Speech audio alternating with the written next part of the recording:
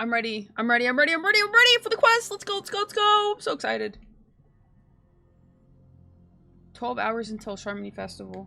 Newsflash. Penacony's Charmony Festival has entered its countdown phase. Accompanied by Clocky's TikToks. After 12 system hours, this grand celebration will commence with much fanfare. This is our first POV. Already probably best quest. No cap. I already told you. What the fuck are you gonna do, Pom Pom? I'm sorry, Fluffy. I really had something urgent to attend to, so I had no choice but to resort to asking this favor of you all. Since you already know what you're doing, I'll also have to remind you of its risks. Hey, partner, what's with the hostility? I thought pulling this thing out was just a way of saying hello. For the last time, state your identity and purpose. My name's Boot Hill, and I'm a Galaxy Ranger. I always think of Sogetsu, man. A Galaxy Ranger? You look like you seen a ghost. Did you think we all went extinct? Well, that's the price you pay for being off-grid for too long. The righteous heroes of the hunt would never hijack the Astral Express. What's up, Luis? I ain't hijacked anything. What, chatting with someone while holding the gun is considered a hijacking? Yeah, kinda. It probably is. Yeah. Pardon my frankness, but there are plenty of rumors in the cosmos regarding the Galaxy Ranger's current status, and none of them are pretty stories. I have a hard time believing you. Oh, this is hilarious. The tale that this bunch of fools spin is getting out of hand. There's even a bit about the Galaxy Ranger stance. Turned into what a ranger. Dr. Primitive, and they're in some valley screwing around on swings. Of course, I know you won't believe me, which is also why, similarly, I have a hard time believing that you're the real Nameless. See the bullets in this gun? 9mm, an eternal classic. I may need the Astral Express's help right now, but if you're an imposter just like that one, then this bullet might just end up in my head. Would you even die? I can't allow myself to be exposed to danger. That's just the way it goes, so you all have to first prove yourselves. Huh? Where are you going? He's just fucking leaving. I love it. Recognize this? It's a muddle fudger. A muddle fudger? The Jade Abacus of Ally and Oath. The CN Joe really gave this to you guys? A muddle fudger? Muddle fudger? This is the Jade Abacus gifted to the Express by the Senjo Lofu's general, Yuan! Let's go! Its presence on board serves as the Senjo Alliance's official recognition of the Express.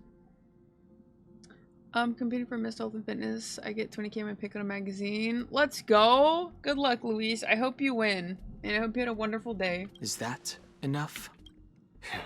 Not bad, kiddo. Not bad, and across these sprawling stars, a gentle squeeze is all it takes to rustle up a whole legion of Cloud Knights. Now, I reckon that'd be one fudging sight to behold. I love it. I love it, dude. Now it's your turn. Been ages since the Galaxy Rangers had the spotlight shown on them. We ain't equipped with such fancy gadgets, but I've been around the block enough to know the way to handle these types of situations is easy as pie. All right then, feel free to toss any questions my way. Let's see if my answers can't turn your trust. If your gut tells you otherwise, still ain't too late to show me the door. And why would I play along? If I truly am a real Galaxy Ranger, you stand to lose nothing. All right then. Tell me, What kind of organization are the Galaxy Rangers? Ah, my friend. This question is a hard one. I don't think I can even consider us an organization to What's up, begin Viney? with.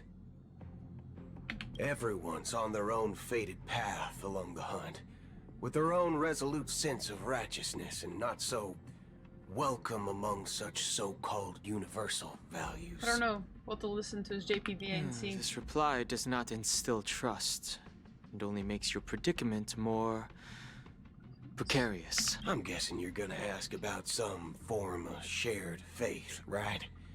But us Galaxy Rangers don't need that sort of thing. Shared bottom What brings line. us together is a shared bottom line. Never bully the weak. Never kill the innocent. These oaths aren't some lofty beliefs, but the fundamental bottom line that one must never cross as a person. Good night, Viney. As Galaxy Rangers, we strictly adhere to the bottom line. When someone crosses them, the hunt's vengeance will surely come knocking. How was your day, Red? And in this moment, the other crucial meaning of bottom line comes into play. As long as you don't cross it, you're free to do whatever you please. Catch my drift. Catch my drift. Second question. So serious. Why do you seek trouble with the Astral Express? I already said that I seek no trouble. I must go to Penacony for a matter. But I don't have an invite. And I can't even enter the family's hotel doors. If only I could borrow the Nameless's identity. Definitely don't look like a nameless The though, entire buddy. cosmos knows you're guests of the family. Aren't the Galaxy Rangers also esteemed guests? Oh, you've hit the nail on the head. This is why I'm here. It's fine if I tell you. The Rangers are pursuing an imposter. The son of a nice lady posing as one of us. She's on Penacony right now. Rangers are pursuing an imposter. A son of a nice lady posing it. She's on Penacony. So Acheron's not a real Galaxy Ranger? My informant is a memo keeper. She's the same as all mimetic organisms, appearing one moment and gone the next. She scares the fudge out of me. Still, she gave me some vital info. That Galaxy Ranger imposter. Who is it? Is that the third question? Is it a hard question? It isn't. Just that you might not believe me. That person Damn. calls herself Acheron. And according to our Or informant, she's she imposing as a could Galaxy be Ranger. an emanator of nihility. Nihility. That's impossible. That's what I said. Don't worry. When I first Hilarious. received the news, I had the know. exact same reaction as you. IX never gives anyone so much as a first glance, and that's perfectly normal. What reason would they have to bequeath strength unto mortals? Then you must know that emanators can also conceal their own identities, which, for many people, it's better that way.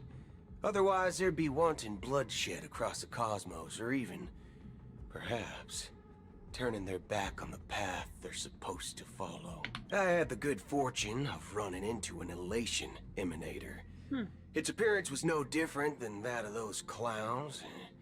If it weren't through sheer luck that I got it drunk, I would have never known of its eminent status. Even in the purest hunt, you'll find the Xianzhou Alliance under the spotlight and Galaxy Rangers lurking in the shadows. Paths are inevitably concepts created by people and exist in planes beyond our understanding. Well, it can be multiple emanators. But yeah, I wonder who it is To too. reckon that nihility emanators don't exist, well, maybe we just ain't nihilistic enough. So, do you understand now? Your companions are in danger, and it's pretty harrowing. If you don't Heroin. want to believe me, you'd best send a message to them. But I'd advise you to move fast. We don't know what's happening in the dreamscape or how much of what the memo keeper said is true. And that Acheron, who knows what she intends to do. Go get Jiggy Win! Let's go! It was a slow day at work. W. Did you go to the gym today, Red? I I just want to see Sunday. Oh my god, this quest is gonna be so juicy. Holy shit. Can't wait. W intro. W intro. Did you go to the gym today, Red?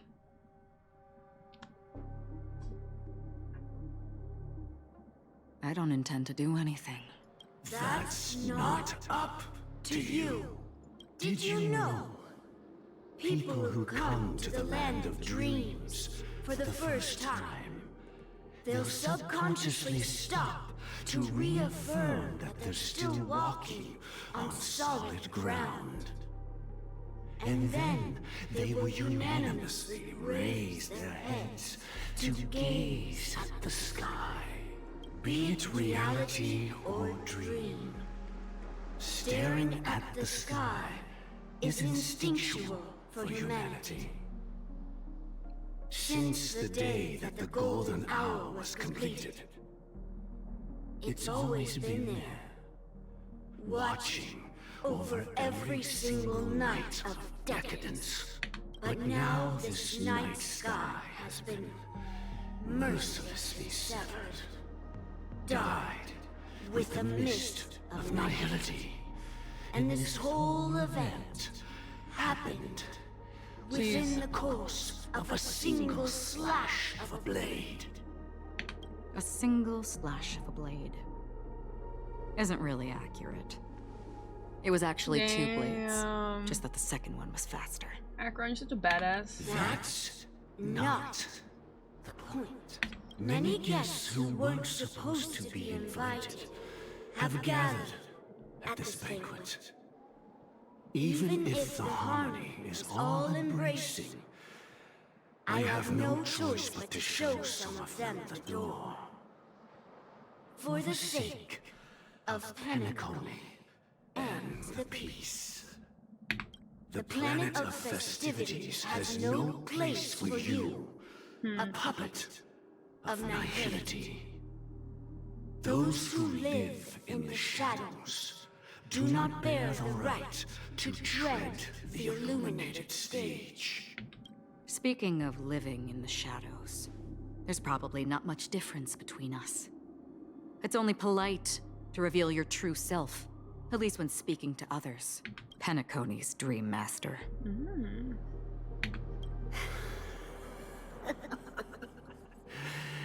That's just another reason that you can't stay. Whether you believe it or not, this is the real me. We are one. Is this the unity that the family espouses? My mortal shell has long since dissipated. The Oak family's 107,336 offspring are now my eyes, ears, and mouths, spreading joy across dreams when required, and in times of essential need, exiling evil from this haven in my stead. From the sound of it, it seems like you're asking me to leave Penacony. I am glad that you're an understanding one. I'm not asking. I'm telling you. Get the fuck out. Asking. If you think you can. Are you threatening me? Is she really gonna threaten the Dream Master right now? I ended it with a period. It was a statement, not a threat. Knowing who I am and still showing such malice. You're not the first, nor will you be She's so the crazy. last. This scene played out many times before. And usually, when faced with my questions, most people retort, "Why can't I?" The result has invariably been that they can't. Ooh. You are confident. But be reminded, the family is forgiving, but not weak. The cords of the harmony extend across worlds. If you do not comply, when the blade is unsheathed for even a hair's breadth, you will never be able to escape the eternal Centurion's wrath in all of your lifetime. 137 individuals. That is how many heathens I have exiled since I became Dream Master. Among them were those who once severed my wings. Damn. And those who immolated my body. And here I stand again, about to add another 1v1. 1v1. to the tally. And you will die. I mean, all of Damn. you will. Acheron's a badass. He really does not care.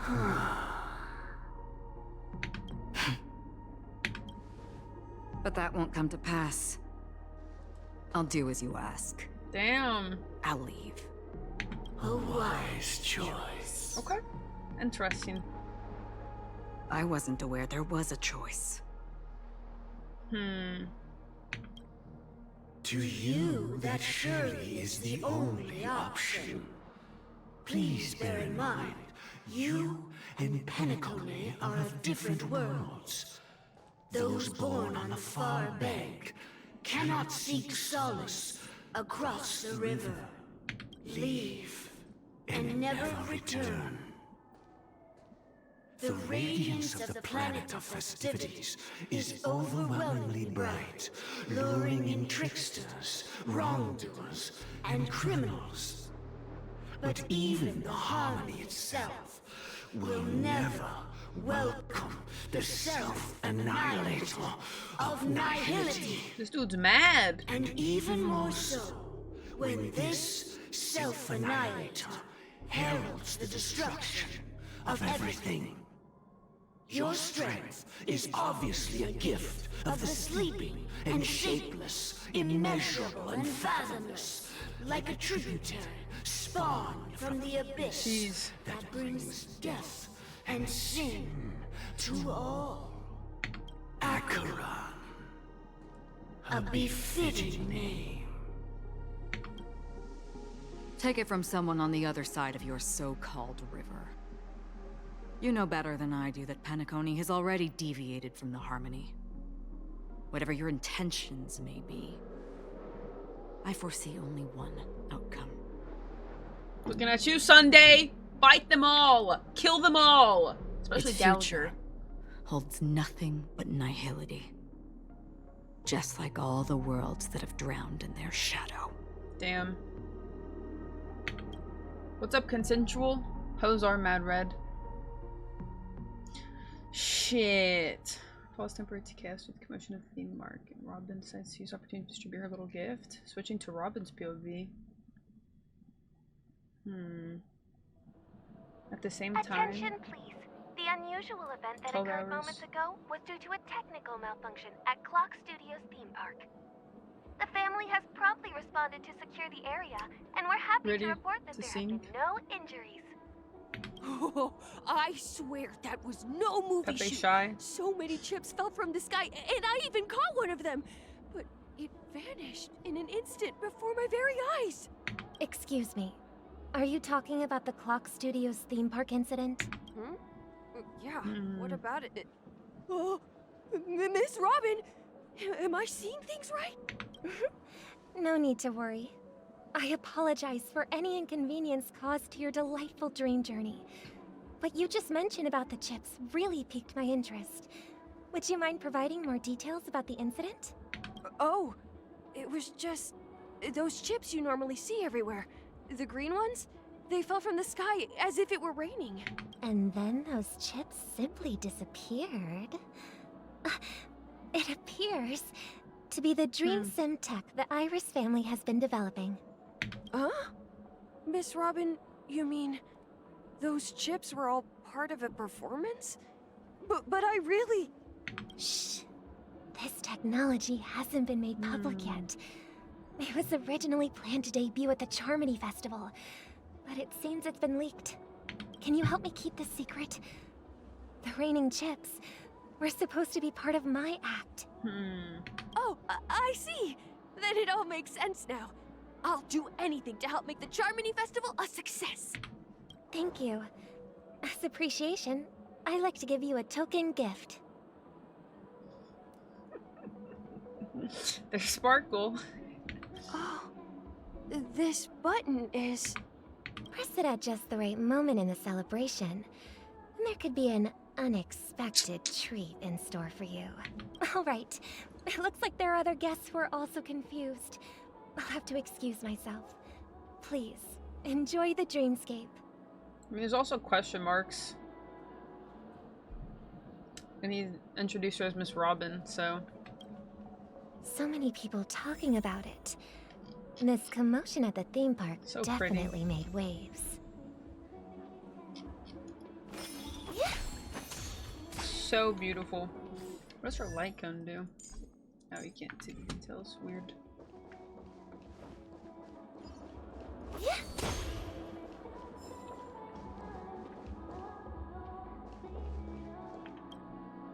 The family promised they would protect the guests Platform within without the the heels? dreamscape. Probably. But I witnessed a group of organic life forms making their way to the theme park.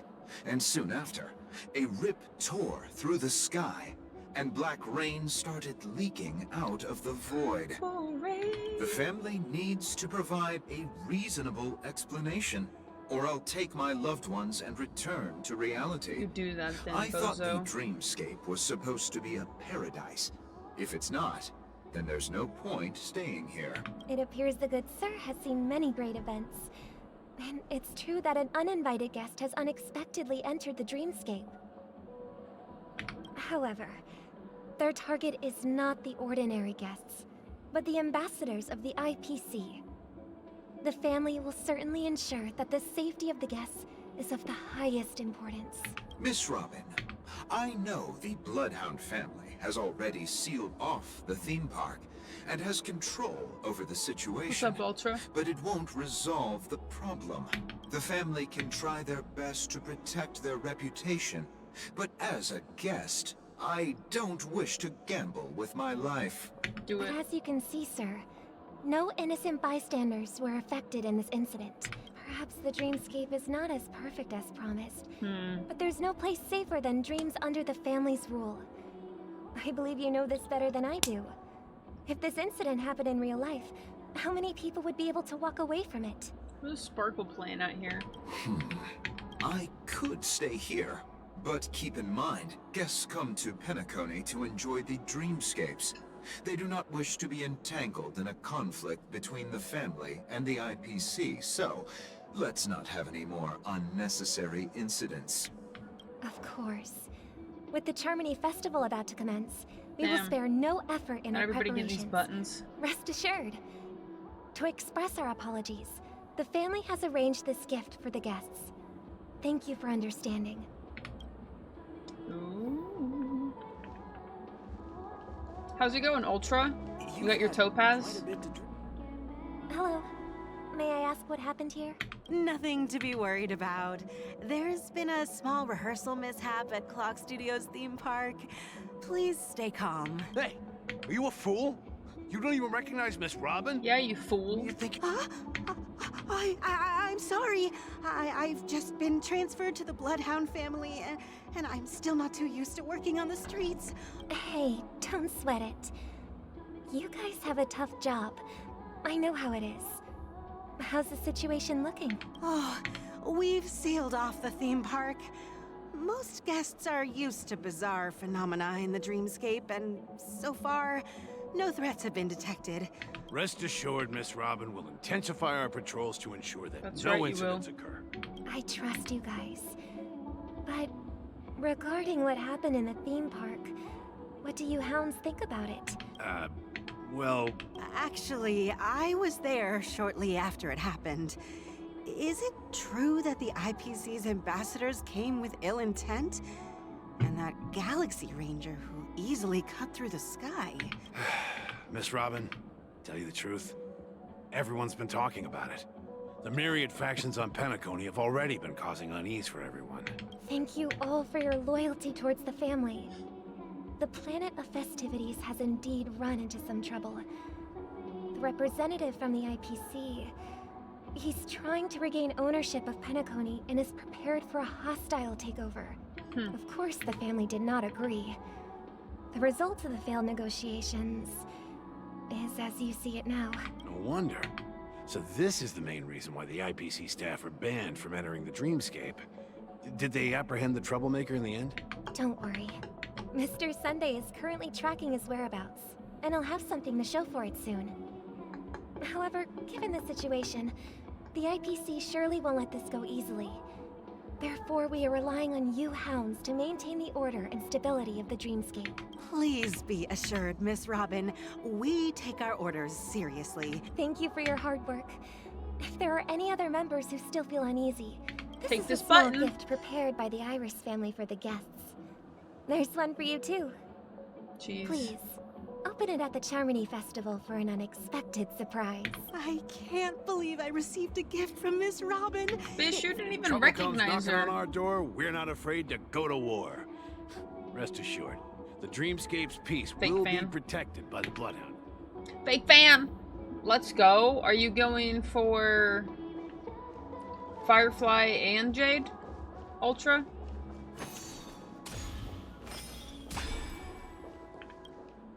She is Miss red. Robin? That's the renowned cosmic I didn't expect to meet a fan here. I'm honored. Welcome to Penacony. I can't believe I'm actually meeting the real Robin! Preparation is important, but the ceremony is fundamentally about sharing the Great One's harmony with everyone. Regarding the recent mishap, I understand it negatively impacted some of our guests. As a member of the family, it's only right for me to come forward and offer my apologies to everyone. But, are you sure it was actually a mishap? Everyone saw those chips descending like rain in the red light. Plus, I met that generous gentleman. He looked really out of it and kept talking to himself. Is this also part of the performance? Everyone, please do not panic. I believe that the family will give everyone a satisfactory answer in due time. Probably. Even if you say so, Miss Robin. Some people just never listen, do they? It's never ending. It just goes on and on. I'm getting really tired of this. Miss Robin? Still, I suppose I should keep on helping everyone. I am the epitome of joy, kindness, and goodness, after all. Huh? What was I just doing? And, who might you be, miss? Here, take this, little guest. That's crazy. This gift has been specially prepared for you by the family. Make sure to take good care of it until the opening of the Charmony Festival. Then, when the show reaches its climax, press the button together with the others around you. Press the button at the climax together. It's crazy. You never know. Something very exciting might happen. Sparkles, crazy. Trailblazer POV, shit. Firefly to go 3-1 run May. Nice. I got my We're Robin. back to where it all began. Now we need You mine. entered the golden Topaz. hour from this place. And it is also from here where you will enter the true Penacony. It is a pleasure to journey alongside you once more. But it's time I laid bare the entire truth before you. As you might have heard, I also go by another name. Stellaron Hunter Sam. Stellaron Hunter Sam. I know you have many questions. Do you remember when we encountered death in that strange dreamscape? In that instant before it killed me? I saw the reflection of another dreamscape in its ghastly pupils. Yeah, I hate how she always pauses after everything. So, following the clues in the script, I came up with some theories about the meme. That's why I instructed Silverwolf to issue invitations, drawing everyone to the Dreams Hotel. I intended to call upon death before you arrived, to solve the riddle using more direct means. and then invite you to join. However, contrary to my wishes, I couldn't defy the script. It is how you see now. I was impaled by the bladed wings of death. The heavy pressure of concentrated memoria miasma exploded in my mind as if it was actually reality. But after the momentary numbness subsided, I found that my body was absolutely unscathed. I was still alive. And it was just as I thought. I had arrived at a place starkly different from this beautiful dream. Beneath the dreamscape of Penacony lies another, more chaotic, more primal memory zone. Its name? Land of the Exiles. And so, then I returned to the hotel in the dreamscape, hoping to tell you of its existence. Yet I could not reveal my own identity. So, I could only divert your party's attention and lure you away from the battlefield. And after... Damn. All my attempts proved futile. It wasn't until not long ago when a crimson blade of light shattered the high wall of the dream, causing you all to fall far into the abyssal depths of the dreamscape, that I was able to awaken you and your companions one by one. And that's it. That is all that's happened so far. I know it's tough to believe all this without reservations. To the final answer. I just want to say... Why are pauses so long? You are very close to the final answer. Just one more thing needs to be done. And then I can prove it to you. Now... I don't like the way she talks. I won't lie. Let's leave this place. Yo, what up, Mistaken? Please close your eyes. Take a deep breath. And visualize the dreamscape's outline in your heart. And remember, you must not open your eyes at all times. I mean, with or without script, you don't have to pause for 30 seconds in between half a sentence. 3, 2, 1. Don't be afraid. The one who has come to greet us has arrived.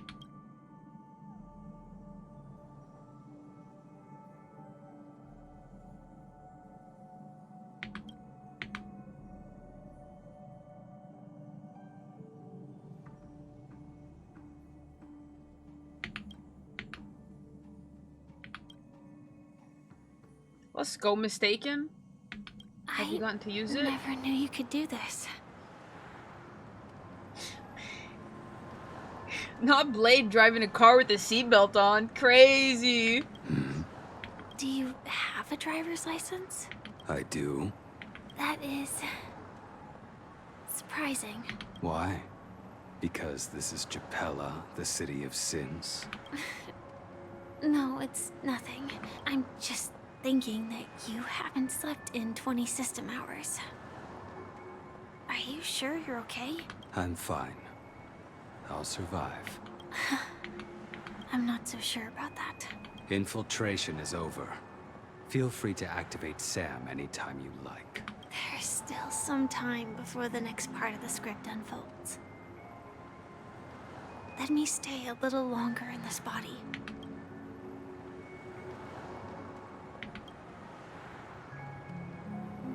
Such a long tunnel. Didn't feel this long when I set off. In half a system hour, it will lead us to Kafka. And then comes the downfall of the Japella Brotherhood. Is that also part of the script? It's in your script too. Sorry. I didn't notice. Their destiny won't change just because of your selective ignorance. He says you're an idiot. I told you before. It's a bad habit. She's an idiot a lot of times, I guess. What about you then? Is this the moment you finally find the death you've been looking for? As always, it's a blank slate. It's not on this planet. Why the sudden inquiry? Because I'm currently in a car with a sleep-deprived driver. I just want to get there in one piece. This car has full self-driving capabilities. I'll just put my hand on the steering wheel. Will that do? Hey, don't take everything so seriously. Elio would always say there's only one type of destiny. The That's what I'm saying. type. She's saying she's like worried, and then she says, "Don't take it serious. Likewise, Make up your mind." Maybe are just a little aware bit. of our predetermined end. But before that moment arrives, we can still choose what we do. After today, Japella's name will disappear from cosmic history, and the Everflame Mansion will take its place. In the not-too-distant future, you'll receive an invitation. That's your next stop. Land of the dreams. I hope you find whatever you seek there. Be it answers or salvation. Interesting. You're not ready for what, Dwight? Let's go. I appreciate that, Mistaken. I'm glad you got your stuff and you like it.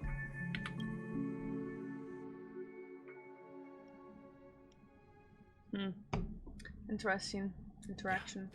Glad to see you're safe and sound. Yep, well. Close your eyes. This is the answer. Isn't it incredible? The monster that we have always known as Death is actually the guardian of the land of the exiles. It abides by a certain rule. Abducting them and bringing them Abducting here is people weird. from their dreams and bringing... The question that has been perplexing us, does death really exist in the dreamscape, appears to be a cognitive trap. It was laid by those orchestrating events from the shadows to cover up the truth behind the disappearances and the existence of this fortress known as Dreamflux Reef. Every emergence of that meme is related to the Watchmaker. Since Dreamflux Reef is where it brings its captives, it's likely that many of our long-standing questions will be answered in this place. The atmosphere here is starkly different from the beautiful dream.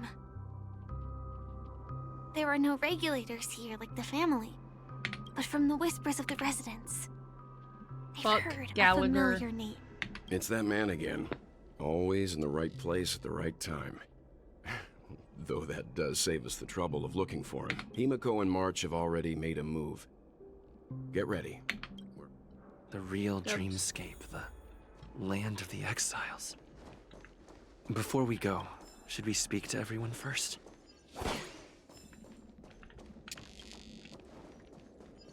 This place is a little creepy. I won't lie. I don't know how I feel about this locale.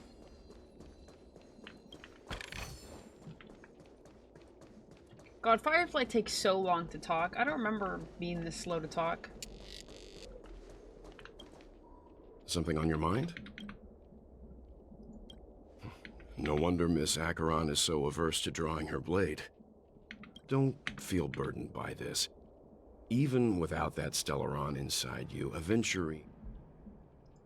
During your investigation, he shared a vital piece of information. Mikhail, the former watchmaker, but this is precisely where the problem lies.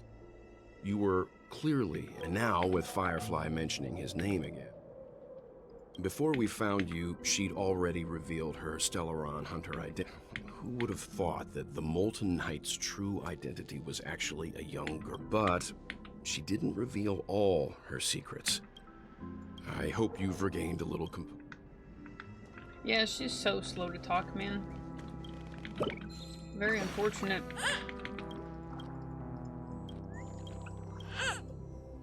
Chirp. I'm really sorry. Do you still remember that medical cap? It is the cradle of my vitality.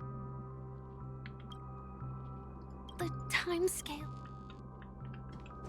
I can't.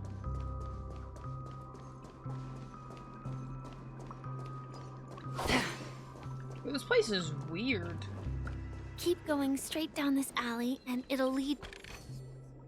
Sheffield wasn't a... Yeah, that's what I'm saying. She was not this slow in the last quest, but it's almost unbearable now, and it's really lame. I thought Jingliu was bad.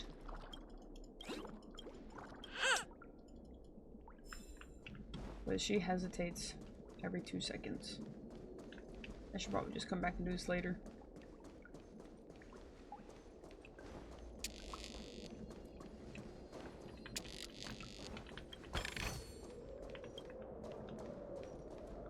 Yeah, that's what I'm saying. Jingliu's voice is awful. I hate her voice actor. What a huge clocky. What a huge clock. Looks like the watchmaker also left his mark on Dream.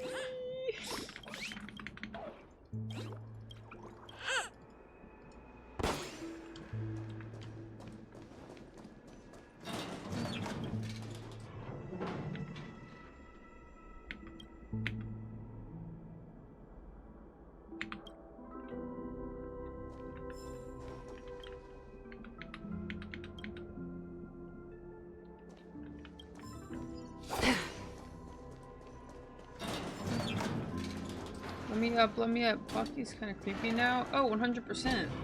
He's always been creepy as hell. Every one line at a time, and then a 10-second pause in between. Pretty much.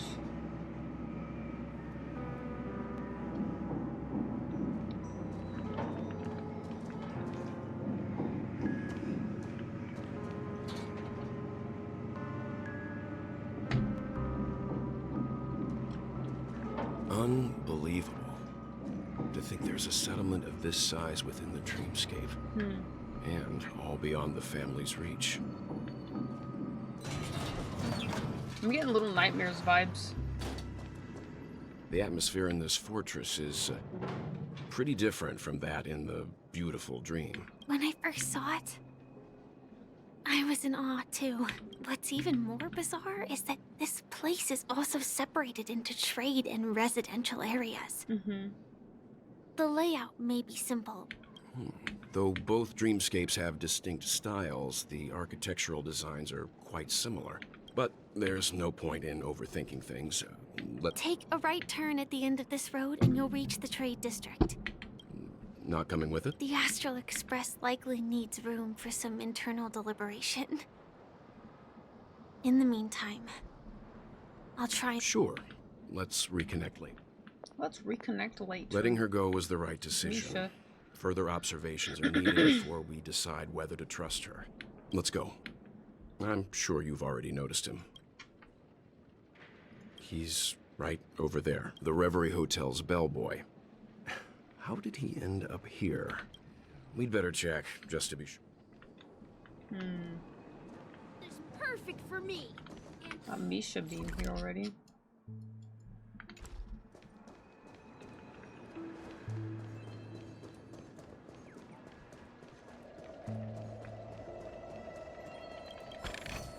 Dang, this is the land of the exiles. Budget Robin over there.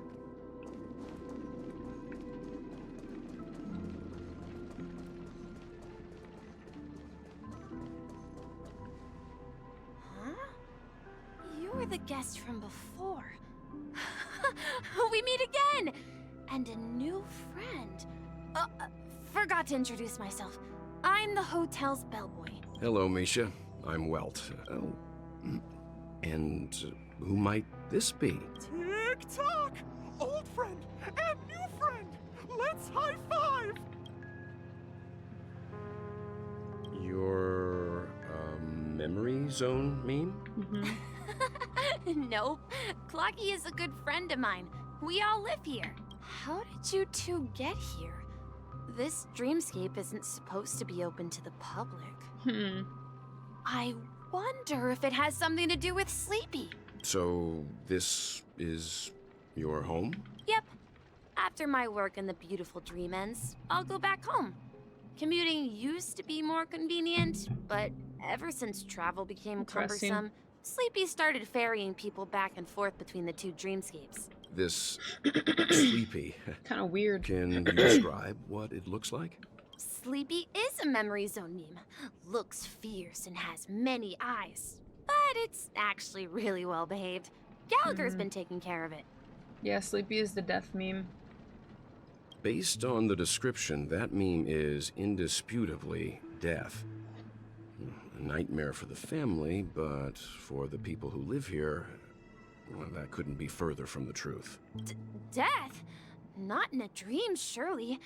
Sleepy's just a little aggressive, and sometimes messes up by fetching the wrong guess. But it would never hurt anyone. I see. Just stabs them. Has it brought back any guests recently? Say, in the last day or two? We're currently investigating a missing person case that occurred within the beautiful dream. I see. Then you'll have to speak with Gallagher. But he's currently busy hosting a visitor from the Oak family and specifically asked not to be disturbed. Mr. Yang, the person you're looking for, is it Miss Robin? Just as I thought. Considering what happened with Miss Firefly, this doesn't come as a surprise. If you're looking for Miss Robin, I can lead the way. She told me that she'd be willing to meet with outside guests. If it's not too much trouble. Also, we're looking for our missing companions. A woman with red hair accompanied by a girl with pink hair. Oh, I haven't. But please, rest assured. Dreamflux Reef is a small place, and it's not as bustling as the beautiful Dream. But its safety is unmatched. How about this? Since it's your first time here in Dreamflux Reef, I'll be your guide and help you find your companions. And then we can all go visit Miss Robin together. She's gone to Mrs. Grace's to visit the children. She won't be leaving anytime soon, so there should be enough time. All right then, we'll follow your plan. I wouldn't consider Gallagher a hero. We now know the answer to both murder cases that have caused such commotion in Penacony. As for the intentions of the mastermind behind it all, we're still none the wiser.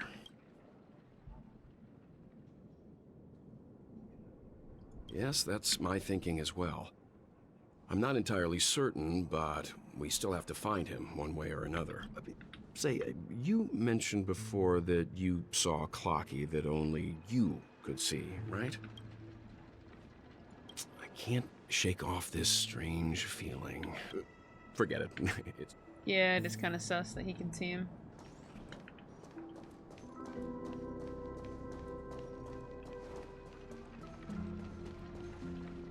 Everyone, look! From here, you can see the most spectacular view of Dreamflux Reef. A black hole? No. An accretion disk formed from consolidated memoria? Was Dreamflux Reef built on such unstable memoria? Oh, so Mr. Yang is also versed in memoria dynamics. I was just trying to figure out how to explain this huge hole to everyone. I bet you guys have a lot in common with Miss Kami. I don't know if it's supposed to be like Sunday Boss or what. Boot Hill Bullets? I don't know.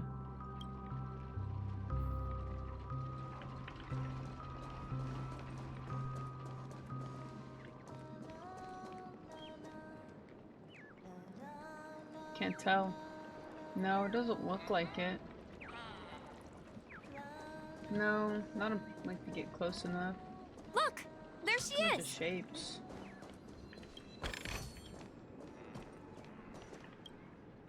My calculations are finally done. According to my calculations. In another 10 system hours, the above dream will swallow the dream below.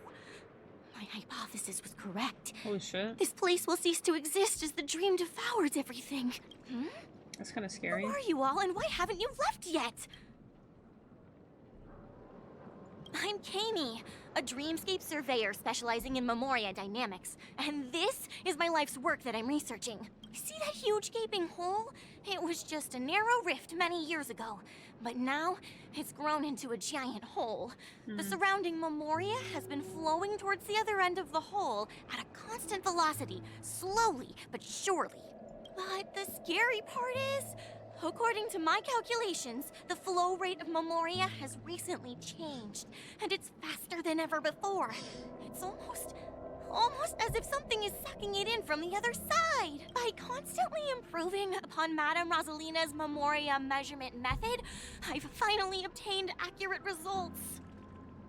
After 10 system hours, the Dreamflux Reef will cease to exist. Just like the melting of glaciers, everything will crumble and disintegrate. The dreams on that side of the void will fuse into one. Please don't worry. This sort of thing has happened many times before. She's just a bit lost, Miss LOL. Katie isn't a bad person. She's just a bit lost in her own world. She'll probably realize she's wrong soon enough. You don't say. There was something else that piqued my interest. Who is Madame Rosalina? Oh, do you know her too? Or are you also a fan of Memoria Dynamics? We're very interested in Madame Rosalina's achievements. Could you tell us a little more about them? Why, of course!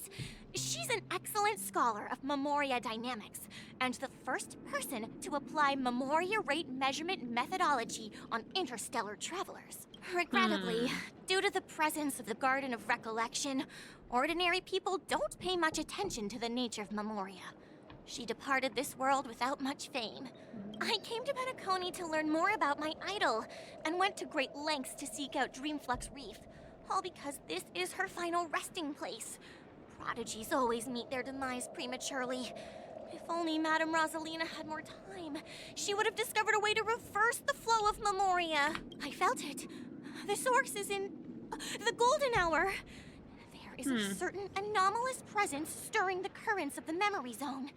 I must uncover more concrete proof. I must convince everyone. Who's stirring it up? Does the name Madame Rosalina sound familiar to you? That's right. It seems like she did a great deal of research and calculations in Dreamflux Reef before abruptly passing away. Miss Katie regularly mentions her. I hear Madame Rosalina passed away during the prison war. She could see the Penacony of today. Its people building homes in the memory zone. Interesting. I bet she'd be really happy. Perhaps. Our destination is the commercial district. That's where the largest crowds gather.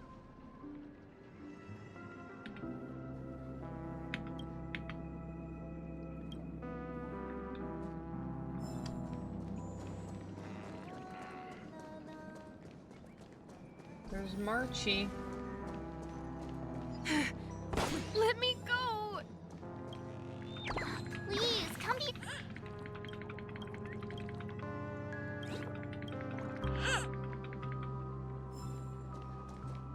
Ghost, there's a Oh my. Mr. Yang and Miss Quickly, come help! I bumped into a member of the family on the way here. Let me go! Let me go! I've only done good in my life. Well, this is how it turned out. Ha, you're a wreck. He thinks he's dead. Although, when I first fell in, I also thought the same. Dear guest, this is not the afterlife. This is Dreamflux Reef. That's right. Did you hear that? Repeat after me. Dreamflux Reef. You're talking to someone invisible. If I'm not dead, what am I? I shouldn't have pushed my luck and tried sleeping in my dream. Curiosity kills the Papeshi. So stop asking. You'll alert the monsters.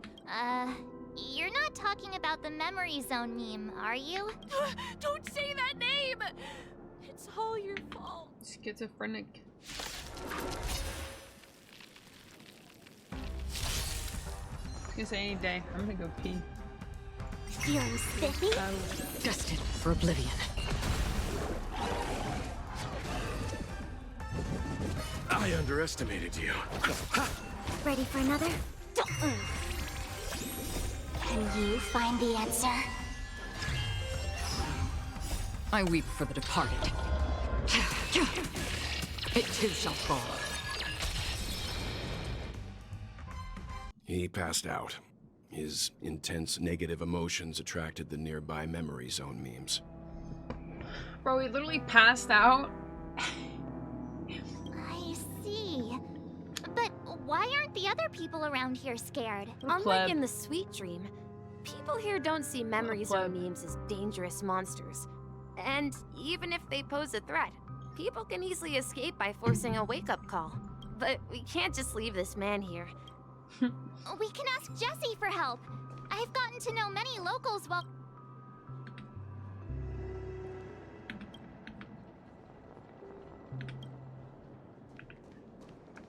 I remember when this place was all hustling and bustling. Oh, now look.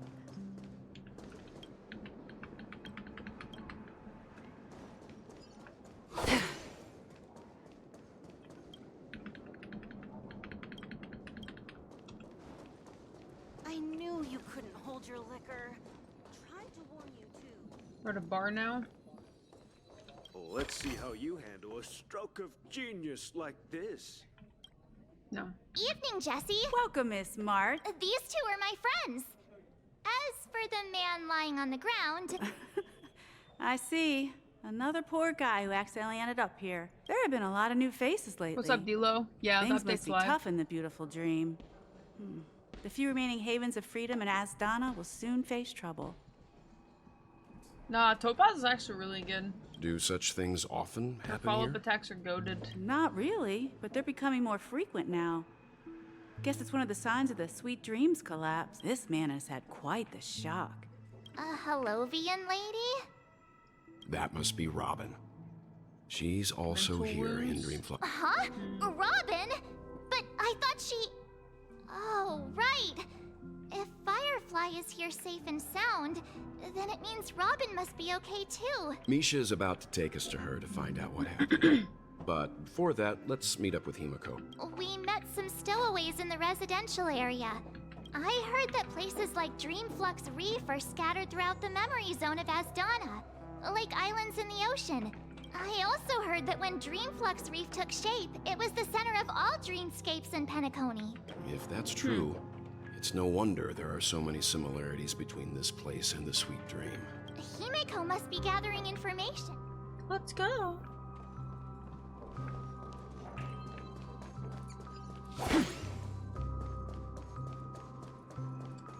How was your day, D-Lo? What have you been up to? I got my Robin for my Sunday. Whenever he's playable. This is where we split up. She can't be too far away. Yo, it's Sid. So that's how it is.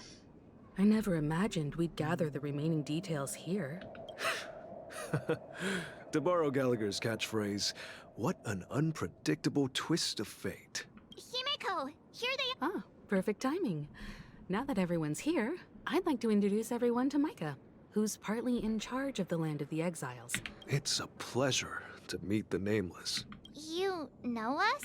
I've been keeping an eye on you since the day you arrived in Penacony. We would have met under more appropriate circumstances if Dreamflux Reef hadn't been isolated from the 12 dreamscapes.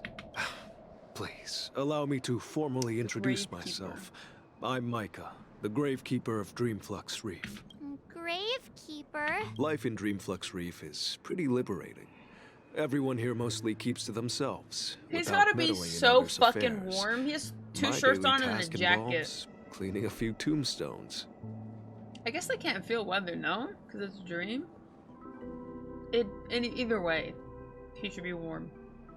You're too modest, Micah. When lost dream chasers stumble upon this place, you're the one who takes care of them, guiding them back to the Sweet Dream, or showing them how to survive the wild dream chaos. So, guardian of sorts. Were you talking to me, Mr. Yang? On that note, Mr. Weird. Mika, which tombstones are you referring to? We didn't come Weird across any interaction. graveyard when we arrived. They're actually just symbolic stones. But since you're curious, Mr. Yang, I'll take you there.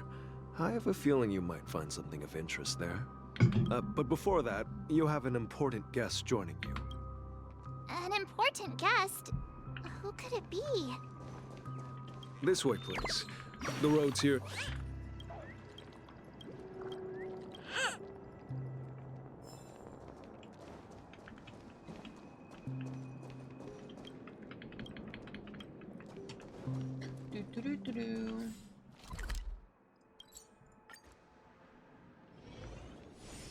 This trash can is perfect for me. There she is. Everyone sang so wonderfully.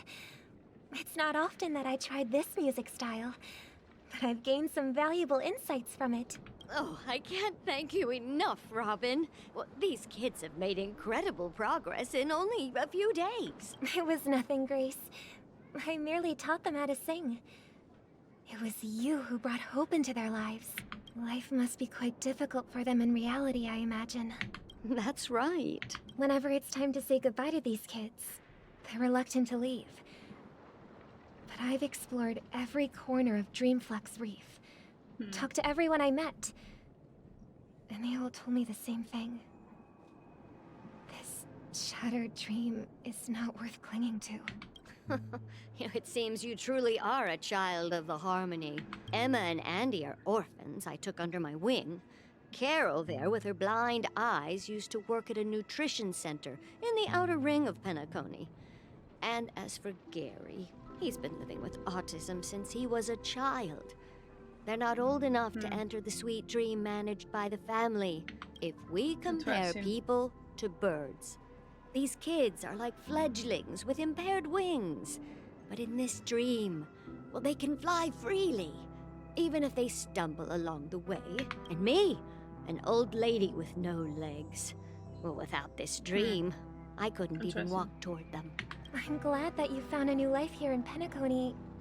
It's just... Don't worry, Robin. Dreams have their significance, but they aren't everything. Both the children and I understand this. No matter how long we fly through this dream, we will one day return to reality. But you know what? Back to Emma reality. and Gary aren't plagued by their insecurities anymore. No, and Carol is learning how to cope with her blindness. And Andy is livelier than ever. You see, in dreams, we learn how to live. Once we return to reality, we learn how to survive. And should Sail our feathers louder. be damaged, then we share our wings with one another. There's no need to covet an illusory sky in dreams, because we have the right and the ability to fly towards a broader horizon. It's a relief to see you safe and sound, Miss Robin. It's nice to see you all So again, what's that Astral bathtub Express shit all crew. about then? I heard my disappearance caused quite the look like commotion that? out there. I'm really sorry about that. Since you're here, can we assume that you're fully aware of the situation in Penacony? Ever since I returned to Penacony, my voice started to change, until it gradually faded away. At first, I thought it was a temporary ailment, perhaps due to having been away too long. I thought maybe it just takes some time for my body to acclimate to the high concentration of Memoria and Asdana. But now it seems the root of the problem goes way beyond me. There are elements around me that don't align with the harmony. And losing my voice is just one of the signs of the Sweet Dreams collapse. The Sweet Dreams collapse. That memo keeper mentioned the same thing. So it's real. While I was away from Penacony, the boundaries of the 12 dreamscapes kept expanding outward. But whenever I mentioned the anomalies in my dreams, all the family heads refused to talk about it. Only my brother was willing to respond. W Sunday. Later, I discovered the secret letters from the IPC ambassador, which further convinced me that there are hidden secrets beneath the surface of Penacony. So Robin's here to figure it out? Following the clues in the Oak family's dossiers, I found my way here, the land of the exiles, concealed by the family under the guise of death. A dream within a dream, where Penacony's past is buried. Hearing you speak, it sounds as if your voice has made somewhat of a recovery. I hate to admit it, but the harmony in this place resonates more broadly than within the Sweet Dream. Weird. It's regrettable. But the family has experienced betrayal. I think this is where the prison The was. traitor... Maybe? I don't know. Traitors. abandoned their original principles and, using the name of harmony, exploited people's weaknesses to turn Penacony into the planet of festivities, trapping everyone in the illusion of the sweet dream. This is not the strong defending the weak, but rather the strong exploiting the weak. She looks so angry. A world without equality won't ever be favored by the harmony. And naturally, those voices blessed by them have lost the ability to sing. Could there be another force influencing the family's shift in philosophy, Miss Robin? Considering what happened with Acheron, it's difficult to conceive of another entity within the realm of the harmony capable of influencing everyone. Unless a power surpassing that of an emanator is involved.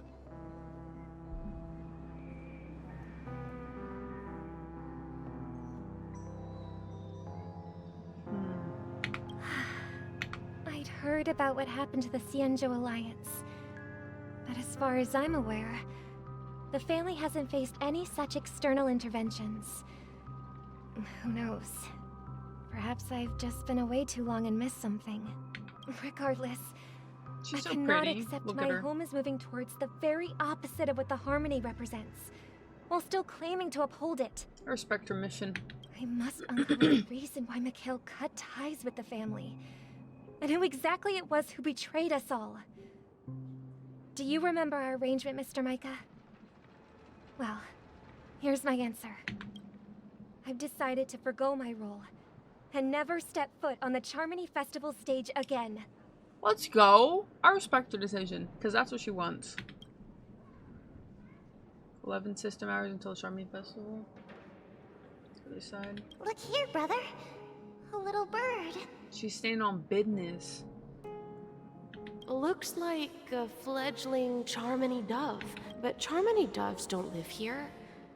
So how did this little bird get here? It looks weak and frail. Why don't we find something soft and make a nest for it? This place is too dangerous for a fledgling. Let's take it with us. We can put it on the wooden shelf in front of your window. Okay. A bird like that must have a beautiful singing voice. But where will it live? I'll ask the family head to build a cage for it. A cage? But then it won't have the freedom to fly. Let's see. What is it that has captured the attention of the two best interpreters of the Great One? To the point that they've forgotten how to enjoy their dessert. Oh, poor little thing. Doesn't look like it's doing well. Do you want to rescue it? I do. But I don't want to lock it up in a cage. Why? Maybe. Even if it's small and not fully feathered and can't sing. It didn't come into this world just to be locked up in a cage. Birds. They should be flying free in the sky. Her and the bird. That's quite the romantic idea. And what about you, a young scholar? Do you agree with your sister? I think she's right. But if we leave it out in the wild, it won't survive for more than a few days at best. Ah, I see. It seems our little scholar is still a bit unsure. As you probably know, Charmony doves can fly through the air. When they fly really high, the friction caused by the flapping of their feathers against the atmosphere creates amazing lights, so that they look like shooting stars. We've seen this spectacle so many times that we think it's just something they can naturally do. But that's not the truth. Their radiant display is the result of countless struggles against nature over generations. Their ancestors were too weak to survive on the ground. So, to escape predators, they started seeking new opportunities in the air. After countless attempts by many generations, one of them finally figured out how to fly. It soared into the sky and never looked back at the ground again. So, you mean birds aren't born to fly, but they find a way to do it through their determination?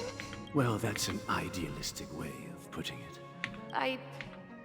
I think people believe birds are meant to fly because they've never seen those birds crashing to their death. It's kind of morbid. That's an interesting perspective. So, have you decided what to do with the bird now? For now, I'll keep it in a cage until it can take care of itself because I want it to live, no matter what. Well said, kids. You totally would. It seems each of you has found your own answer. Your insights are truly remarkable. And I hope they come true in their own way. We will take good care of it. Won't we, brother? Yeah, but Mr. Gopherwood, there's one thing I don't quite understand. And what might that be, my son? What if this little Charmony dove never learns to fly in the end? I mean, if there are fledglings in this world that can never fly throughout their lives... Gopherwood. Should we let them go back to the sky? Only to see them crash to the ground and die? Talking in your sleep, birdie? Time to wake up.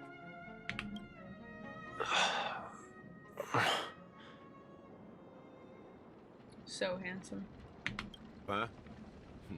Need a hand? I just wanted to punch him in the face. I'm still alive? Yeah. Happy about that. Where is Robin? Tell me. Now. I knew that was going to be the first thing you'd ask. Don't worry, your sister is here, safe and sound. She's probably walking around the streets now. If I were you, I'd be more worried about myself. After all, right in front of you is the guy who just stabbed you in the chest with a dagger. If you wanted to kill me, you wouldn't give me the chance to speak. Just tell me your demands, lackey of the Watchmaker. So, you figured out who I am, huh? No wonder you had the guts to go against the Dream Master and the Four Families. Looks like I made the right choice. Choice? You are aware of my plan and see through my act. Time is running out, so let's drop the charades. I'm suggesting we cooperate. Cooperate? What makes you think I'd cooperate with you? The fact that the famous Robin has chosen my side. Plus, some clues about a traitor and a bright future for Penacony. Any of that catch your Everything interest? we thought we knew, we didn't know.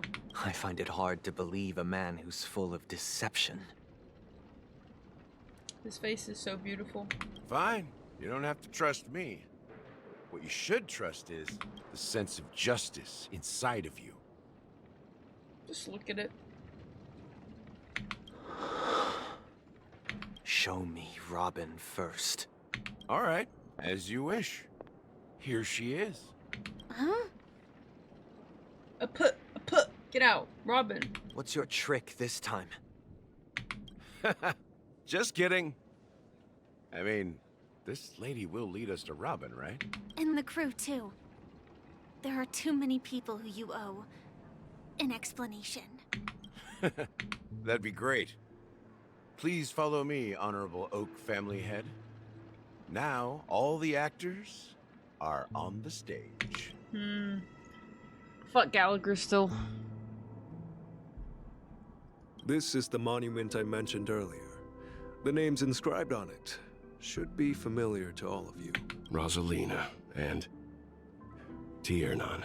When Penacony was known as a frontier prison, it was the Trailblazers who connected it with the stars. They were the heroes who saved Astana, and their names deserve to be immortalized. Not just on this small stone tablet, but in the annals of history for all of time. However, today, the planet of festivities is nothing but sweet dreams. That heavy piece of history is all a distant memory. Just like that prison. If their names are inscribed described here, then that means... So they hinted this guy being a villain for what? Way to start controversy? Gallagher? Everything we thought we knew we didn't know. That's pretty much what it's hinted at. Just constantly not knowing what the fuck's going on in Penacony, pretty much. The story's still unfolding. But Gallagher, there's a traitor within the family. And so Gallagher is trying to figure out who the traitor is. Since they are pretty much just doing the opposite of what they say they do. According to Micah, they died long ago. Rosalina was killed during the War of Independence.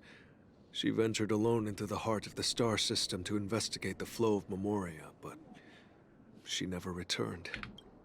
Tiernan was a skilled gunslinger, strong and reliable. He led the people through countless battles, but he didn't live long enough to witness the arrival of true peace. In the decade following the war, Penacony faced challenges internal and external. To protect Asdana, Tiernan took up the way of the Trailblaze and led the Lampmoth family to explore beyond the system. Gross. Ow. Only to be surrounded That hurt. and wiped out by the swarm. Ouchers. Though I had expected as much, the tales of these heroes truly are sorrowful. True to the title of Trailblazer, they spent their lives venturing into the unknown. But what about this tablet?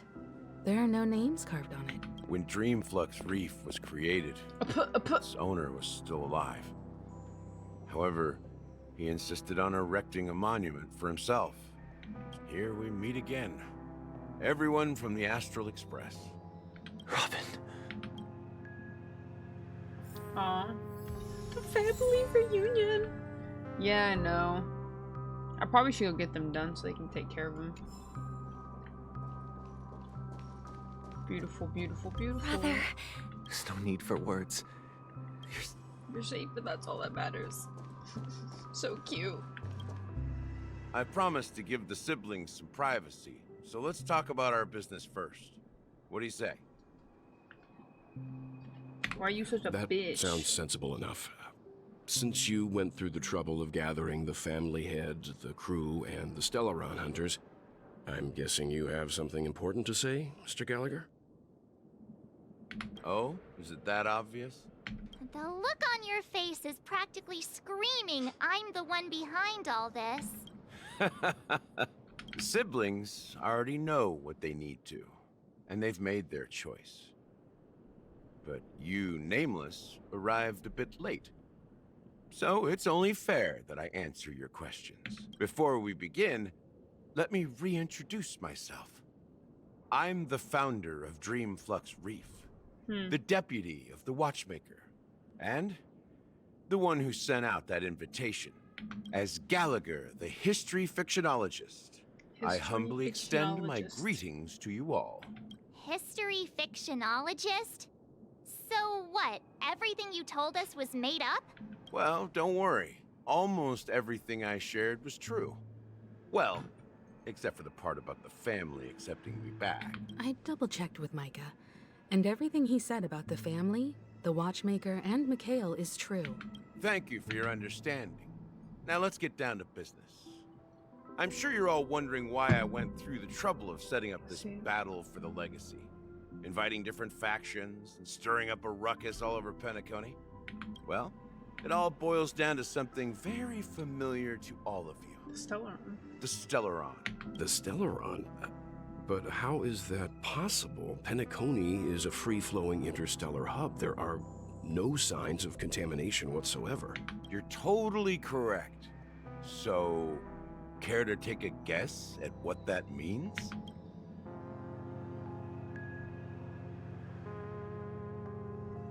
How keen. Well, what should I say? I expected nothing less from the person here who is the most familiar with Stellarons. The sweet dream doesn't come out of thin air. If you think of the memory zone as the sea, creating the land of the dreams is like filling that wild ocean with earth to make an island. To achieve this feat, without the help of an emanator of remembrance or enigmata, the only way is to use a Stellaron. And that's not something you can achieve with a simple wish. It requires vast quantities of knowledge, time, and manpower. I'm sure you get what I'm hinting at. In Asdana, the planet of festivities itself is a Stellaron disaster. That's kind of crazy. The planet of festivities itself is a Stellaron disaster? It all started a long time ago, back when the Watchmaker and his crew liberated the frontier prison. They faced countless challenges as they began building Penacony from the ground up. That's when the idea of using the Stellaron came into play. The Stellaron first entered the Asdana system during the war. The Nameless warned everyone against the folly of attempting to tamper with such a power, and most heeded their words. But there are always people in the shadows with ulterior motives. The turning point came after Tiernan's death. With 2 of the Nameless gone, the Watchmaker had to go to the front lines. It was at that moment his rivals saw an opportunity. By the time a representative from the Montour Systems family arrived at the Watchmaker's call, the Stellaron had already been activated and was seeping into the primordial synesthesia dreamscape. And I suppose the family happened to possess the knowledge to seal the Stellaron?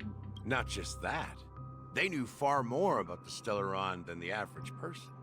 They helped Mikhail swiftly quell the civil unrest and played a part in building Penacony under the disguise of the Harmony. Those 3 eras were known as the Age of Dreaming. The Watchmaker, who had been left in the dark, sent out invitations across the universe, spreading the hype around the land of the dreams. Then, how did they turn against each other? Remember the island in the ocean metaphor? The truth is, the Stellaron was never truly sealed.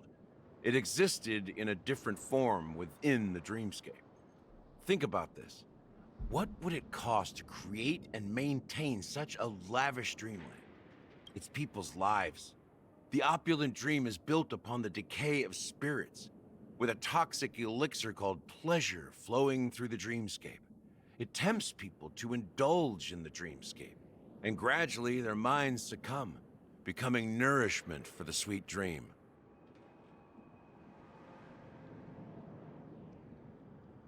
Okay. Confusion, laziness, and cowardice. Weaknesses that plague humanity were magnified and nourished by the family. Penacony became a new kind of prison, even more impenetrable than the previous one. Sadly, we realized this far too late. By then, the family had a firm grip on Penacony, swiftly quelling any opposition that arose. At my wit's I'd end, still come here. I had to use the power of the Enigmata and sought refuge in this chaotic realm.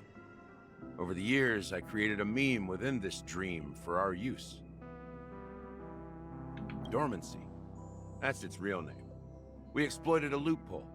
You see, regular people can't fall asleep again while they are inside the dreamscape. It's pretty much just what the Asteri were doing.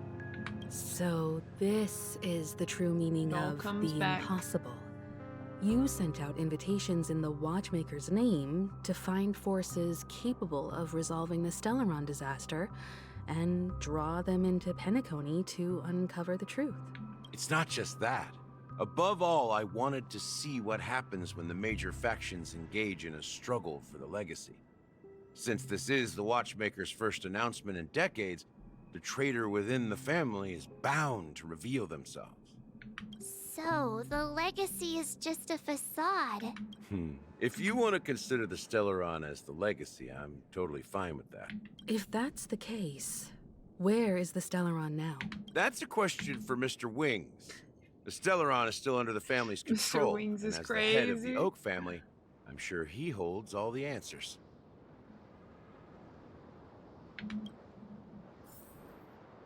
Mr. Wings, I've come for an answer. Are you done talking? So, will you tell us where the Stellaron is? It is the Penacony Grand Theater itself. That's a big-ass Stellaron. As I suspected. It's the embodiment of the family. The edifice that first materialized within the Sweet Dream. That's what turned Penacony into its current state. As for the person who employed its power, it is in fact Mr. Gopherwood, the current Dream Master. Mr. Gopherwood's a crazy Well, name. that was easier than I thought. Did you conduct your own investigation already? Correct. When I was trying to track down the person who murdered my sister, apart from you, Gopherwood was my second suspect. Confronting me first turned out to be a smart move on your part. I didn't have other options. The Dream Master has been elusive, and even the heads of the families can hardly get an audience with him. Moreover, Mr. Gopherwood has been kind to my sister and me. And I didn't want it all to end like this. What do you mean by that? To be honest, my brother and I are also victims of the cancer of all worlds. We grew up as orphans, and were adopted by the family when they came to help. Mr. Gopherwood recognized our potential and brought us to Penacony. But I can't just stand by and watch Mr. Gopherwood become an enemy of the Harmony. I won't use my voice to support an evil cause. I don't think they're blood related. I won't step on that stage and sing, no matter who the traitor is, or what orders they give me. I won't let the Charmony Festival become an event that destroys Harmony itself, or the paradise in our dreams. Indeed. For the paradise in our dreams. As the head of the Oak family, I'm responsible for ensuring Penacony's promising future. Robin and I will head into the Sweet Dream and confront the Dream Master. And if it turns out that the family has truly strayed from the Harmony, I'll fight alongside you. We'll put the Charmony Festival on hold and make sure Mr. Gopherwood pays for his blood debt. The enemies you are about to face aren't like this old dog here, who can barely even bark. Since our interests are aligned, why don't we team up? Maybe, just maybe, we'll have a shot at success. We have always been following in the footsteps of our nameless predecessors. And there's no reason to stop now. Yeah, we Nameless won't back down from a challenge. Exactly! Rest assured, sitting on the sidelines isn't in our nature. Good night, Mr. Sneaky. Sunday, Miss Have a Robin, good day tomorrow. I'm willing to accompany you on behalf of the Astral Express. Having a third party present should help with negotiations. And could make all the difference if things get ugly. Thank you, Mr. Yang. Thank you all very much. The Charmony Festival is about to start, and time is against us. Everyone, let's gather over here. We still need to make some preparations. I may have been quick to step up to the plate, but confronting the Dream Master could be a very dangerous affair. Huh? Even you're saying that, Mr. Yang? He's the leader of the families of Penacony, and he has the entire power of the Harmony behind him. Not to mention the Stellaron in his possession. We must proceed with great caution. Maybe you can just stay behind this time, Mr. Yang? No, that won't do. You're the strongest one here. Even if we count Robin as an ally, something felt off about Mr. Sunday just now. Although, I can't quite put my finger on it. I have to make sure he won't turn against us when things start to get dicey. You're still carrying the keepsake the IPC envoy gave you, right? May I borrow it for a moment? Adventuring, come back. I knew it. As I suspected, this chip Aventurine gave to you is actually a miniature transmitter. If I'm right, he intends to use it to track your location or contact you when needed. As it so happens, this may actually be of some use in the current situation. Aventurine? Is he still alive? And what does he have to do with our mission to confront the Dream Master? Remember what I said earlier? Working with the IPC is a way to keep the family in check. If negotiations go south and the family show their true colors by going after the Stellaron, I'll use this transmitter to send a message to the IPC. It'll be just the opportunity Incoming the IPC Jade. ambassador was hoping. The only question mark in all of this is Aventurine's current status. But the IPC is always listening, especially senior strategic investment department heads like him. Getting the message across shouldn't be a problem. Good luck to you, Welt. Well, you take care too. If anything goes wrong, don't worry about me. Just Spoken like a true hero. Even if the Dream Master is innocent, the family's corruption runs deep. I won't make the same mistake Mikhail did. Don't you have something else to tell us, Why would you say so? Before we departed, the conductor asked us to inquire about the 3 nameless in Penacony. We've already collected intel about Razalina and Tiernan, so the only one left is Legwork, if I'm not mistaken. We've already met him somewhere, haven't we? It's not enough to say meet, but the answer is pretty obvious. After all, I've hinted at it in quite an evident way. I've been watching over you ever since I received the reply from the Astral Express. And I've seen the great effort you all put into linking different realms together across the cosmos. And now, after getting this far all in one piece, you have truly proven yourselves. Miss Himiko, were you the one who repaired the Express and got it sailing through the cosmos again? Yes. And you two, young Nameless, you have very Extraordinary interesting skills. life stories and extraordinary skills. Or does anybody even know Marge's life story? What? Hey, you can't just make up titles like that. You're full of energy. Please send my regards to the conductor, Pom The Pom. Lannisters. Please let them know that their friend had fond memories from his time aboard the Express, which he reminisced on every time he had a good drink. As for the last Nameless, Good night, he Potato. embarked, Have a good day tomorrow. disembarked, and embarked again, I'm gonna watch the back of traveling my in a eyelids. great circle, Lol. ending up back where he started. On his deathbed, he told me to find the Astral Express and deliver an invitation to the future Nameless. He left behind a special gift, a true legacy. Something that belongs only to the successors of the Trailblazers. Come with me. Now is the time to reveal it. Ooh.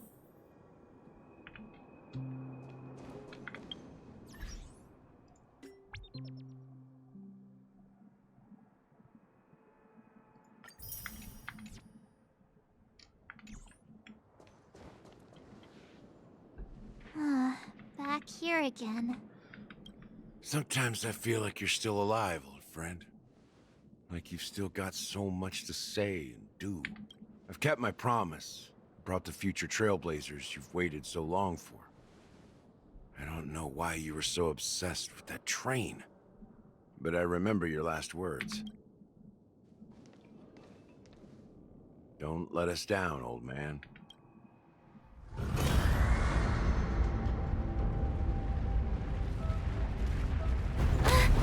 What's happening?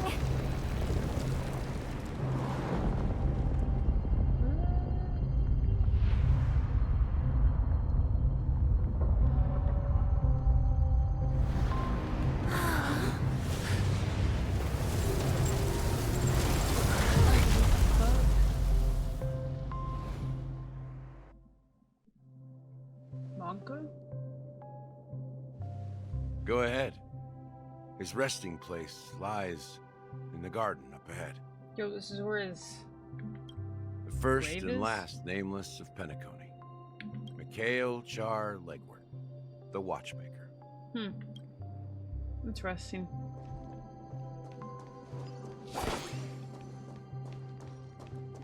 Just gonna go see his grave.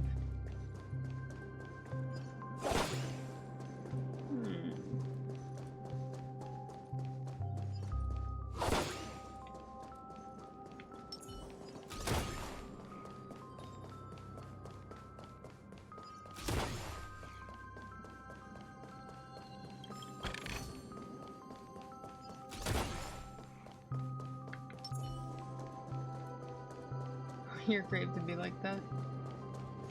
This is a pretty fancy grave site. Quiet.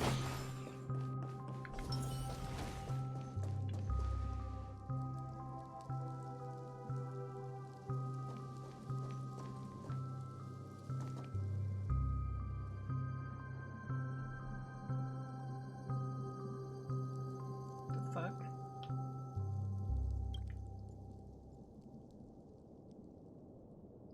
Sure enough, the watchmaker is the third nameless. Even I could guess that one. Kind of toxic. The legacy he left behind was a dream bubble. I believe inside that bubble, there's something that holds meaning only for the nameless. After all, when I checked its contents, I found nothing inside. Maybe some Trailblaze runes? Even more mysterious than me. Well, let's have a look.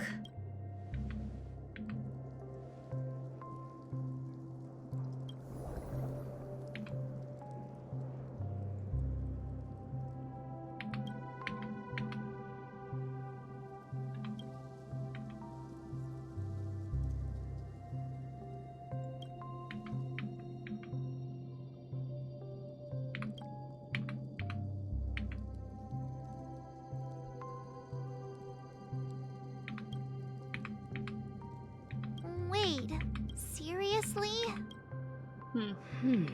How could a dream bubble be empty? That old man always had this strange belief in the nameless and the Trailblaze. And I never understood where he got that confidence from. Especially since he never managed to get in touch with the Express while he was alive. I could never figure out what was going on in that old man's head. But this empty dream bubble is so typical of him. He was always full of weird fantasies and incomprehensible romanticism. That mischievous old man. Well, I didn't expect him to leave anything concrete behind anyway. Don't think that's the case, Gallagher. I'm sure Mikhail has left us the most precious thing of all. His hat! Don't start getting all philosophical on me, all right? Just as Mikhail believes in the nameless of the future, we unconditionally believe in the nameless of the past. How could they leave with regrets for the future when they were ready to dedicate their lives to the land they loved? There must be something contained in this dream bubble. It's just we haven't figured it out yet. You also have faith in the Watchmaker, don't you, Gallagher? Well, I'm a follower of the Enigmata. My philosophy forbids me to have faith in anything. That's why I understand what faith means in the path of Trailblaze. And I also want to know what he left behind. Can I borrow your pet? I need to make a trip back to Golden Hour and check something at the Dreamscape sales store. It's for Mikhail, and for the future of Penacony.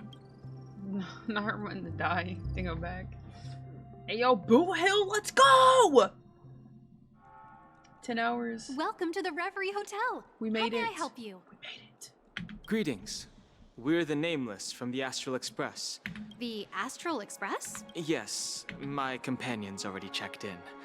I see, but your companion said you wouldn't be coming due to a change of plans. Now the plans have changed again. And you are... Me?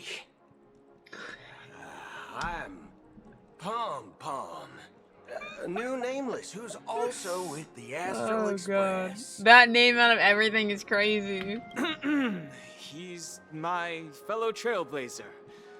We responded to the family's invitation before he boarded the express, so he wasn't registered in your system. Is it possible to accommodate him as well? Oh, I see. Another one of the Nameless had a similar situation. Seems like a lot of people are joining the Trailblaze these days. Since there's a precedent, it shouldn't be a problem. I'm sorry, dear guests, but it seems like... What do you mean? My apologies. This is the first time I've encountered a situation like this.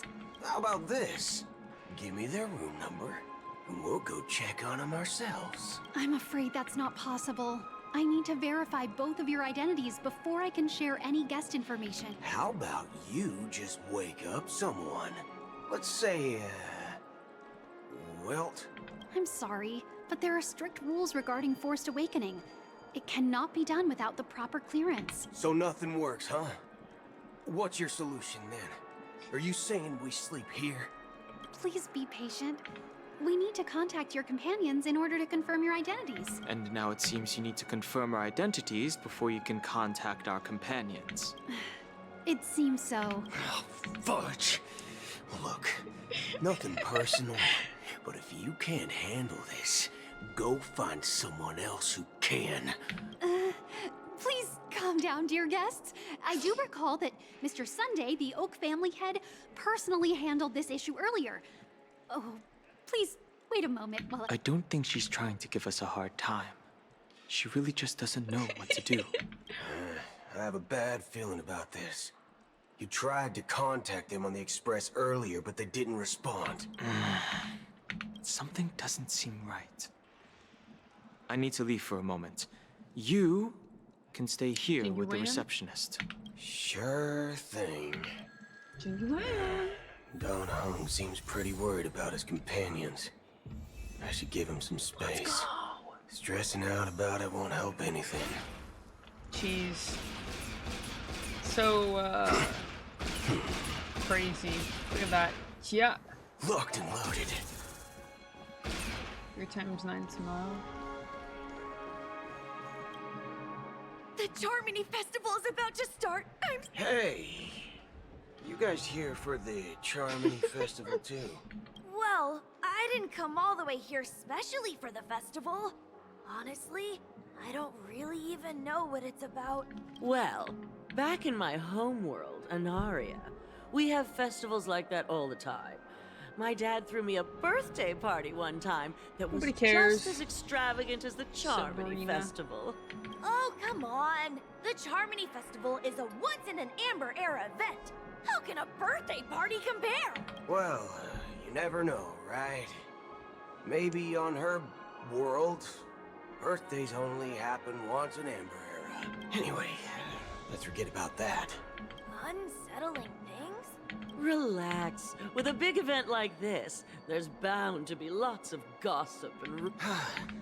Oh, that's a relief. Well, looks like I won't get any fudging clues out of these two. Well.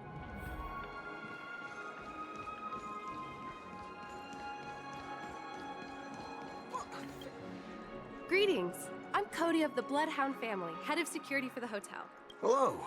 So, there's something I wanted to ask about. I've been hearing some unsettling rumors about certain incidents that might affect the Charmony Festival. Do you think there's anything to be worried about? I've traveled all the way from the Hayaii Federation. Hayaii? I don't want my trip to be ruined. What do you mean?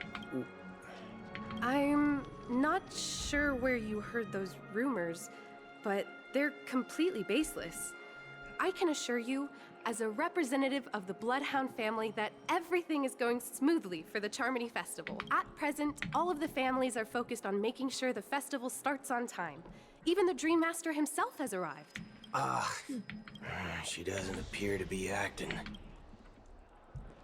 Back already? Hasn't she returned yet? Nope. I'm starting to wonder. Sending her to contact Sunday was a good idea. Neither the staff nor the guests seem to know anything about what's happening in the dreamscape, and wherever we go, all we see is people enjoying themselves. I agree. Another unusual thing is that the Oak family is supposed to be in charge of organizing the council and managing everything inside and outside the dreamscape. I walked around the hotel, but didn't meet a single member of the Oak family on such an important day. Well, I'll be forked. If I remember correctly, the head of the Oak family is that Sunday guy, right? We shouldn't linger here too long. Not so fast. Have you ever robbed the IPC, bro? If you run away now, everyone will be chasing after you. What's up, Turbo? Are you suggesting we sit here and do nothing? I wouldn't say do nothing. But let's stay put for now. They don't want to attract unwanted attention from certain outsiders, so they won't do anything reckless. If I were a family member, I'd find an official excuse and keep the surprise factors here. If we just wait here, that would be like walking into their trap. Of course, we don't need to walk into their trap. I gave a backup plan to the memo keeper. If it turns out we won't be allowed to enter the dreamscape, she'll order a drink for me in the VIP lounge at the hotel. A secret signal. That's right. Oh, a concrete object can indeed help the memo keeper establish a connection with you. But Boot Hill, if you have more backup plans in the future, I hope you'll let me know in advance. I'm sorry, but it's one of my quirks. I have too many unreliable friends. And if I reveal that I have backup plans, things can go awry. How do we get into the VIP lounge? This is where my street smarts come into play. Whoa. Nobody will stop you. You're the lobby. Yes, I am. We're the Nameless from the Astral Express. We wanted to check in, but there's something wrong with your system. We've been waiting here forever, without any food or I'm good, Turbo. water. How are you? What the fork, man? What the Is fork, this how man? the family treats its guests? Is this your idea of street smarts? It's called standing up for your rights. I apologize for the inconvenience. Please wait while we try to contact Mr. Sunday. See? Just don't call yourself Nameless next time. Lol. Wow, this bar's something else. Certainly worthy of the planet of festivities. Good evening, gentlemen. Hey, I probably have like over an hour left, huh? I could probably finish it tomorrow after this, yeah. Donna's White Oak. I think there might be a misunderstanding. Yeah. We don't serve that here. Probably finish it tomorrow then. Oh, no way. If someone had reserved such a beverage, I would definitely remember it. It sells for hundreds of thousands of credits per bottle, after all. I couldn't afford to cover for such an item if it were broken or lost. Sag. That's strange. Well, could it be that the memo keeper couldn't afford it? Then what should we do now? Black Swan's broke. No need to rush. Well, let's grab some drinks first. Maybe I arrived too early and he hasn't come yet. Now, let's see what kind of juice malts you all have here. I don't want to stay on for 2 hours to finish it. Well, give me a glass of Heenum Valley, 40 years. Wow, that's the most expensive one on the list. It's on the house, anyway. What can I get for you? Anything you recommend. Then I would recommend today's special, Glass Village. Laboom juice. It's classic Soul Glad mixed with Laboom juice. It's refreshing. It's your queen. This flavor. Dynamite barbecue with rocket fuel. Ew. Really hits the spot. Truly the finest sherry cask aged malt juice in the cosmos. Dynamite barbecue with rocket fuel. Is that really something that humans enjoy? Hey, this guy doesn't know anything at all. As long as you're satisfied, dear guests. Interesting. Let's give the memo keeper another half-system hour. If she doesn't show up, we'll need to come up with a new plan. In the meantime, let's take stock of the situation. The situation is unclear. Something must have happened on the planet of festivities, but the public is unaware of it. Someone in a position of power within the family must be covering it up. Tastes like barbecue. Just drink barbecue sauce then, forehead, you know? It's unusual for the followers of the Harmony to invite other factions. I'm sure there's something like that at Pops. Let alone the IPC and the masked fools. Soda pop. if what you said about the Emanator of the Nihility is true, the situation in Penacony is a little complicated, to say the least. Actually, there's something else I'm concerned about. Regarding Acheron. Yeah, there's ranch-flavored pop, AJ. You don't want to try that? As you know, the faction that follows the path of the hunt are some of the most dangerous folks in the cosmos to mess with. I mean, who in the right mind would impersonate the Xianzhou Alliance or the Galaxy Rangers? Isn't there a saying among the Xianzhou people that the Rainbow Sect lets their Lux Arrow do all the beating? Talking. Do all the talking. Well, you know what I mean. Even though the Galaxy Rangers have been out of sight for years, we've been keeping an eye on this region. Even the dumbest criminals know better than to mess with the Annihilation Gang, much less the Rangers.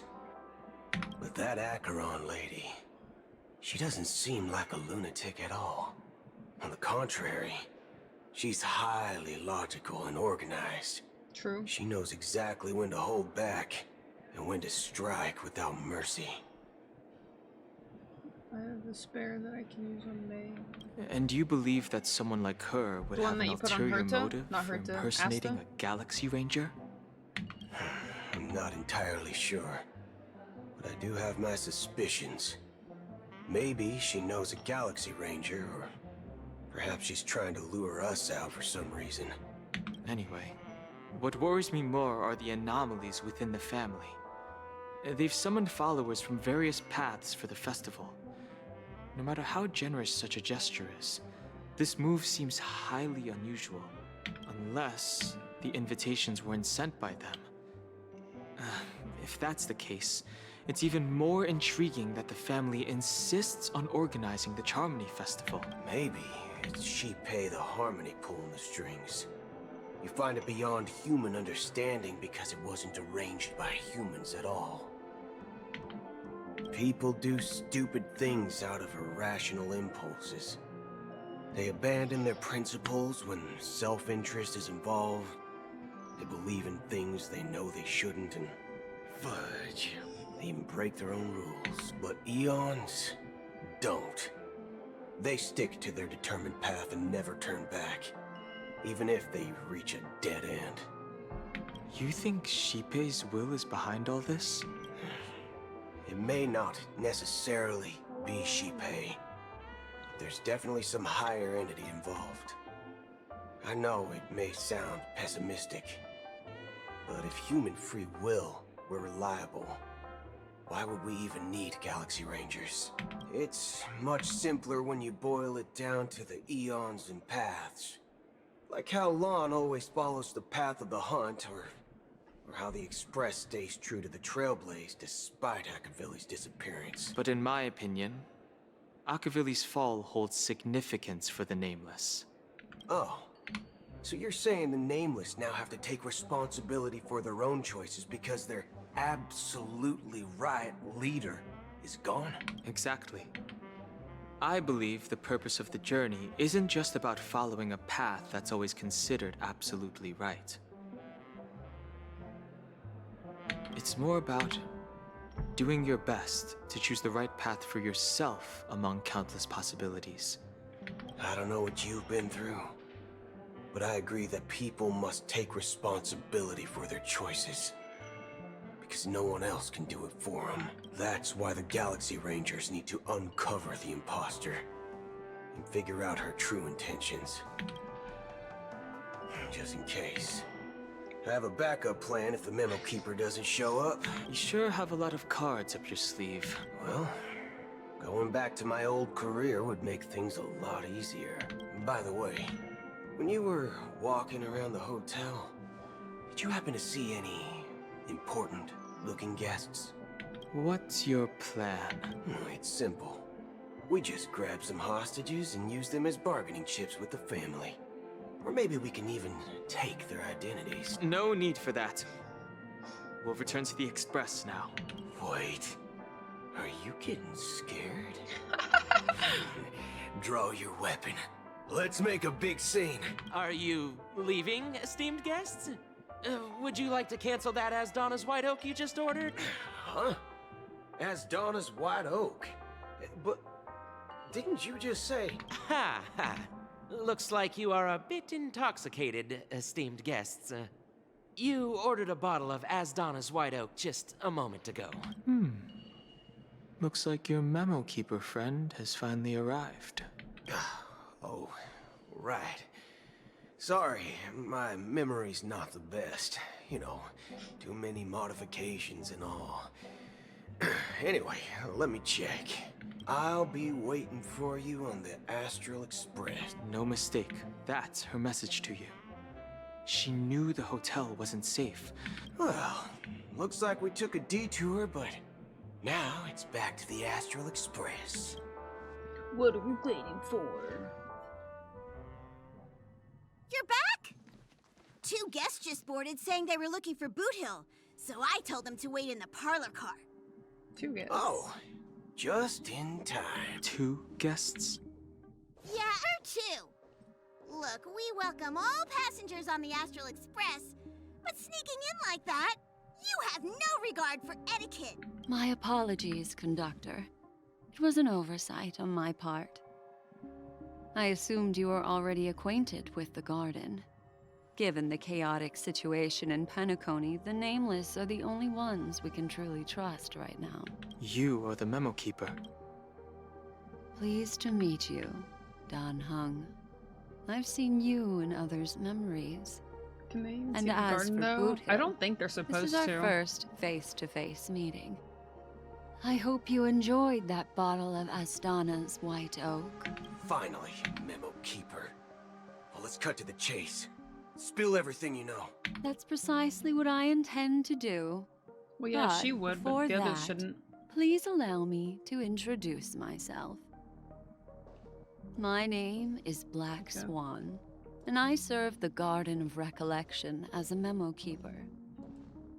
As for Acheron's story, I'm sure she knows it better than I do. Greetings. I'm Acheron. What? You garden Shirtbag? Shirtbag! You betrayed me! I apologize, but she did that at my request. Due to certain reasons, I have been exiled by the family. Thankfully, this memo keeper came to my aid and helped me escape their surveillance unnoticed. To be honest, it was more like stalking than helping. And the process was far from unnoticed. But we did escape. I asked her to guide me to a place beyond the family's reach and to contact a few trustworthy individuals. Namely, all of you. Trustworthy? Son of a nice lady. You think I'm dumb or something? How about this? I'll put a few bullet holes in your head and see what secrets spill out. Then, so quick, we can talk about trust. It doesn't have to be like that. I'm willing to answer all your questions, but not right now. If my cover hadn't been blown, we might have had more time, but at the moment, we don't have any other options. No other options? What do you mean? This is the only way I can ensure everyone's safety. I kindly request an immediate warp jump out of the Astana star system. Oh, damn. This passenger is requesting? As far as I can tell, she's not a threat, and seems to be telling the truth. I've briefly traveled with your companions and know their whereabouts, Dan Hung. Please rest assured, your nameless companions are safe, but they need our help. As for Boot Hill, you may have guessed. I've been waiting for you. Galaxy Rangers are known for their elusive nature and limited contact with each other.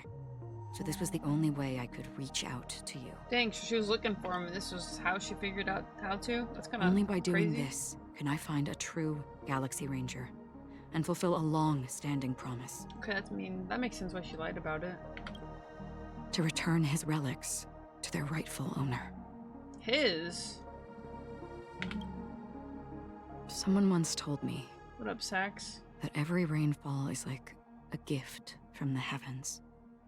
a sign of their mercy upon the world. Raindrops are said to be the tears of the gods, shed in response to the sorrows of the world. Their constant pouring is a reminder that the gods haven't abandoned us yet. So, how long has this rain been going on for? Oh my goodness. Yo, what the fuck are those hands? What the fuck is that? I used to believe, just like you, that it would eventually stop. Years and decades passed. And in the end, such hope faded away before the rain did. Looks like the god you mentioned doesn't exist after all. Well, mortals who walk the paths. What have you been up to, Sax? Are like sailors on a vast ocean, leaving behind a trail that creates countless ripples of possibilities. And for some, their presence leaves such a strong mark. Like those shadows on the hill. Sin-thirsters, the obsessions of the Pathstriders, they emerge from the depths of IX, seeing themselves as masters of their own destiny. Unknowingly repeated the actions of their past lives. They emerge from the nihility and head toward it, leading purposeless lives. However, these hollow phantoms, they were once my dear companions. A group of Galaxy Rangers. Are you watching over them? Watching over them? No. I'm guiding them toward transcendence. It was a brutal war. A crusade that shook the universe. The universe witnessed the fall of Zulo, the Lord Ravager, but it came at a price. A price so hefty that only those who were there still remember. The unwavering determination of the Hunt followers persists even in death. So someone must guide these lost souls to their life beyond. They were heroes in their time. And they shouldn't be reduced to mere puppets of nihility. As for me, I've suffered too many losses on that battlefield to advance any further. And that makes me the most fitting person to carry out this task. But you know, these sin-thirsters, they're not who they used to be. Does this seem pointless to you? Well, some tasks have to be done, even if they are pointless. I can help you. For what? For the meaning of the nihility. That's what I've been seeking. I see. After all, this realm is off limits to ordinary souls, right? Thank you, stranger. I wish that you find what you seek. Before we part ways, I have one more question. It is true that their actions and even their entire lives may seem pointless from our perspective. But if, and it's just an if this is what the departed ones expected, should we try to change it? A good question. And a profound one. I don't know the answer. What I do know is that one day, I too will pass away. Someone will stand at my grave and place a bouquet of flowers on it.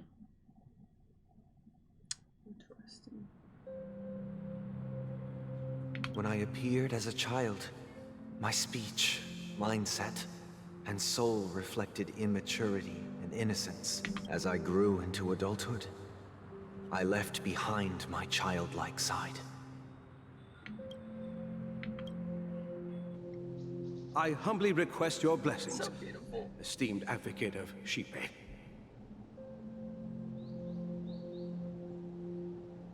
Come to me, my kinship. I have sought their presence with us. He is so handsome and majestic. As you wish. I have faithfully served the Alfalfa family for nearly a decade, promoting the path of the harmony to the best of my ability. However, I made a mistake yesterday. While I was preparing dinner for the family head, I accidentally dropped a prepared dish on the floor out of laziness. I lied and claimed that everything was ready. Although the head has dismissed me as punishment, it has been tough to sleep with the guilt still gnawing at me, as I worried that the seeds of evilness may have taken root in my soul. So, I confess to you now, to seek atonement for my sins. Do you sincerely repent and vow to change your ways? Yes. Have you examined your soul and confessed all your sins? You're Catholic. Are you willing to accept the process of atonement? Very well. Show your dedication and goodwill to the family, and you shall be reinstated among them. Now, please, leave in peace. Oh, praise Shipe. And thank you, esteemed advocate. His father. Whoa. Next, please step forward. I wholeheartedly confess to you. Please, pardon my sins. Rest assured, I have implored their presence to be with us. As long as you are sincere, absolution will be granted. Oh, great. You know, I arrived in Penacony as a stowaway. I sold everything to get a ticket. My house, my land, and my 2 children. I see. Please, go on. My children were starving, and I hoped they'd have a chance at survival if they became slaves here. If I can strike it rich here, I'll lift them out of that situation and give them the life they deserve.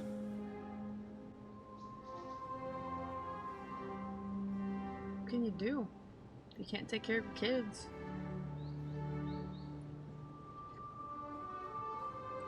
But the Bloodhound family got wind of it. They're on my tail, hunting me down. I thought I could bring my kids here. It was all my fault. All my fault. The family is ready to forgive all sinners. I'll ask the Bloodhound family to cease their pursuit. You don't need to live in fear anymore.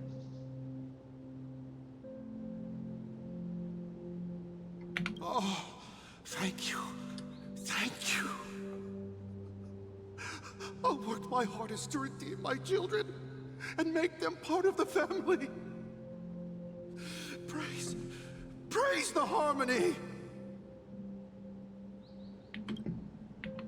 Next, please step forward. Hey! Long time no see, Mr. Sunday. The most esteemed individual in Penacony, and the next leader of the Oak family. I have sought their presence with us. Let us proceed. Sure. Let's just get this over with. I have sinned. Please forgive me. I wasted half a pizza at breakfast, and a bottle of Soul Glad. That's it. Nothing more. Can we wrap this up? I've got a robo-ball game to catch, you know? Sounds like Bart from The Simpsons, yeah? The kid? Do you seek to atone for your sins through good deeds? My sins? Starting to sound like a saint, huh? Well, let me tell you something. Neither the family nor you have the right to That's all I judge can me. picture, god damn it!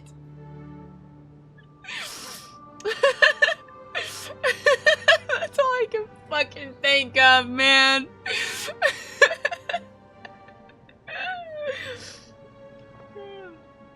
You think nobody knows what your precious family has done? Fuck! About the watchmaker? I ruined it. Don't kid yourself, Featherbrain. Featherbrain? Those dream chasers might be fooled by your act, but don't fool yourself. I feel like you'd totally act like this too. Before you start spouting off your holy verses, answer me this. Where does the power of the Oak family come from? And your power? What makes you think you can sit there all high and mighty, looking down on everyone else? Well, I've spent enough time in confession today to enter the Harmony's paradise, right? Then I'll take my leave.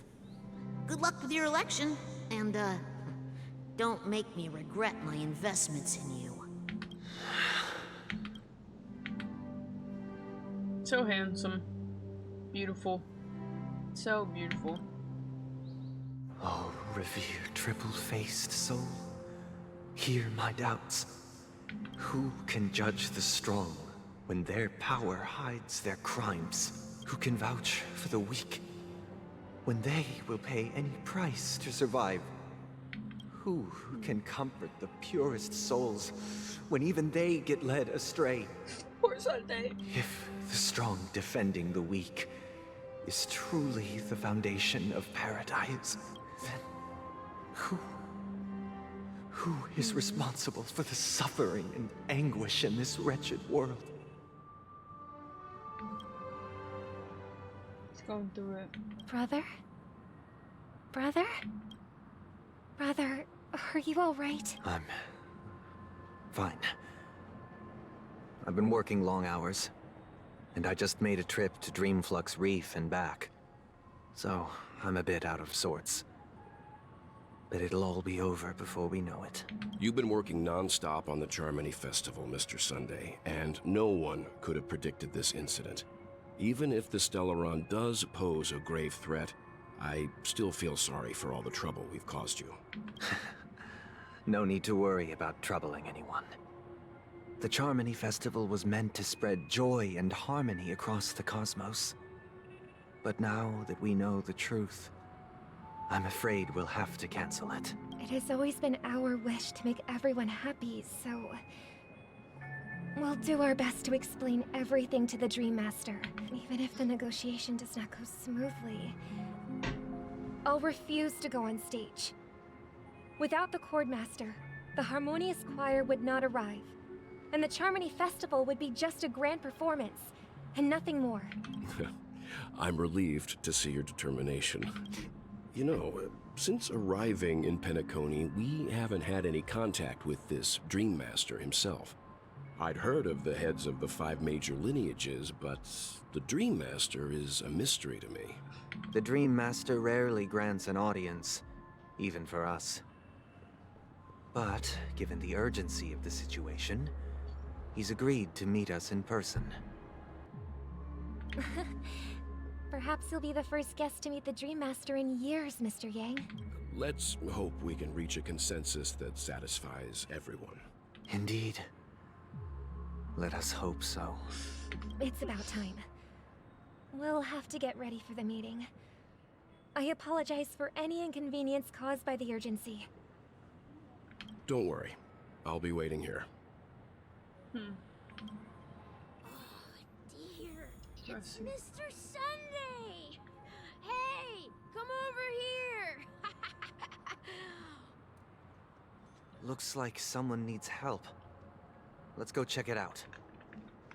Alright, let's go. Time to finish the quest today, baby. We get to see Sunday slaughter some fools or something. People fight back. Whatever's gonna happen. I don't even know, honestly. I seem to see Jingyuan and Dunhung together. The tour is over, and it's time for some rest. Oh, dear. It's This guy was. Mr. This kid was screaming for Sunday. Hey, come over here. Oh, Mr. Sunday. Hey there. I would see a clip and just scroll See the past, so I moon in maybe the saw a couple sky? frames, but It's about the size of the cap on my Soul Glad bottle. If I just reached out my hand, I could grab the moon, couldn't I? probably take this kid home. The moon? You mean the Grand Theater? Yeah. Look at me. I've been away from home for too long. I must be missing that moon. What's up, Turbo? But it's no big deal. The Grand Theater here looks much better than the moon back home. Yeah, this is a dream world. So, he's not physically drunk because this is like dream, technically. They told me not to sell everything I had just to come to Penacony. How short-sighted. Selling everything you had? Why would you go to such lengths? Why? Is this the same kid that sold his kids? Yo, what's up, Cal? You can get jacked like a cactus what You is can you get jacked like a smoking? cactus. What is you smoking? What? Thanks for the tier 1 resub, wife of bussin'. Happy 23 months, buddy. It's better to be here at Penacony. No pain, no worries about tomorrow, just sweet dreams. You can do whatever you want. That's what I call living. Yeah, now Well. this is the life. Is this truly living? Huh? What did you say, young lady? I didn't quite catch that. What's up, Tram? It's a dream world, so could be a child, but it's the dream world, so they're not actually drunk. Oh, it's nothing, sir. You see, the traffic on Glocks Avenue can be dangerous. Glocks? How The about Glocks, I ask a Bloodhound family member to escort you to Ideen Park over there, so you can continue enjoying your sweet dream? Oh, yeah, that's a great idea. Wow, no wonder you're the leader of this sweet dream. You're totally a What the fuck? lifesaver. See you around, Mr. Sunday, and it was nice chatting with you. What's up, Trimillionaire? What's up, sister? This is the land of the dreams. But why do they live like this? The man we ran into, he doesn't seem happy at all. Even though sweet dreams are nice, He's going through a crisis. they're just illusions. But for him, they're the only way to survive, even if it means giving up on reality. That's not really living at all. I suppose you have a point. But, in my opinion, that's how most people live their lives. Why do you say that? You think that man is not actually living, but that's not quite accurate. Even without Penacony, people create their own illusions called self-value. People believe they have a predetermined value to fulfill. Gaining value means gaining power, and those deemed worthless are seen as the weak. However, value doesn't come out of thin air, and there's a limit to it. To accumulate value, people have to take from others. So, the weak get exploited and oppressed. Are you suggesting that this is not how things should be? Exactly. But, ironically, people don't think there's anything wrong with it, because they uphold the illusory notion of self-value. And even the weak believe in it. The survival of the fittest. That's where all the tragedies in the world come from. People come to the sweet dream in Penacony to escape from that reality and find solace. No tragedies exist here, only happiness. Although Except in for the its meme. nascent form. That shit is Isn't scary. that the same paradise we yearn for in our dreams? Perhaps that man is just an exception. Let's not jump to conclusions. We should experience the dreamscape ourselves. Just as I did at Dreamflux Reef. Yes. Seeing is believing. I'll accompany you. The Dream Master hasn't shown up yet, so we have some time for a stroll. I'm good, Turbo. How are you? I'm chilling, Cal. What have you been up to today, buddy? Beautiful.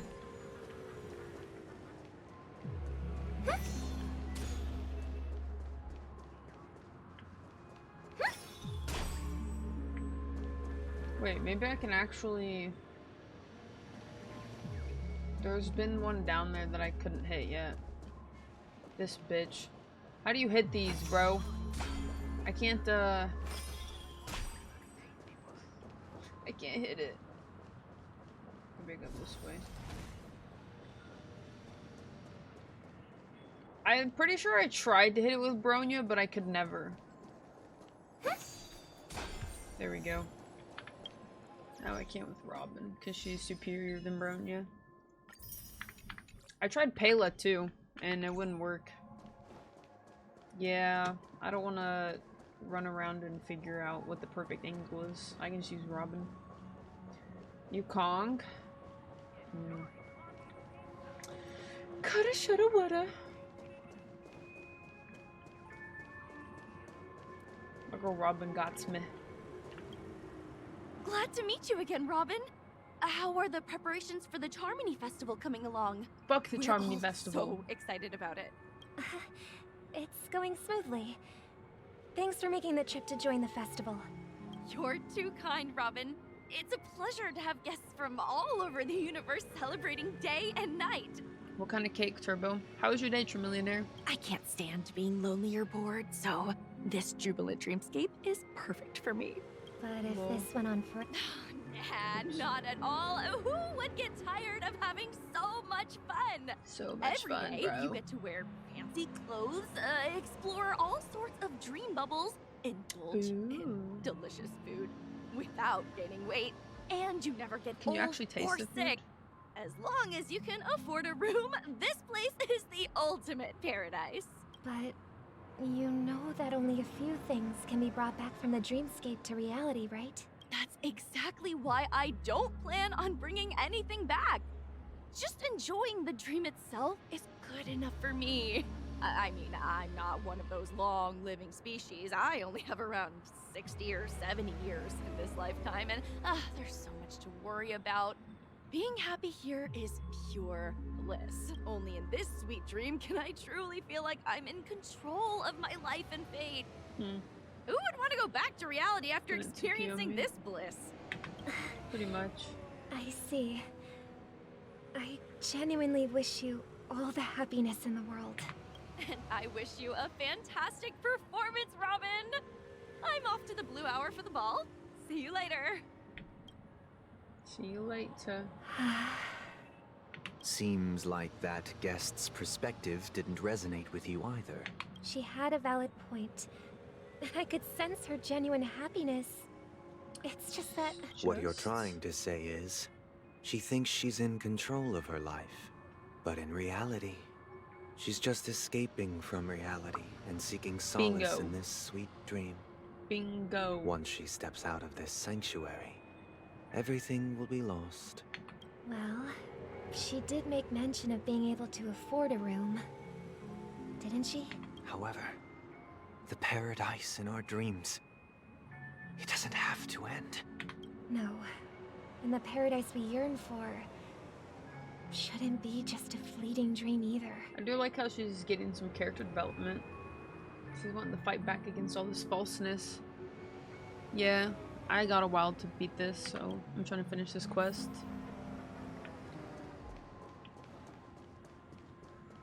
I'm happy that Sunday is like seeing it from her POV too, and not just against her. It's on her side, and I like that. The scenery in this dreamscape is truly breathtaking, isn't it? Oh, Robin. Can't believe I'm meeting you in person here. What an honor. You're right. Even though time stands still in this dreamscape, it always feels fresh. I find something new every time. A philosophical mind. I hope I'm not intruding. Oh, not at all. No.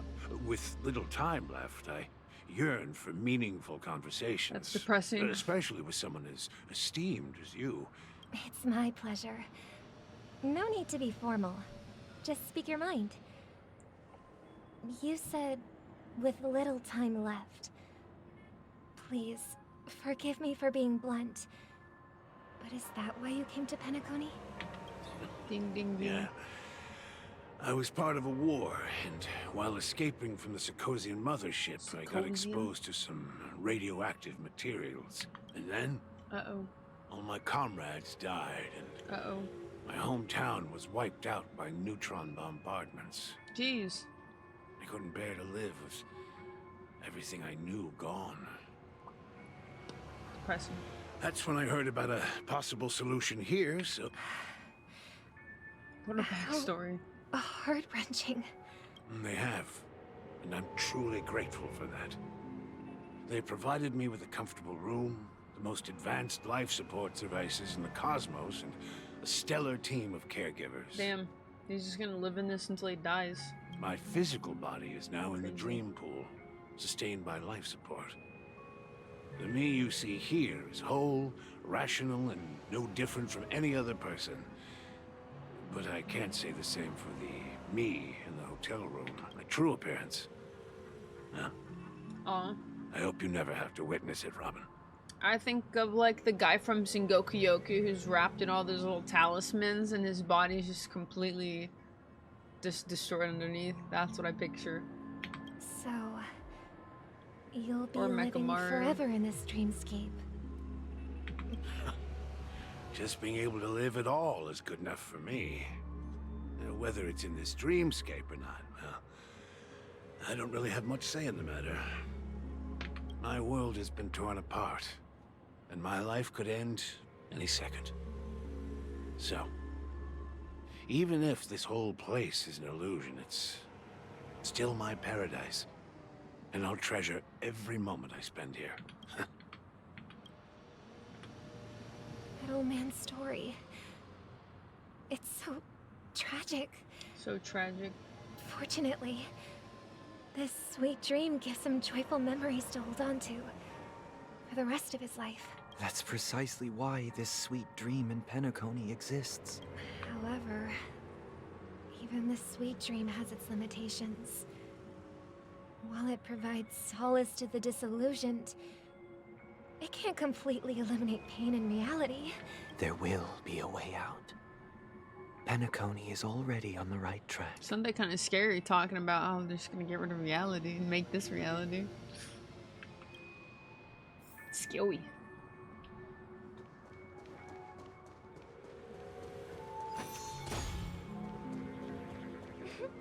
Look what we have here.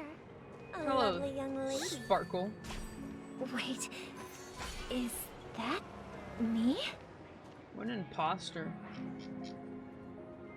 Spot on though. Brother, what a surprise to see you again. W cosplay. Show yourself. Your trick won't work on us. I've heard that a skilled mass fool received an invitation too. That must be you, right? Did you enjoy yourself? Barely. The people here are way too gullible. A little bait is all it takes for them to bite. And they run away at the slightest hint of danger. In other words, they're naive and cowardly. Now that you've had your fill, it'd be wise to leave before it's too late. The music of the harmony doesn't tolerate discord. What? Now that you have the real Robin, I'm useless? Oh, how disheartening. I've done so much for the family. You should be thanking me, because if it weren't for me cleaning up this mess, Penacony would still be in shambles. Don't you think? That was a personal request from the head of the Iris family, and it has nothing to do with us. Step aside and stop causing trouble for the Charmony Festival. The Charmony Festival? You think you can scare me? You think I have no idea what you're planning? I don't care what you're thinking, chicken wing boy. But I'm pretty sure our lovely Robin won't be appearing on stage. After all, you're well aware of what a sorry state this dreamscape is in under the Sparkle's banner funny. of harmony. Okay, cat. Penacony, the land of the dreams. Is this truly the paradise you desire? Stop it. She's getting angry. What's the rush, chicken wing boy? Did I get to you? Our paradise is none of your concern, masked fool. Leave now, or the family won't tolerate you anymore. All right. I'll go. But Robin, I suggest you seriously consider this. Do you really believe those living in dreams can escape pain and find true happiness? Think. Not her freaking going back to her original question. Well, I've done my part. And now I'm simply waiting for the fireworks to begin. Here, the last two gifts for both of you. Vehicle upskirt. And don't lose them.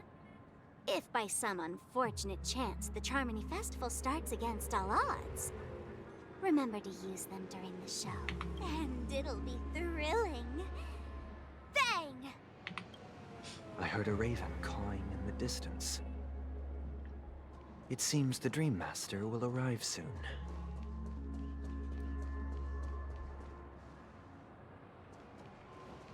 This kid's skipping in place.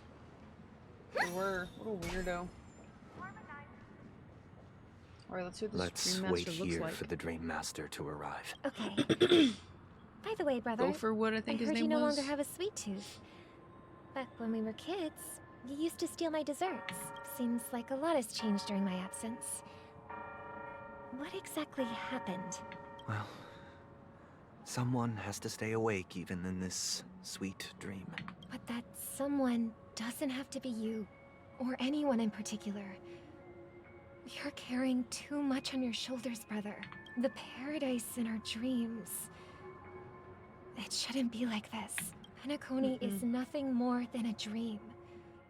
It can't erase the worries and pain of reality, Not Sunday being or such a bring hard true worker. happiness. It only offers an escape from reality. Remember the old man we met earlier? Without this dream, he might have completely lost himself. That might be true, but even without Penacony, he could have chosen another path. As far as I know, the Intelligentsia Guild has been promoting their rehabilitation techniques for a long time now. That path may have been more ordinary and challenging, but now he is receiving hospice care in a comatose state, and his fate is sealed. Is Penacony granting these people a future? Or is it taking it away from them? Interesting question. Well, don't forget this. Not everyone really has a future. The future for humanity is like the sky for birds. People mistakenly believe that flight is inherent to birds because they've never witnessed those birds crashing to their death. So he said when he was a kid. Do you remember how we took in that little Charmony dove when we were young? Yeah, we took care of it. Provided food and water, groomed its feathers. And later, when I decided to leave Penacony, I opened the cage and set it free. Well, I didn't mention what happened to it in my letters Oh, because I shit. didn't want to upset you. Did it come crashing and die? Shortly after you left, it crashed to its death right in front of your window. That's crazy. No, I haven't read it yet, I had Elders. surmised as much. I haven't had any time to. I knew you wouldn't have avoided mentioning the bird for no reason. Despite that unfortunate outcome, I still believe it was the right decision. Interesting. Birds aren't meant to spend their lives in cages. They belong in the sky, even if they can't fly. But here's the thing. If there are birds in this world that can never fly, can we really assert that they belong in the sky? Are you implying that the same goes for humans too? Let's take the Astral Express as an example. the Nameless made tremendous efforts to bridge worlds, gaining fame across the universe. Bars, you're a dumbass. However, only a few extraordinary individuals can endure such a perilous journey. That's because the pursuit of the Trailblaze exceeds the capabilities of ordinary humans. Otherwise, why would this path be filled with broken rails, an abandoned express, and even a fallen Eon? That's just sophistry. If that were true, then only the powerful would have the right to determine the future. Unfortunately, that's exactly what happens. Another name for the future is self-value.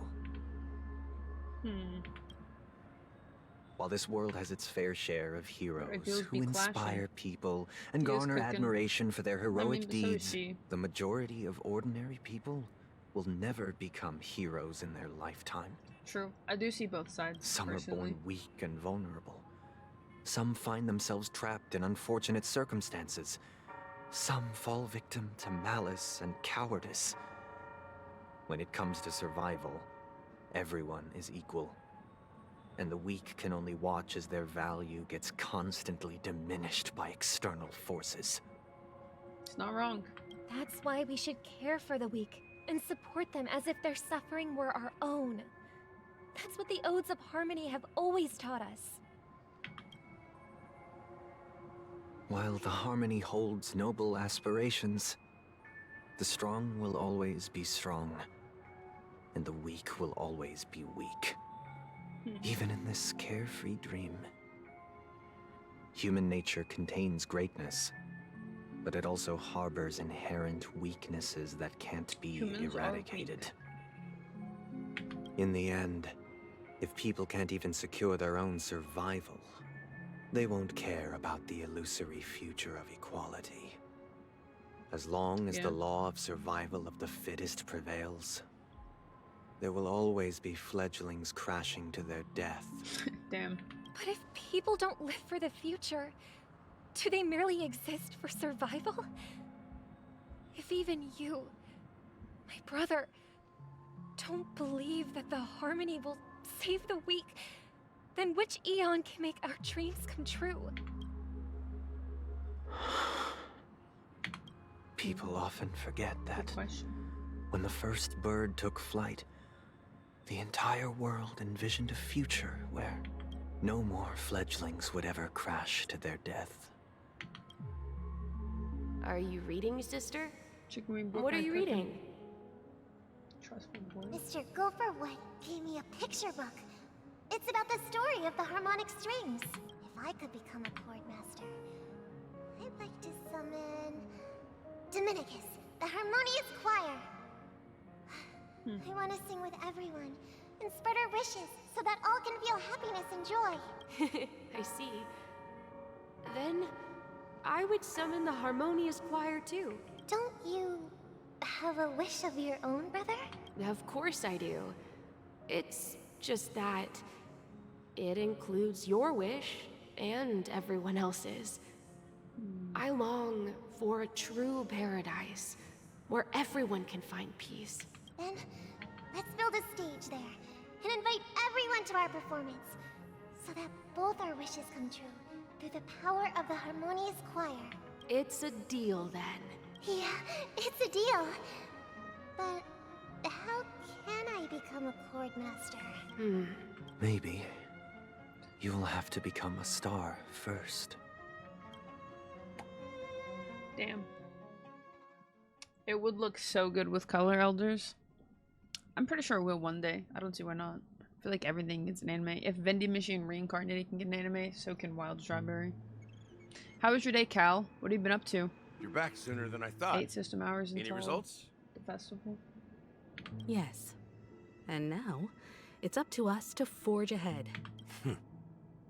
Since he's already carried out his last wish, my final mission is complete. But pardon me if I sound curt. It's good to have determination. The path Mikhail left for you is not an easy one to tread. Why else would he have chosen to sleep in solitude, staking everything on some nameless in the future? No, I got like halfway done yesterday. That's why I got on a little bit early so I could finish this now. But you have the numbers. There's no telling how much is left though. And in numbers comes strength. So that might just delay your inevitable a little more. Got any more encouraging words? As I see it, relying on Welt's negotiations alone is far from enough. Regardless of whether the other party will be compliant, negotiating simply allows us to meet them as equals. It won't grant us an upper hand. Penacony is our rival's home turf, and we already have very few chips left to play with. Rather than idly sit around while the family's got us blocked off, an offensive approach might be a wiser course of action. We're more familiar with the Stellaron's properties than most. And since it's the key to stabilizing the Sweet Dream, it's vital to the family's interests. By attacking their core interests, they're bound to retaliate hastily. And as the saying goes, haste makes waste. How was your day, Bruce? What are you up to? It's hot outside and I had a dumbass physical yesterday. Oh no, did you have to fucking bend over and cough type shit? What was the move for you today? Bro, I've been fucking bleh all day. I did go to the gym. Now I'm here. That's literally it. I took you on a walk. Ooh. That's right. As long as we pose a threat to the Stellaron, either with words or otherwise, we have a chance at gaining the upper hand. But the problem is, on the eve of the Charmony Festival opening, how exactly are we going to get close to the pier? Family security will be airtight, and if we brute force it, even if we succeed, it's too risky.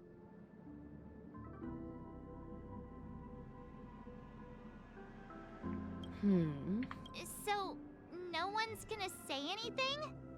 Then I'll raise my hand. I know the answer to this question.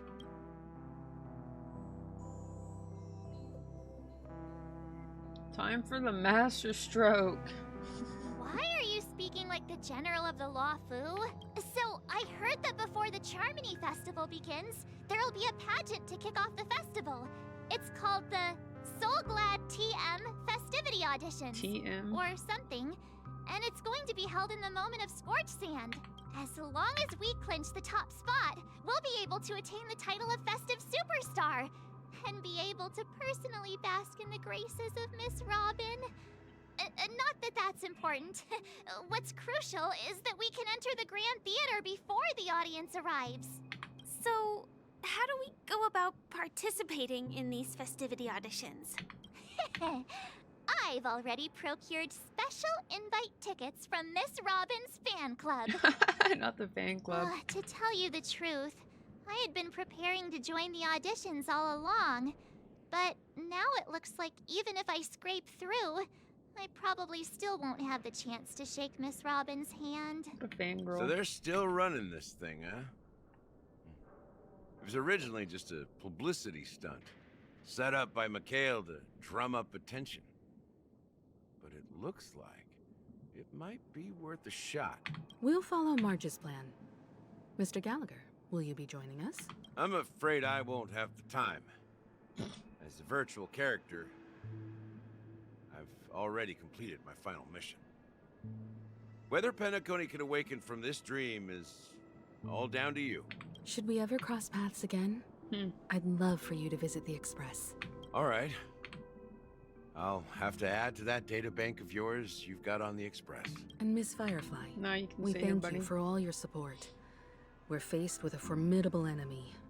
As long as the Astral Express and Stellaron Hunter's objectives are aligned, we're willing to cooperate with you.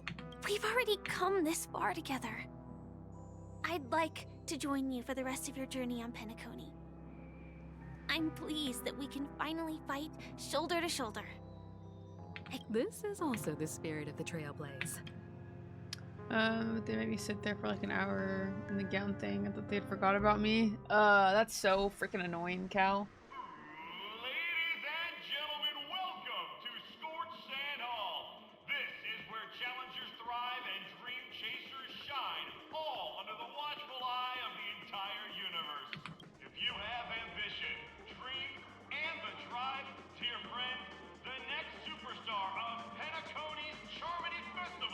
What a bump in place. Oh, wow, they've really outdone themselves. Oh, I'm starting to get excited. Yeah, this is Star Rail. Here come 4 friends with spirit high and full of steel. Are you aspiring to be the superstars of the festival? Is he talking about us? Yes, you! There's no doubt about it. I see you have all the potential of a superstar in you. Excuse me, you 4. What are you hoping to get out of all this? As the last group of contestants, how confident are you in overcoming all of the challenges? Sounds like Adventuring's VA. Would you be open to a brief exclusive interview with us? It'll be quick. Your journey is long and fraught with peril, yet under a sky blanketed by banners, you vie for the crown. The sword and rose! Protect the beauty! A knight's head is hard as steel. Brother Lance's focus is stubborn as a heel. We don't all have to be winners, but if we don't have fun, we'd all be sinners. People are pouring Interesting. in. Kinda feels like all sorts of baddies are showing up. What the Let's fuck? get in there quickly and enter Bruce, the is that competition. you? Ladies and gentlemen, please make way. Coming towards us now is one of Penacony's top 10 wealthiest tycoons and the soul-glad business empire's founder, Mr. Dean. Allow me to introduce myself. I'm the director of Soulglad's factory, Ideen Lida. My 4 friends, introduce yourselves to the audience across the cosmos. Hello, everybody. I'm Himiko, a nameless from the Astral Express, and these are my companions. Don't you guys need to hide your identities? Can't hide it anyways. Penacony is plastered with our posters. And because the Astral Express is so well known, the family won't dare to make any rash moves. 13 hours to do a quest is crazy.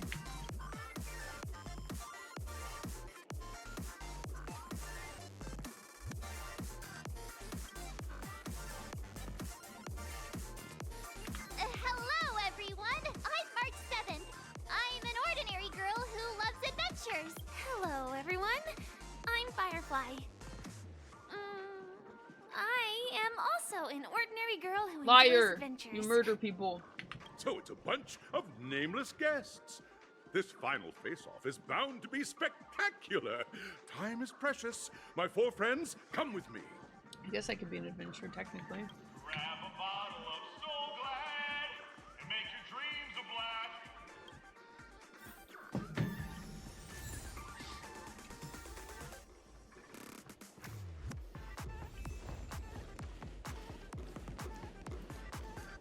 Dun, dun, dun, dun, dun. This place is freaking bumping, bro.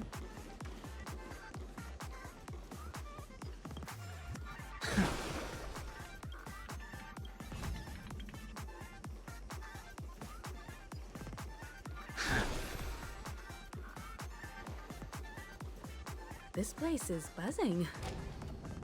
That's right. This venue is a miniature representation. Tommy Miko, what up? No way, Cal. You like Serval, remember?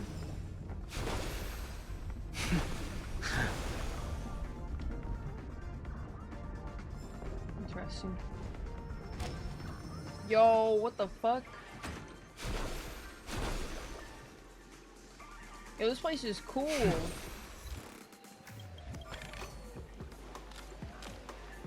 Grab a bottle of Soul Glad and make your dreams a blast. Nameless, your arrival reminds me of the grand occasion when Penacony was first established. I was still a young, bright-eyed lad back then, lured here by the watchmaker's ads. Once, during a particularly grueling day, I passed out and was resuscitated by a drink from Mr. Sousa. Sousa. That sweet taste has since been etched in my mind. The dream-chasing era was truly a wondrous time. I wholeheartedly hope you make it to the finish. And No, he'd win. Alright, Gojo. That's the trailblazing spirit. Hello, everyone! Next up, get ready for the Mega March 7th adventure. Trailblazing into the uncharted and challenging the limits. I hope that by the end of this journey, everyone will have achieved the outcome that they hoped for. Ah, a wonderful wish. Safety first.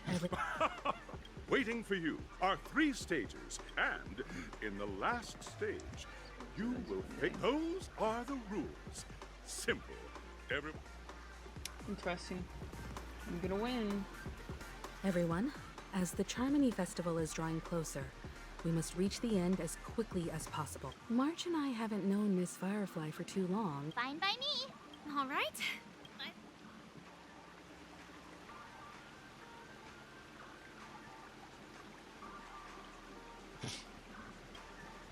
We'll split Yo, into what's the up, assigned partner? groups then.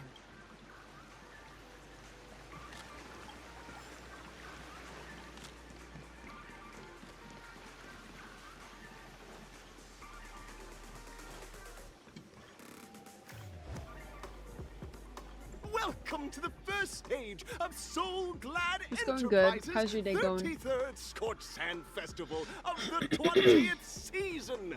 Dream Play Fantasia. In the School of Acting Challenge, you have to complete 3 performances from 3 scripts and move the panel judges. Now, make your...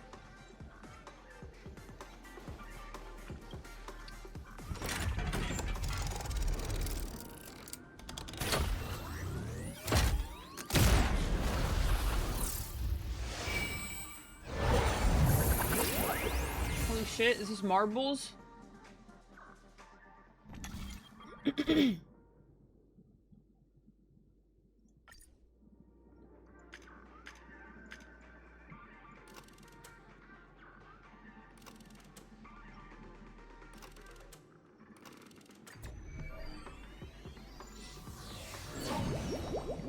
Stage of Dreams for those who dare to dream.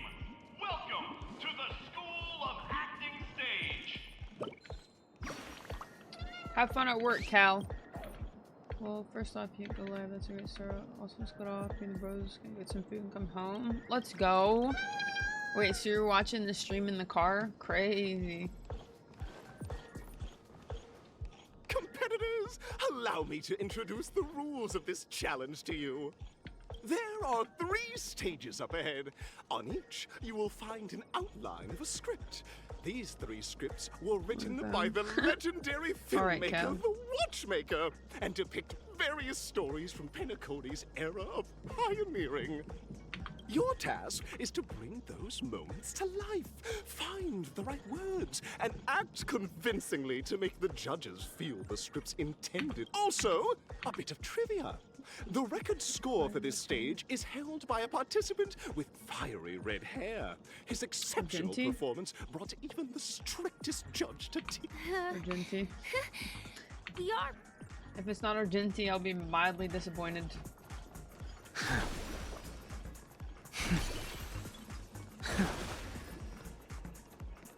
Even though I don't even know if he's supposed to be here. Just take a look at this pair. Guess it could be Such Luca. star quality. Since you've come as Argenti a sounds pair, better, though. I'll prep a 2-person scene for you. You two, are you ready?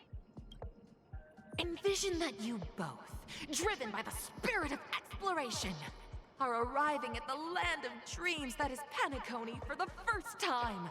But instead of lush lands, you find yourselves amidst swirling sands and desolation.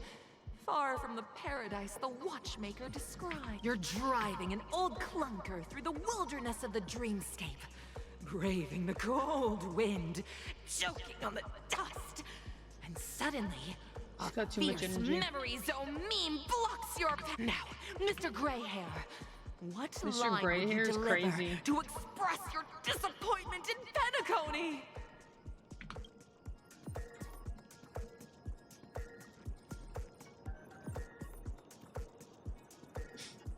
These all suck. Do you usually express disappointment this way? No, that's not right. You're trying to express... They're all bad, Very bro. good. Now, though you're disappointed, This is great! Very good, very intense. Drip And of then what? We cut to the story's next scene. Am I sure? You find a job mending the rails. Suddenly, sweet rain. Now, Mr. Greyhair.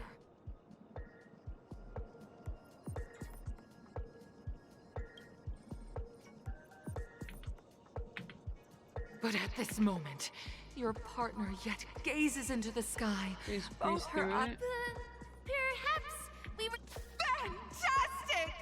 But up next, you'll be challenged. I hope these tests won't take too. What? I mean, drip is typically clothing, no?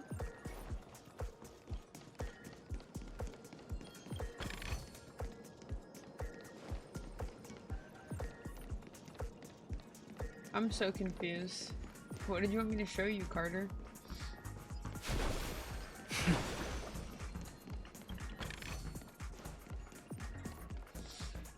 Here, you two are required to skill picking up from where we left off.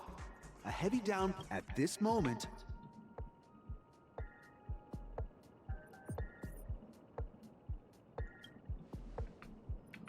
The test now is about body language. You seriously think that would make someone... You look less like you want to make me... 16 plus appointments just to add some fluff to the quest. Right answer. Yeah. I'm... A tug at the heartstrings. You have no choice. The good... Oh, tax up. Fantastic. See the shirt? But it's a pity. Your friend does not agree. Seeing that you're up to your eyeballs in debt, she sees nothing but despair in her future. And then... Of course. However... Oh, shit.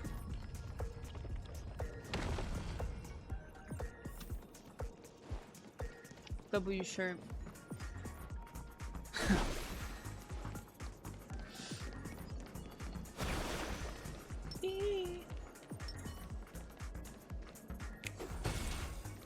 Can't hit it.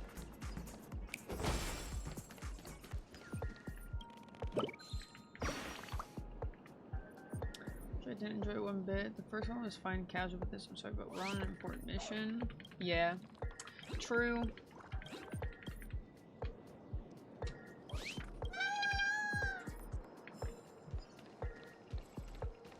It does feel like a bit of a time waster. Welcome to the two companions many years against the backdrop. Give it a shot.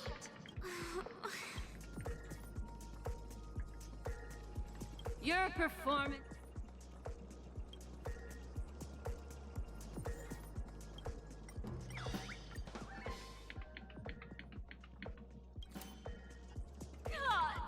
I never imagined. What's up, Sneaky? How's it going? Thanks, Carter. You streaming We tonight? passed the test. We gotta hurry up. Stellaron is at stake.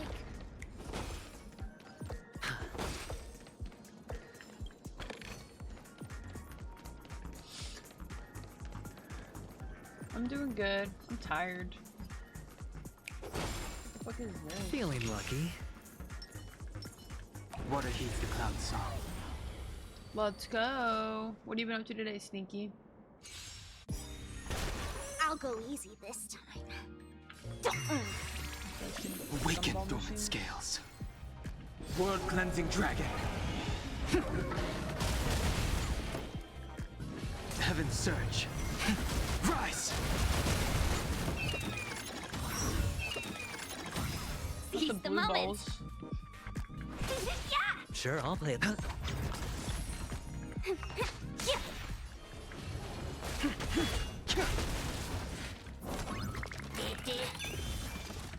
Ouch, ouch, ouch. Kind of cold. I wish it was Feeling cold. spiffy? I sense a storm. Heaven's surge. Break. Awaken, world cleansing dragon.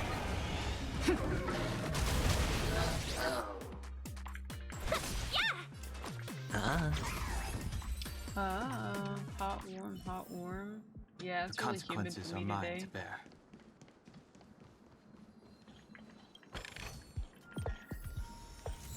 I felt that. Congrats! Look at the time! That red hair contest. You'll find out you have the option to choose now.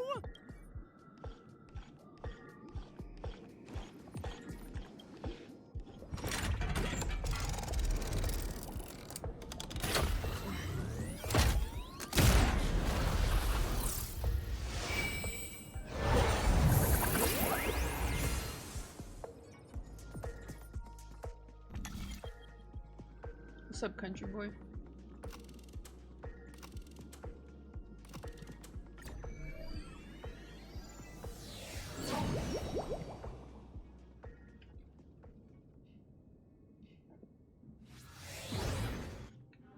Dear friends, welcome to the enchanting universe What are you created by the... It is said that these carts enter into the world... If it's a gunfire trial.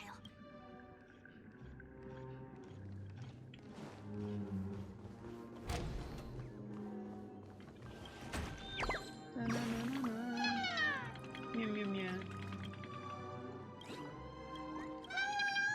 Meow meow meow.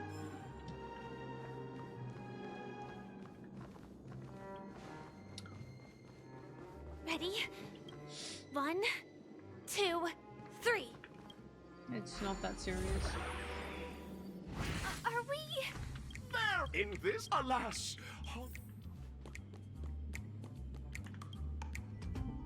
Panera? Nice. Oh, brave Hanu, you look like you could really use some... Long time no see, Hanu.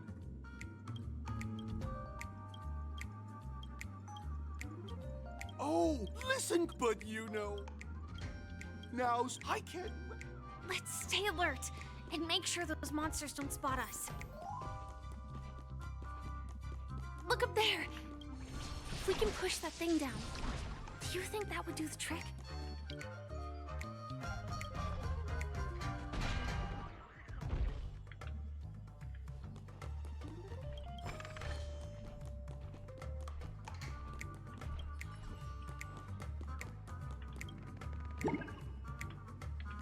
Go home, little birdie. Kill a lemonade. Oh, the one with like a shit ton of caffeine in it?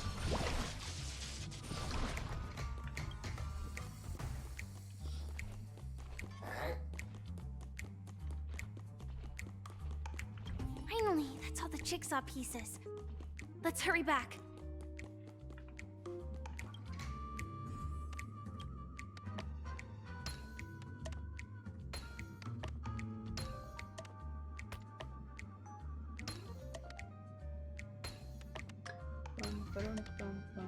Oh my!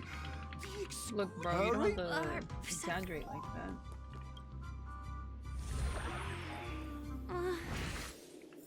Disconnecting from that thing so suddenly has left me feeling slightly disoriented. Well, you better wake up.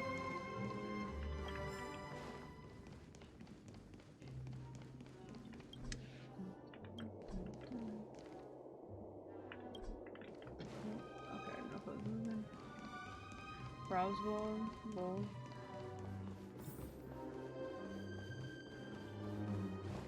Is that...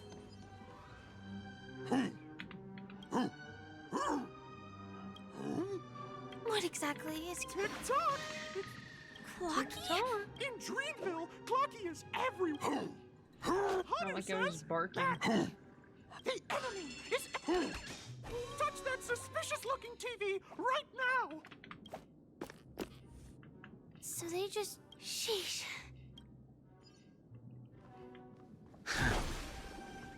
Well, here we go again. Ready? Loki's name. Roll. Oh, last we saw what break. But guess what?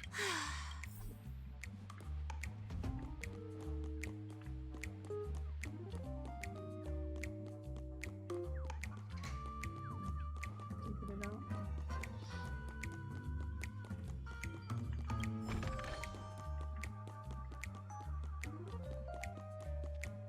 The storage room.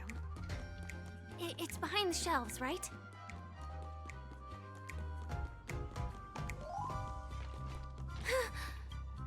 He wasn't lying.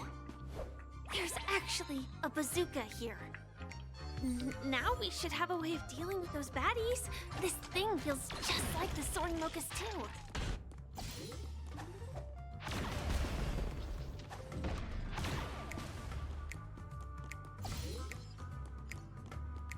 Gotta kill all the baddies.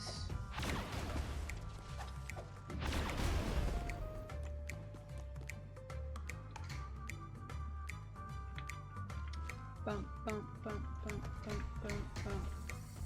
Dang, not the enemies going up the elevator.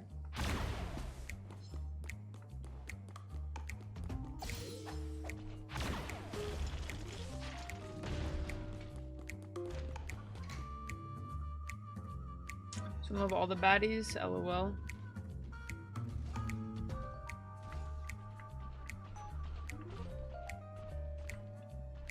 Here we go again. Yo, I got aimbot.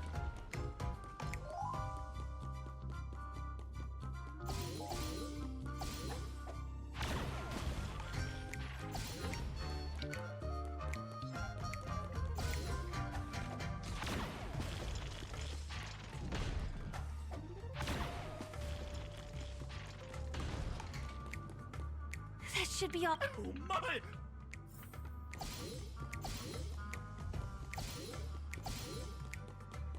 Do do do do do do do do do.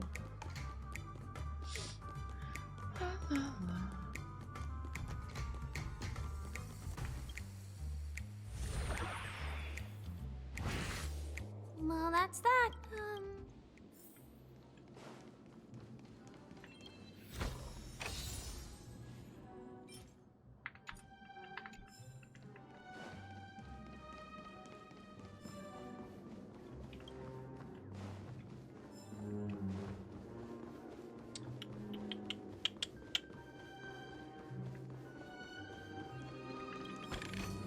Do do do do.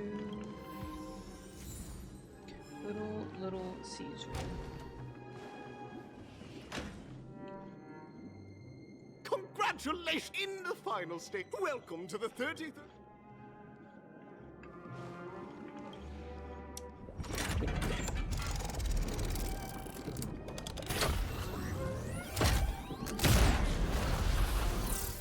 Time to get twisted. W.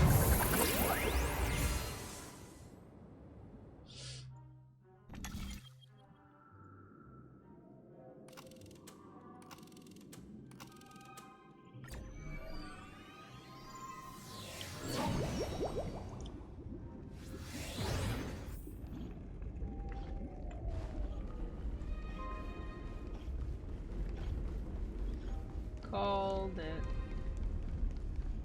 No way. I think I just saw someone. Someone extraordinary. Someone extraordinary. Hello, handsome.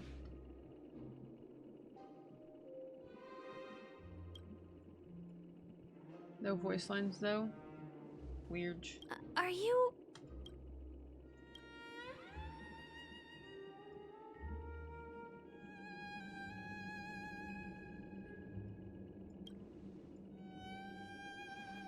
I wonder why I can't hear it.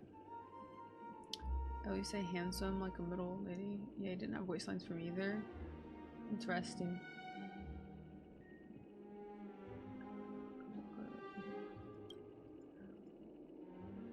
Why hello there, handsome.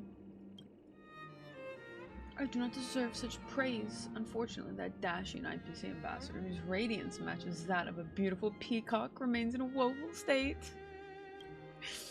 Let's get back to business. You're so fruity.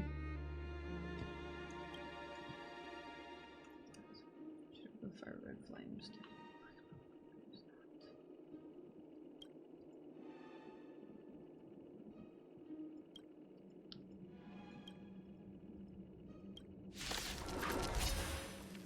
Guess I forgot. No, he has a voice actor. Feeling spiffy? Can you find the answer? Heaven surge. Rise! Behold, this symbol of pure. There's his voice. Welcome, customers. 1,000 wonders. Fight is fun! Awaken the world-cleansing dragon.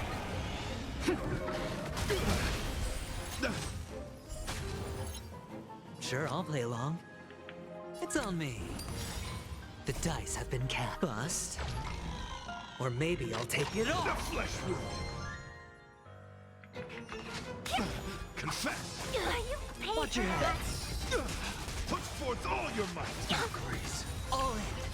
The flesh wound. Heaven's Search.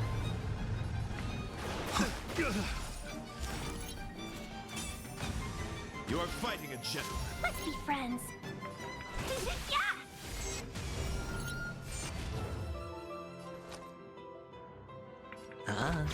I'll go easy this time.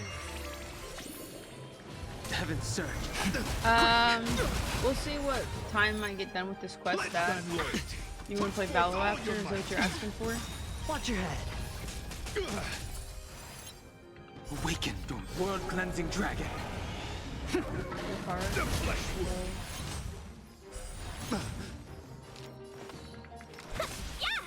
2 more hours? Sure. Put forth all your might. Valkyries. All in. Can you find the answer? Feeling spiffy? Heaven's Search. Rise!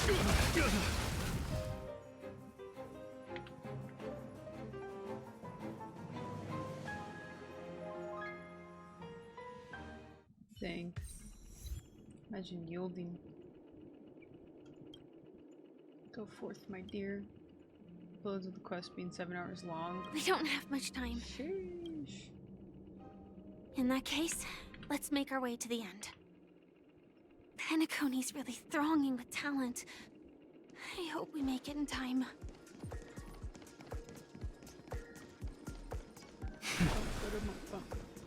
I'm sure the payoff will be good though. See, but I'm assuming they didn't skip much and they suck at combat. I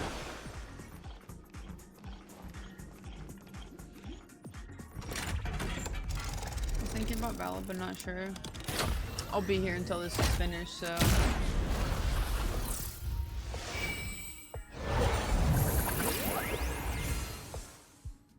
It'll be a while, sir.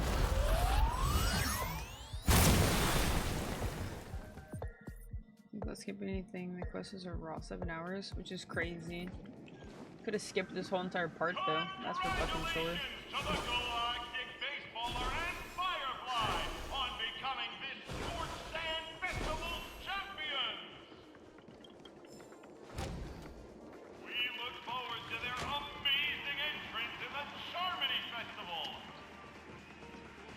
Yeah, the space pinball is pretty cool.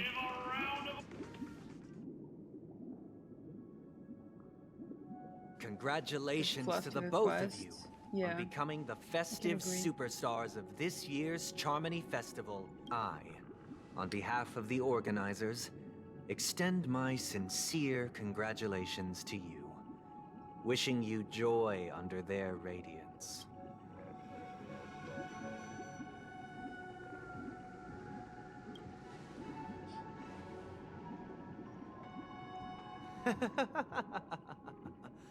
Your endeavors are worthy of extra recognition, and I've taken steps to ensure that. However, this reward is not a material one, but rather the opportunity for an open and honest communication between us. As previously promised, my sister, Mr. Yang, and I have met with the Dream Master. We delved into the truth about Penacony and its Stellaron, and have come to a consensus. Both I and the Oak family cannot acquiesce to your request. Impressive. Just as expected. We acknowledge the perspective of you, Nameless. You're rising. Penacony does require change, but not as you propose. The planet of festivities cannot and will not revert to a place characterized by chaos, disorder, or anarchy. Through your journey of overcoming obstacles, you must have glimpsed the essence of that era. The vulnerable ruthlessly eliminated. Equality non-existent. Common folk living precarious lives, eking out a dreary existence. Ultimately, only heroes like yourselves manage to achieve success. But I would dare ask, if you did not possess the special status of having a Stellaron, and you were but an anonymous and frail member among the masses, which Penacony would you prefer? A dystopia for the survival of the fittest? Or a sweet dream paradise for all?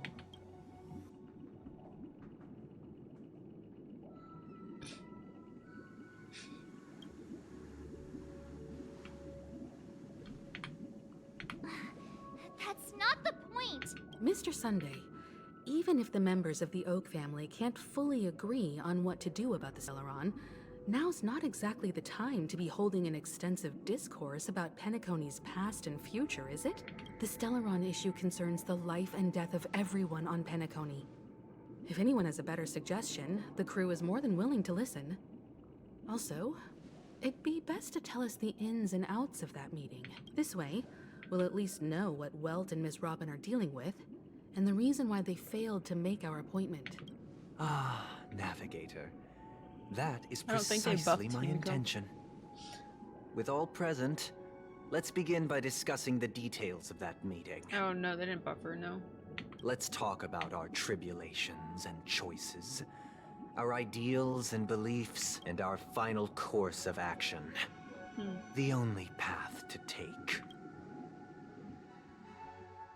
Who? A while ago. You mean to say that for the longest time, there have been scoundrels who would use the Charmony Festival that I have bequeathed to the masses as a tool to realize their ambition? Indeed, Dream Master. Once the Charmony Festival begins, the Stellaron's powers, along with the song, will be broadcast across the entire planet of Penacony. And then everyone in their dreams will be unable to awaken. This is indeed surprising to me. The dreamscape is maintained by the collective effort of the 5 families. If someone were to use the Charmony Festival to recklessly disseminate the power of the Stellaron, this individual must hold a position of great authority. Do you have any suspects? I'd like to ask, did you really not know of the Stellaron's existence? I would have never thought that this nameless would point the spear at me. Quite astonishing indeed. If I have offended, the Astral Express extends its sincere apologies. But the current circumstances are dire and leave no room for meticulous inquiry. We're doing this out of concern for the Dreamscape's safety. So, if you could, please alleviate our concerns. Dream Master, it's just to prove that the Charmony Festival has nothing to do with the Stellaron. If we're being overly cautious, I will return to the stage to offer tribute in song. Just per the arrangement. Can't sing though. Sunday, Robin. I've watched you two grow up and know your dispositions like the back of my hand. Both of you, right now, can surely be lauded as their most devout advocates. I already know your resolve. The magnitude of this matter is enormous and cannot be taken lightly. Since Mr. Yang has asked with such earnestness, I will personally respond in kind. If there is a need, the entire Oak family will be mobilized to heed your call. Someday, might I ask you to beseech them to cast their light unto me and question me in their stead, so that no lies may be concealed? I will do as you command. Robin, could I entrust you to be present as a witness, to document the truth, and to proclaim my innocence, so that all slander may be utterly dispelled. I will do as you command. May thy will be carried out on earth, just as it is in the heavens. Oh, triple-faced soul. Please sear his tongue and palms with a hot iron, so that he will not be able to fabricate lies and make false vows. Let us begin. There is nothing else to prepare. Understood. Question. Have you devoted your life to your god, never worshipping other gods? Naturally. Do you love your god as you do yourself, always heeding their admonishments? Naturally. Have you strayed from the path expected by your god, betraying their name? Never. Have you ever been inordinate with your asks of your god, coveting more than the foundation of the creation itself? Never. Then, a final question. Do you swear to fulfill all vows, past, present, and future? With the Eon as my witness, if I do not deliver on my words, or if I renege on my vows, may I be cursed in accordance with divine law. Searching you end on Honkai. They have seen your faith, and have endorsed your faith. With this, it can be evidenced... Just a moment. What is it, Mr. Yang? I have another question I hope to have answered. To my understanding, the family's harmony and prosperity have never relied on so-called divine laws. The god you both mentioned, are they truly Shipe? Mr. Yang should know that those belonging to the family toil together as if they were kin, embracing solidarity and unity under their light. All duplicity is laid bare before the harmony. Such a delicate and complex symphony. Which other god could perfectly harmonize this, if not for the great one, Shipe? Perfectly harmonize. Therein lies the problem. It isn't an outsider lurking in the shadows who changed the harmony, but a dissonance that has surreptitiously emerged from within this very symphony itself. In the distant past, there existed an Eon. With one flick of the wrist, they crafted the laws of the cosmos. Their followers formed the Beyond the Sky Choir, spreading solemn and reverent hymns throughout the universe. Later, they fell. The route traversed by this Eon clashed with the harmony, ultimately being absorbed and fused into it. The chorus that once reverberated across worlds fell silent, and when it echoed anew, it was transformed into the hymn of harmony. Though an Eon may perish, paths with no masters still linger. In the all-forgiving harmony, echoes of bygone dissonance may subtly arise. Mr. Yang, being overly astute can be a detriment. Especially when you find yourself alone and without allies. So this is how it is. For the sake of our grand cause, Sunday, please afford these two an opportunity to rest. So is Sunday in on this too then? What?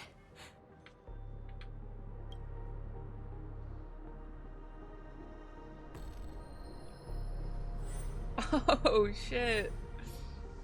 Sorry, Robin. It's just you. I did not wish for you to know this. It's a pity that things have turned out this way. So Sunday's the puppet master? So, this is the true reason I can't sing? The shadow that envelops Penacony is actually... We were never children of the harmony. Our ideal paradise. could not have been crafted by Shipe.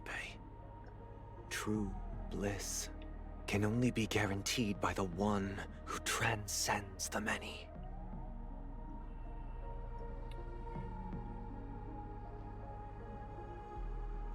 Within the foundation of law, humanity establishes civilization, and through harmony, we obtain So order. harmony doesn't exist here, it's just order? That's crazy! Not the bell toilet at the same time. Yeah, Sunday's definitely an order follower. So Shipe doesn't exist on Penacony then? And it's always been about order and nothing about harmony? Damn. Unbelievable. To think that there would be remnants of the Order on Penacony. What have you done with Mr. Yang and Miss Robin? Don't worry. I just gave them some time alone to ponder their fates. That's crazy. You should know that these actions make you an enemy of the Astral Express. Should we need to stand against the Nameless, it would only be myself and the Oak family involved. But we haven't reached that point yet, have we?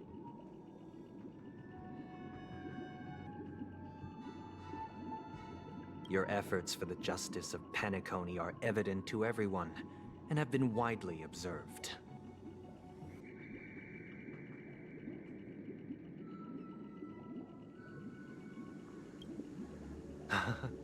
Patience is a virtue. However, I won't hold it against you. On the contrary, I'm here to make my intentions clear. If it is the Order that drove you to imprison Welt and Robin, and you're using them to coerce our compliance, then there'll be no point in entertaining any type of discussion. You're mistaken, Miss Himiko. They are in very safe hands, and just as the family has always proclaimed, no one can be harmed in the dreamscape, least of all in the beautiful new world belonging to the Order.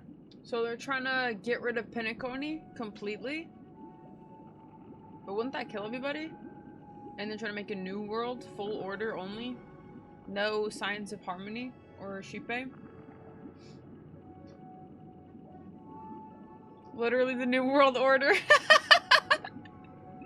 Penacony and the entire universe have witnessed far too much innocent bloodshed.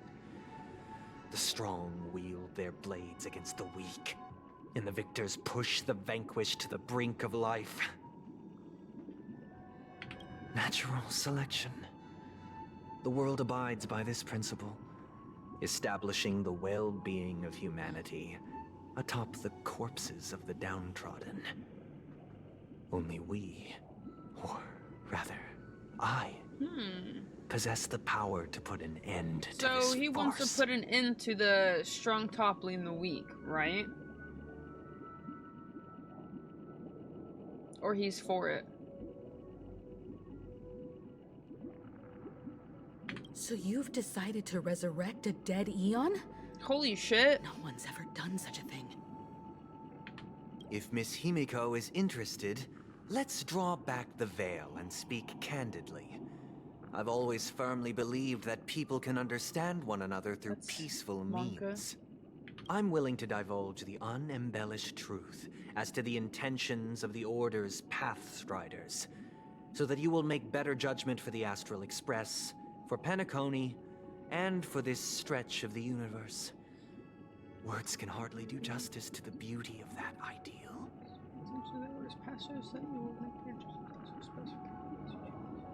So, come with me, everyone. Let us retrace our steps and see once again where this road leads. Huh? Where'd he go? Welcome. This isn't any location in Penacony's dreamscape. It's my inner world. Bro, he has his own domain the reason the scenery expansion? before you remains unchanged is because your consciousness has drawn on similar concepts to fill in the gaps.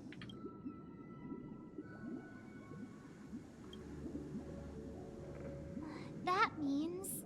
Did you do the same to Welt? It's a tuning process. Stronger in effect and more draining on the mind. The gray-haired guest has experienced it before. It literally has so a fucking he should domain understand what it expansion. entails. Oh my goodness, you're so welcome, Mo. Anything for you.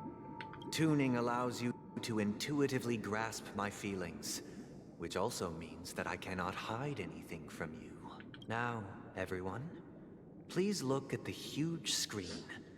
The road we once took begins here. From this point on, you will witness the numerous decisions I've faced. I've selected a portion of these to share with you. I believe after going through similar predicaments, you'll be able to better understand my thoughts. Let's begin. The first decision. A story about a baby bird. This story happened when Robin and I were very young. We were victims of the Stellaron disaster, and the family's Mr. Gopher Wood, who would later become the Dream Master of Penacony, saw that we siblings had no one to turn to and took us in. Later on, Robin and I lived a time with nary a care in the world. One day, after dinner, while my younger sister and I were lounging about in Mr. Gopher Wood's yard, we spotted a fledgling Charmony dove all on its own. That baby bird was tiny. It didn't even have all of its feathers, and it couldn't sing.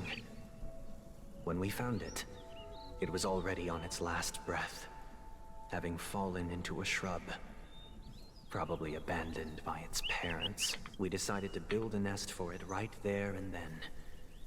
However, thinking back, that winter was unusually cold, with fierce winds at night in the yard, not to mention the many poisonous bugs and wild beasts in the vicinity. It was clear that if we left the fledgling in the yard, it stood no chance of surviving until spring. So, I suggested we take it inside, place it on the shelf by the window, and asked the adults to fashion a cage for it. We decided that when it regained its strength enough to spread its wings, we would release it back into the wild. The tragic part, something that we'd never considered, was that this bird's fate had already been determined long before this moment. Its destiny was determined by our momentary whim. Now, I pass the power of choice to you all. Faced with this situation, what choice would you make? Stick to the original plan, and build a nest with soft net where the Charmony dove fell. Or build a cage for it, and feed it, giving it the utmost care from within the warmth of a home. I eagerly await your answer. See, I really do understand both sides, and I don't blame him for wanting to put it in the cage. Because both are valid options. At the end of the day, though, it's gonna die regardless, you know? So you can either leave it outside and let it die of natural causes then and there, or you can try and help it and help nurture it, which I feel like is what he wanted to do. And then so when he lets it go per Robin's wishes, it still ends up dying. So it's like, I get both. Order of Harmony, Kate. Right, so I would build the cage and try to nurse it back to health if I have the opportunity to. Because... But I don't see it as I mean, like, I do see it as control. But because Sunday and I have similar thought processes, I don't personally see it as, like, order or controlling it. Because I see it as me trying to help it. The cage isn't freedom, no, but I'm still trying to help it at the end of the day. And that's what he's trying to do, is, like, I know how it goes. Because I'm the same way. But I know if I build a nest just around it, it's gonna die a lot quicker, maybe even a worse death. Because you're leaving it out there to fend for itself. It has nothing. It's hurt, probably. But if you put it in the cage, you can help it. I hate this because I'm on this wavelength like way too much and I don't like it. I would not adopt a child. See, I would do this because I personally think this is the best idea. I think this is the best option. For me and who I am as a person, I think this is the best option. Because I feel like you could nurse it back to health and help it. That's inevitable for all of us. Like, that's fine. But I don't feel like leaving it outside while it's potentially wounded is a good idea. And that's just how it is. I'm happy to see that you made a choice. That's my similar choice to because I ours. feel like that's the better one. If your mind is made up, let me reveal the outcome of this choice. But everything dies in the end, so it doesn't technically matter. We passionately nursed it back to health. Preparing See? only the best And I food feel like for that's it better, every day. but the bird's not We supposed even to fly or preened its something feathers. anyways. Later, on the day They that even Robin preen the left feathers is Penacony, crazy. we opened the cage door and let it fly back into the sky. Although I personally would try and let it fly around the house. That's just me. I don't know if it can fly around in the cage. I mean, I guess it could. I'd probably let the fucker fly around in the house and then let it out. I feel like you'd have to implement some sort of flying with it instead of just like tossing it out, you know? How do I sleep at night? I sleep just fine. I watched it for a long while by the window. Probably about 3 or so days. In those 3 long days, the little Charmony dove tried again and again to spread its wings to fly into the sky, but fell to the ground. I hope there's an Only to keep poll. trying. I can fix him. Red flag, LOL. But see, I get Sunday's process because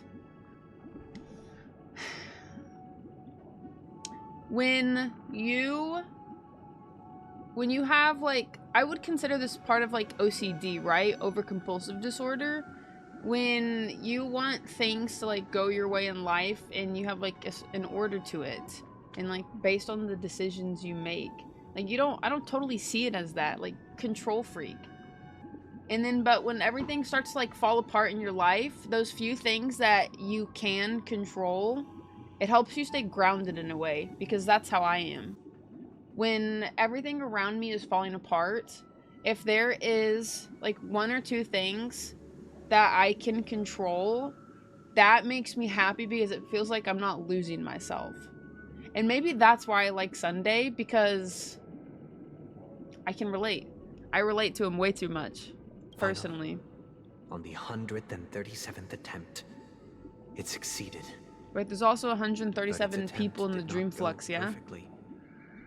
After flying unsteadily for a while, it fell to the ground. Unable to grasp the direction of the air currents, the fall shattered its wings. It writhed helplessly in my embrace.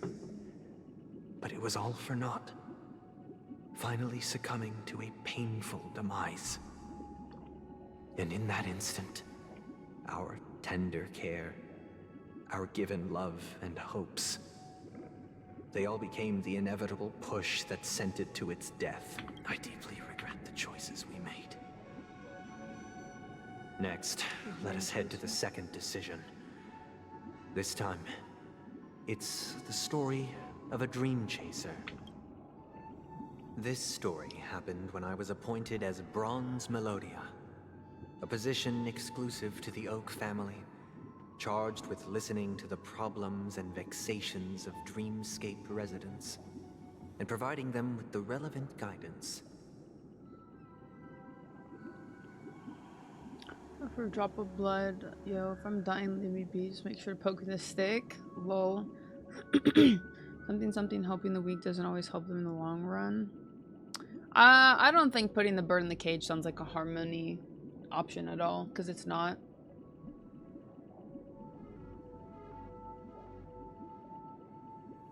The bird too much, should have cooked it and gains power. Domesticate the bird, smart, control things. I really don't think I control things too much. Nothing you guys see, I don't think. The harmony choice would be letting it stay free completely and just good luck. It was during that period that I had the opportunity to hear voices from all corners of the dreamscape. Joy, sorrow, arrogance, regret. The complex tapestry of human nature that formed the world. And I was fortunate to catch a glimpse of it.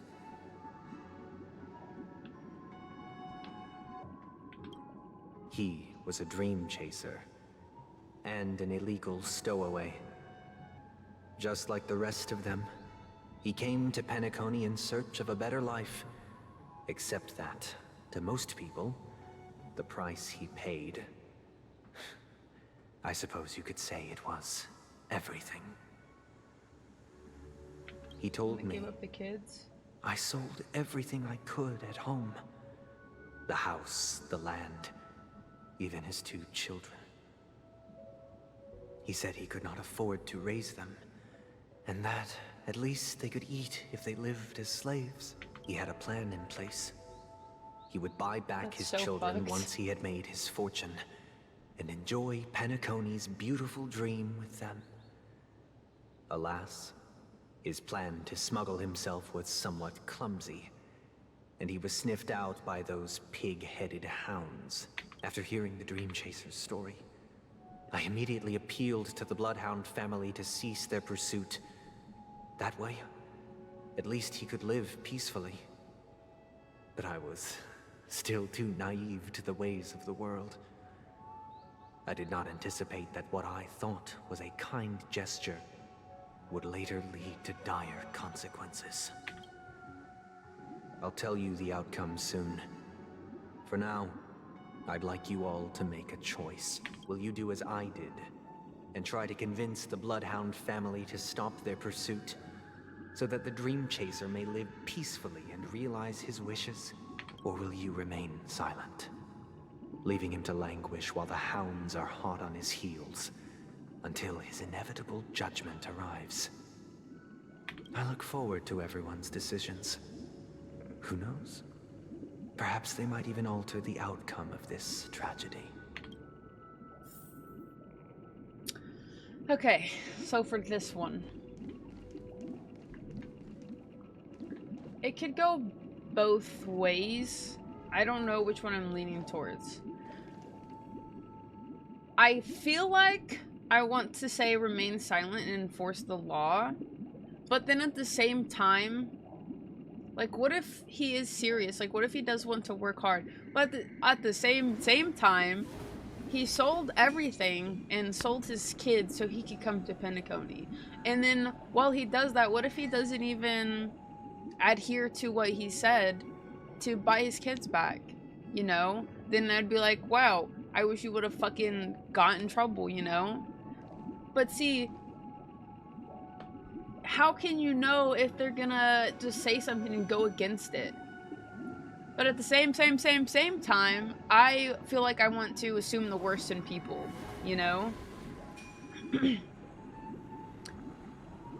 I feel like you help him and then he will forget his kids and get something worse. It's like a politician to me. The cage.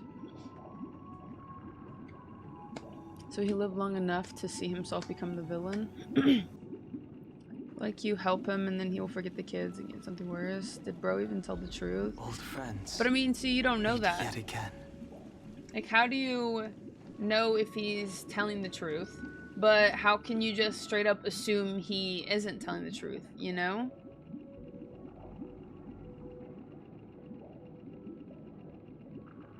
But then again,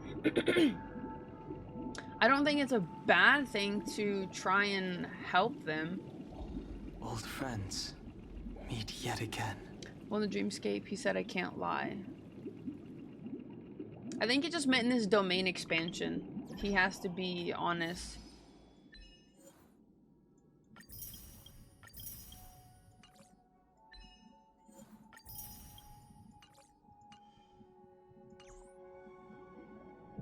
It's always more complex than simply yes or no. Oh, 100%. Even when mistakes happen in life, you still learn and take something away from them, you know? I feel like I do want to lead towards the cease pursuit one.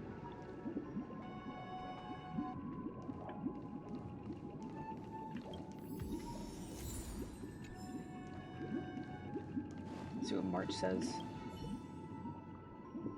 It seems these illegal stowaways are really quite common on Penacony. But that guy in the story, I don't think he deserves any sympathy at all. He sold his kids to chase a dream. Even if he intended to go back for them, it's still insanely irresponsible. With that thought, there's only one choice. Let the... That's what she says. She's a stowaway. This question, I'd probably choose to ask the Bloodhounds to cease their pursuit. A dream chaser story. If I acted out of kindness, but what cruel repercussion would this choice result in? I think... Yeah, felt that. He didn't sell his kids, he abandoned them, claiming he was gonna help later.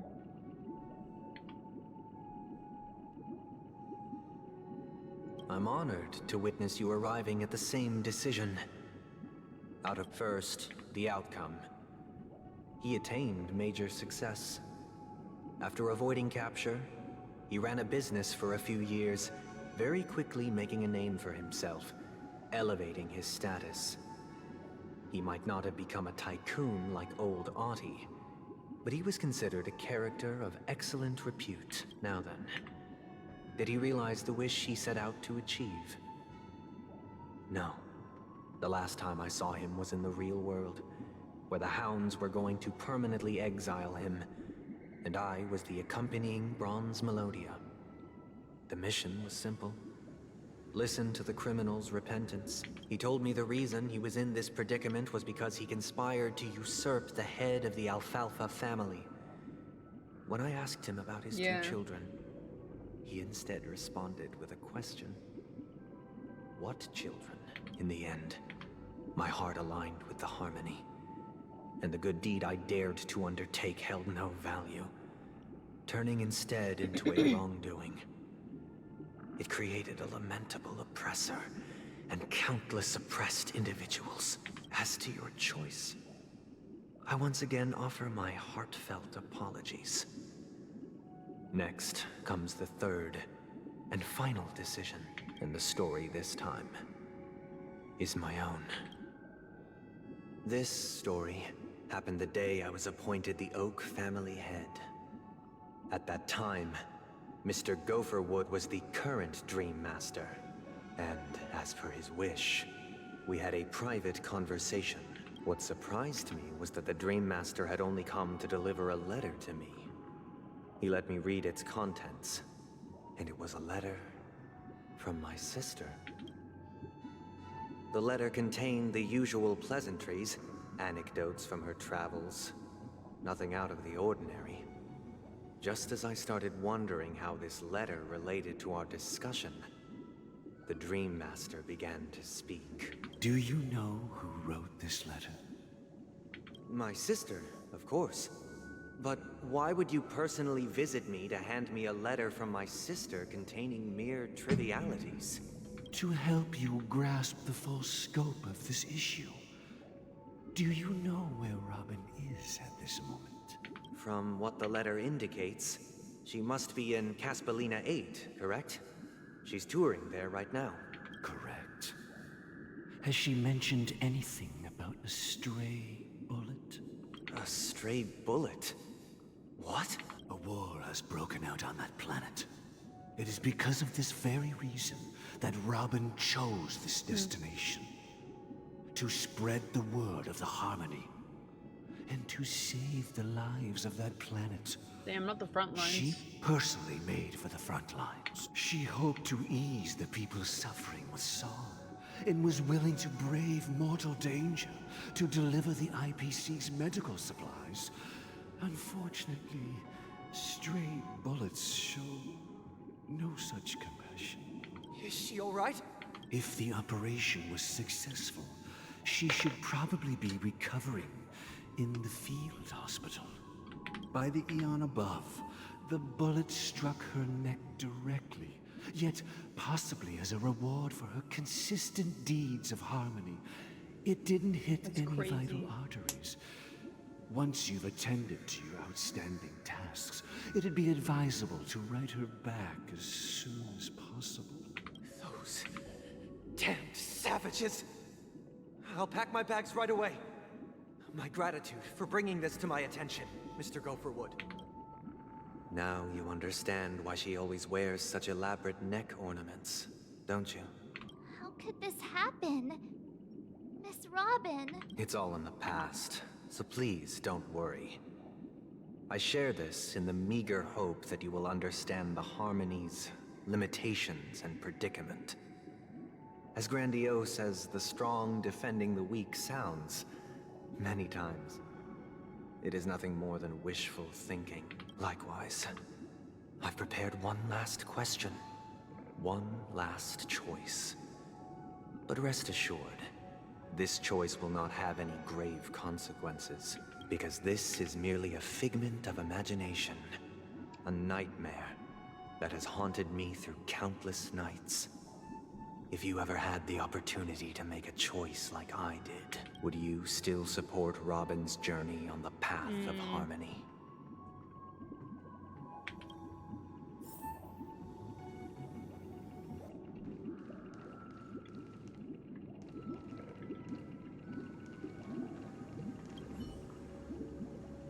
Miss Robin's courage is admirable. And here I was thinking she was just another superstar celebrity. But the fact that she's also Mr. Sunday's younger sister? No, I doubt he'd wish harm on his own flesh and blood. No.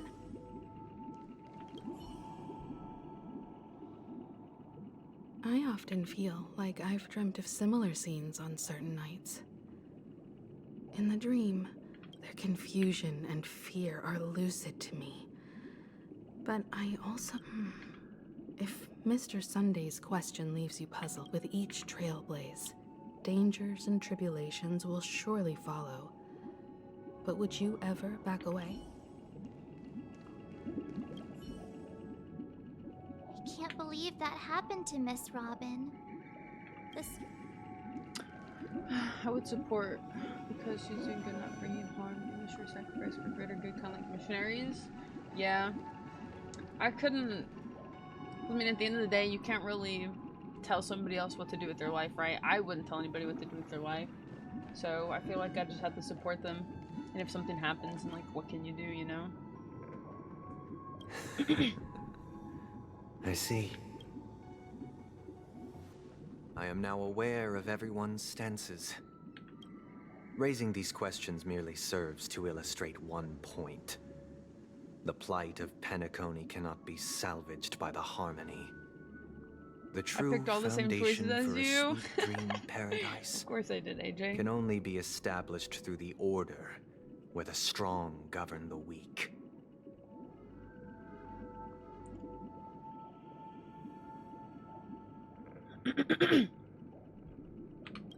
I know the suffering of being tormented, the turmoil of losing your way, how sorrow and even despair set in when matters don't work out.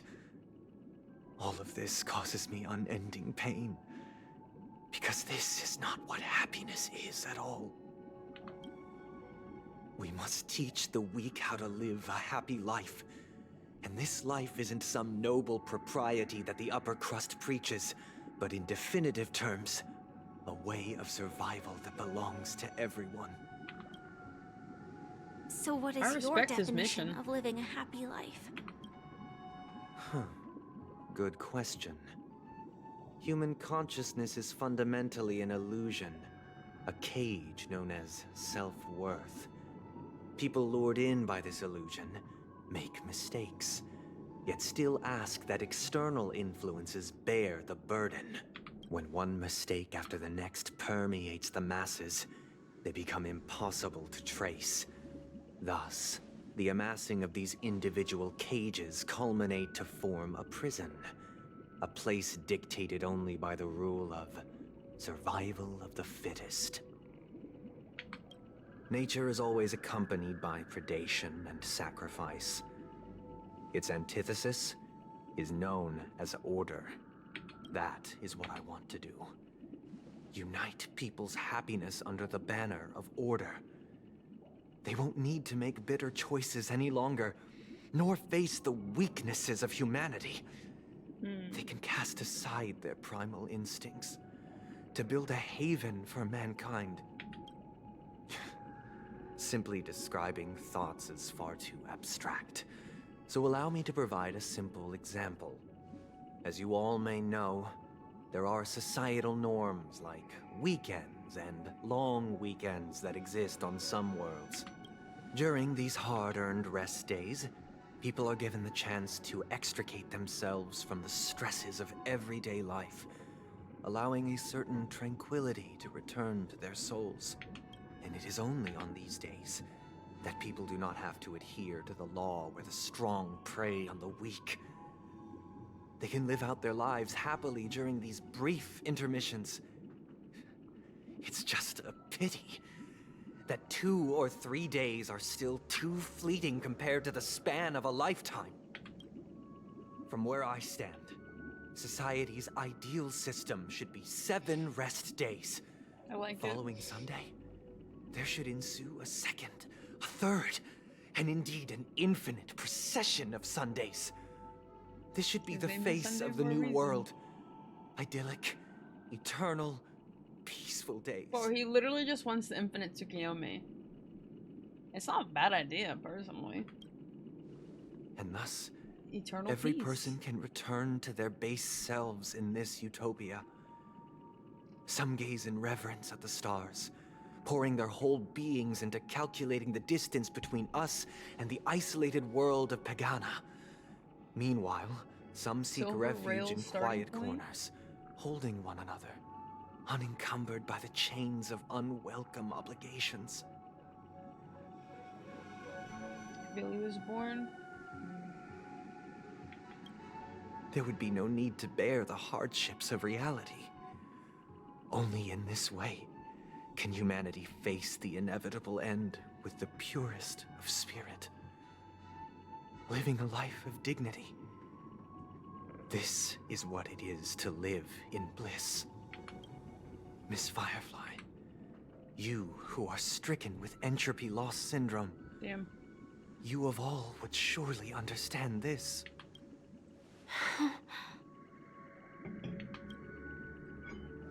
It sounds like a flawless theory.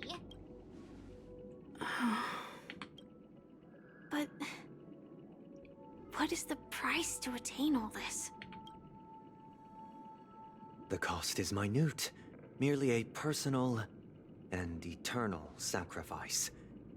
If this paradise is to be maintained for everyone, someone must remain trapped in solitary awakening until the end of the cosmos. Awakening. Which means that this so-called paradise is still a dream. Stepping into this paradise means forsaking reality, correct?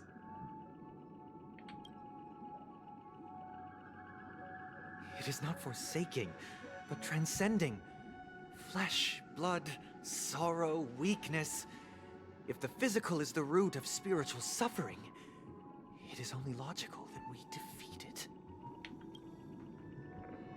But in this supposed bliss, people won't have defeated their demons.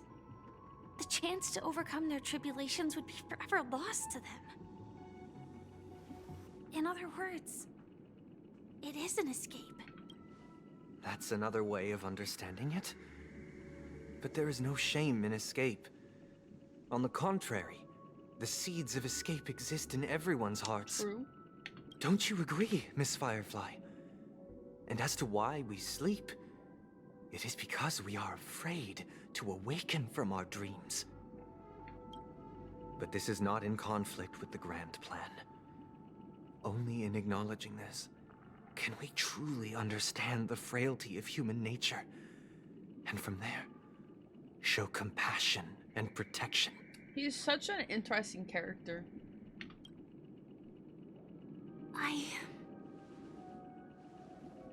I admit that you are a born leader. Your perspective on humanity brims with pessimism.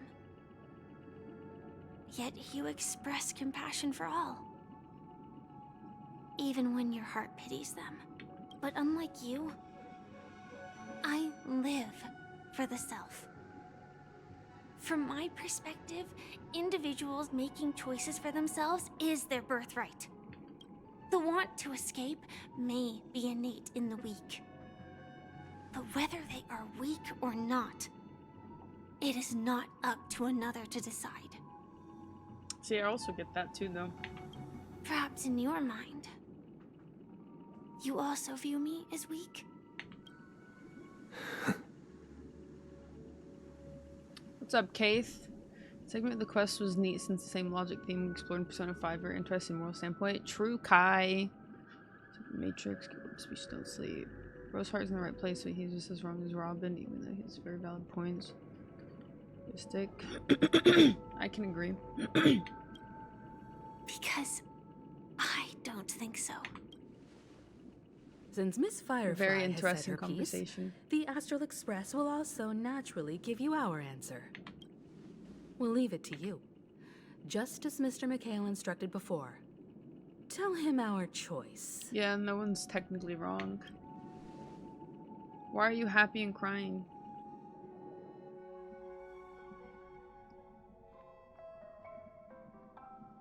What is this place? Does this place ring any bells, Misha? I don't know. But I feel a sense of deja vu. I What is this agreed place? with putting the bird in the cage. I agreed with cutting off the pursuit, and then I said let Robin do what she wants because it's her life. It's the realm within a dream bubble. This was left to the Astral Express by a nameless. But weirdly, when we entered it, it was completely empty. Dr. Edward from the Dreamscape sales store told me that dreams are formed from memories, and a dream bubble can't take shape if its core is empty. So I thought you might be able to help us in unraveling this mystery, Misha. As a hotel doorman, you know Penacony best among us. I'm counting on you. Himeko, I still don't get it. Why were you so sure that Misha had a connection with this dream bubble? I wasn't sure. It was just a hunch. But since Misha feels familiar with this place, my hunch might be correct. Exactly. This is where you and Firefly encountered death, which we now know as dormancy. Considering its connection to Dreamflux Reef, it's not surprising it appeared here. The question now is, who brought you here? Based on the clues we have so far, it's unlikely to be that masked fool. So identifying them is crucial to us. We're drawing closer to the truth once more. Let's give Misha some time. All right, but there are doors all over the I guess... Maybe this way? Do you agree with all Sunday's choices? I got my character, but I don't have any Jades left. What character did you get? I had the rebuild the nest for the bird. Let the pursuit continue. Also let Rim decide her journey. Yeah. I'm not entirely sure, but... Rose said let nature run its course. Literally. Wait, you managed to choose... Weird. This place is quite different from the hotel. But I feel like I've been here before, and even lived here for a while. If I remember correctly, there should be a fireplace down that hallway, and the room on the other side was... Interesting. The toy room. Hold on. This doesn't make sense. You might be, Didn't I grow up in Dreamflux Reef? This could be a case of amnesia. Don't worry, Misha. It's common for everyone to forget certain aspects of the past since this place seems familiar to you. Yeah, then... Just going for waifu who I need 14. Robin, I'm not really willing to pass this. Rerun again. Let's go. Side, I'm just going with waifu. If you look at perspective wise, keep the bird in the cage could also result in someone keeping it as a food source instead of being taken care of. How does keeping the bird in a cage result in in it being a food source? Old friends. I don't know if you'd keep the meet bird yet to again. eat it. Not a Charmony dove. Do people even eat doves? I guess technically could.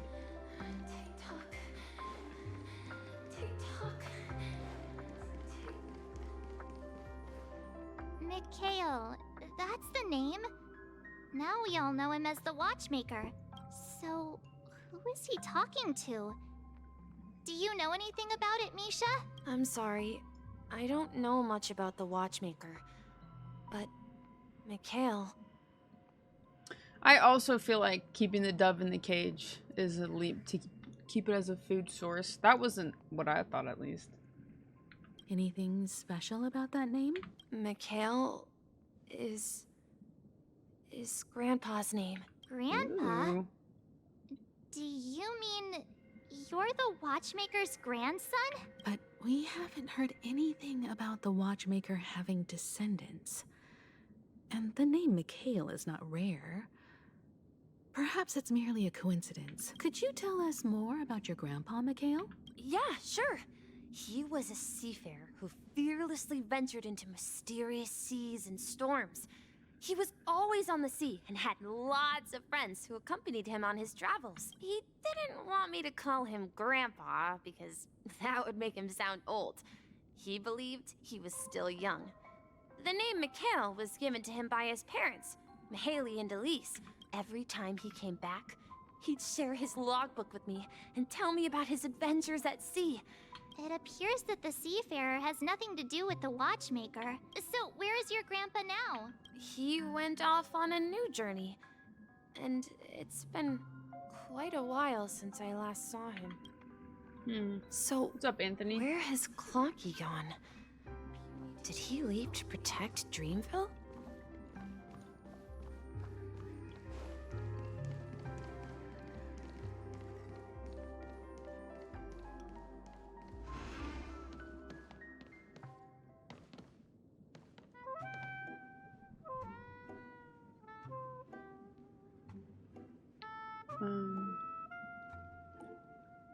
Not really just different perspective outcome hunters. Someone searching for food came along. Old friends. Meet yet again. Scenario they wanted us to cater simply for the bird without come help it growing. I mean, like, I guess I can see it, but I wouldn't consider that for the for a dove. I mean, I guess that's what we do to like pigs and cattle and stuff. That's you and Origami. Yeah. It's a member of the Compass crew, just like Clocky and Miss Mirror. And there's more than just one origami bird. They follow Miss Mirror's orders and handle all sorts of jobs on the ship. They're the best sailors. Sailors? Could you tell us more about the Compass, Misha? The Compass is a ship bound for the New World. The New World Clocky Order. and his partners travel through layers of fog to the depths of the sea. Whenever there is danger, Clocky will use a compass and guide the ship in the right direction. It was a great game. That's a great story. But in the Penacony cartoon, Clocky and his partners have always lived in Dreamville and never ventured out, right? Huh? Oh, that does seem to be the case. Weird. I clearly remember Clocky arrived in the New World in the end. Perhaps Clocky has a hidden past. Interesting. I think I hear the sound of water. You once mentioned there's a magnificent fountain up ahead. Interesting. Look, there Wait it is. to weep. Oh god, that's the title. The water resembles a precious jewel, embedded in the dreams of all seafarers. Every time I gaze at the shimmering lights beneath the waves, it feels as though I'm back in this place, standing by your side. Have you recalled anything, Misha? Yeah, I saw these sentences in Grandpa's logbook. He used to say that despite the perils of the sea, whenever he stood on the deck in the afternoon, overlooking the sparkling waves, he would think of this fountain in front of his house. He often said that those moments felt like returning to his family's side. And the difficulties at sea didn't seem quite as challenging. You know, I quite understand such sentiments.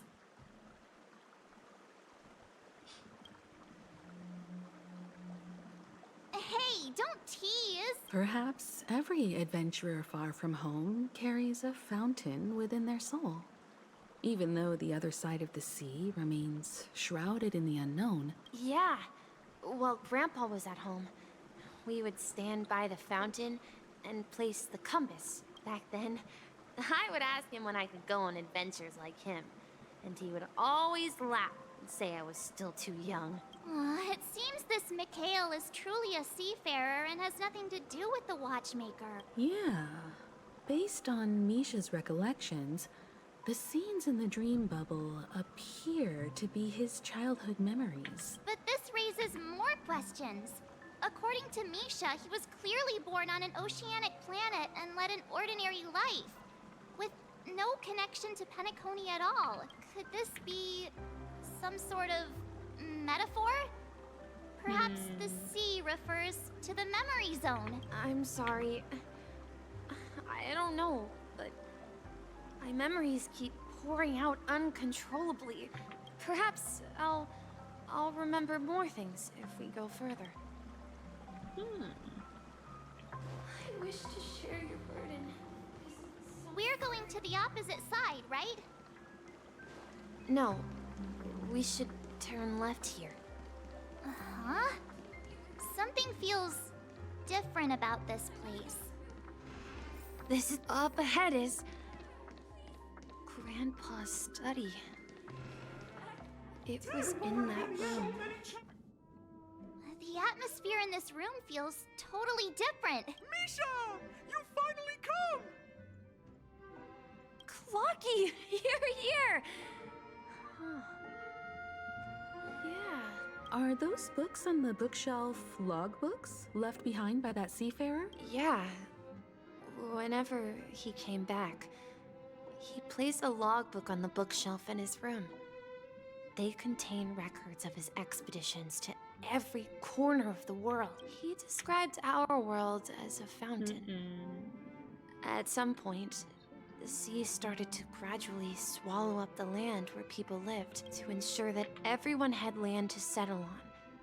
He had to continue exploring the sea in search the for the Fontaine source disaster. of the rising seawater. On that day, he called me to his study, telling me that he was embarking on another journey.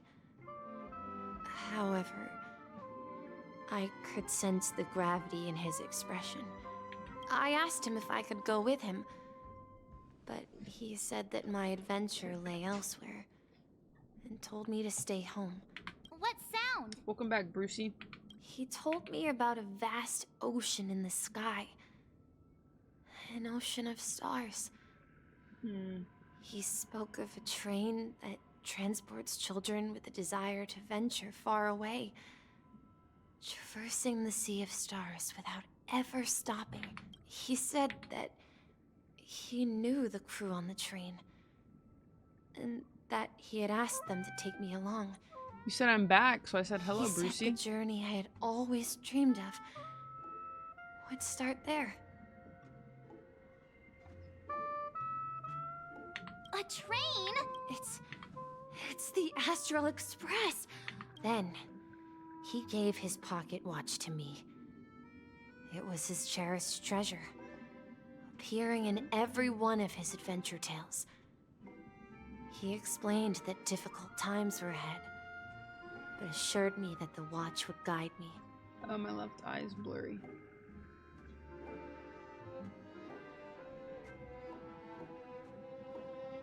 He said, as long as I kept moving forward, I'd eventually reach my desired destination.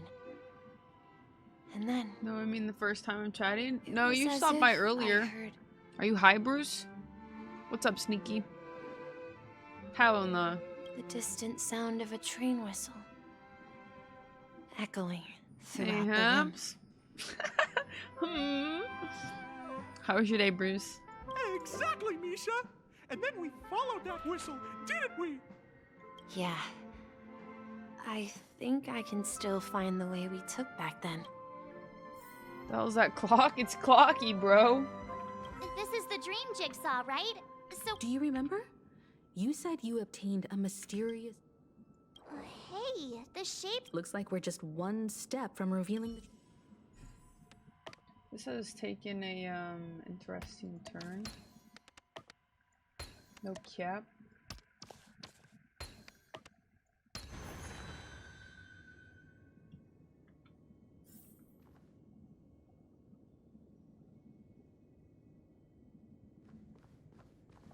He can stop us as continue sailing.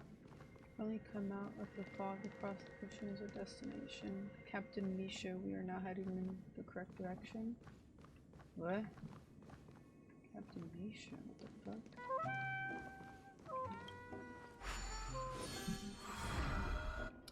My day was mad too. This is my room of clocks. Why the fuck do you have a room of clocks, man? While I spent my time waiting for Grandpa to return from his voyage, Walter gave me this workshop, and it became my secret base. Here, I learned how to repair clockworking gears out of my fondness of precision mechanics.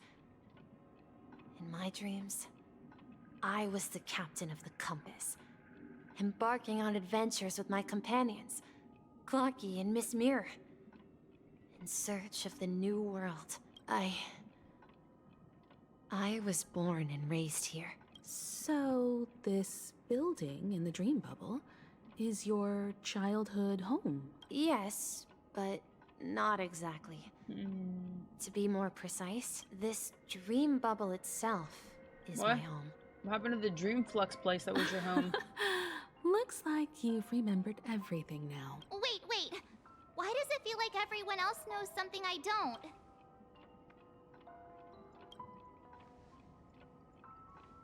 March, do you remember when he mentioned a clocky that only he could see? Yeah, the little guy here, right? But we all saw him in Dreamflux Reef, right? And Mr. Yang even greeted him. Looks like everyone on the Astral Express has a childlike spirit. The answer lies in the Astral Express. His experience shows that neither Firefly nor Acheron can see this clocky. And when we were in Dreamflux Reef, you may have noticed that for some reason, nobody outside of the crew had ever talked with Clocky.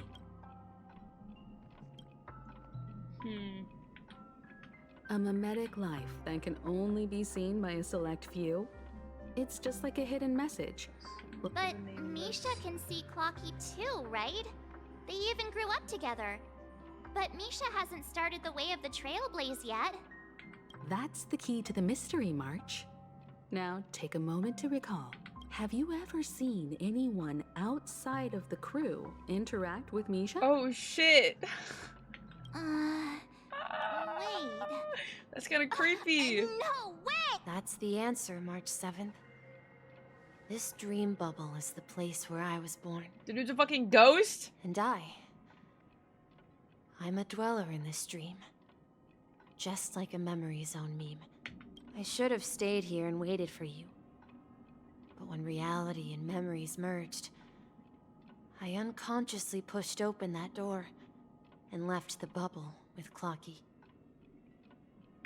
So it's not that the Watchmaker's dream bubble is empty, but rather the stuff inside ran away? And the whistle you heard was the sound of the Express arriving at Penacony? That's weird. That's one way to see it, but I believe there's a longer story behind all this. It's best for Misha himself to explain all the details. How about we start with your name? Now, should we call you Misha, or... Thank you all for helping me rediscover my true self. What the fuck? Now, please allow me to reintroduce myself. I was born on Lushaka, in the Presmere system. Adopted by seafarers Mikhail and Char. They gave me a treasure. A name that carried their hopes. Mikhail Char Legwork. Or simply, Misha. If you prefer, you can call me by a more familiar name. The Watchmaker. And so everyone's here for the Watchmaker legacy, yeah? So, you're the Watchmaker himself? Unfortunately, that legendary figure is no more. I am only a reflection of his life. As for the child who has been with you, he's the innocent protagonist of Misha's childhood dream.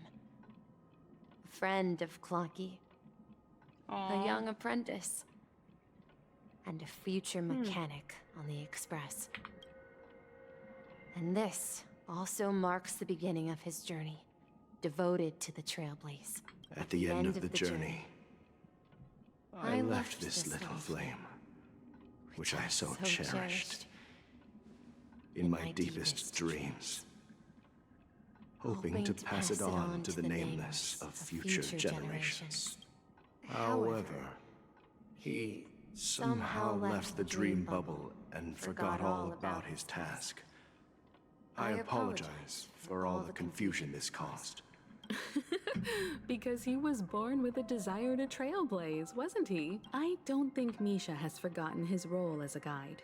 He remembered it, and that's why he mistakenly appeared as a hotel doorman in his dream from the very beginning. The one who brought our unconscious friend here must have been Misha. If that's the case, we encountered the Watchmaker's legacy from the beginning, didn't we? Well, I have a sarcastic friend who says I always take big detours and end up back where I started. Perhaps that's what every nameless has to go through. But in the end, you found me.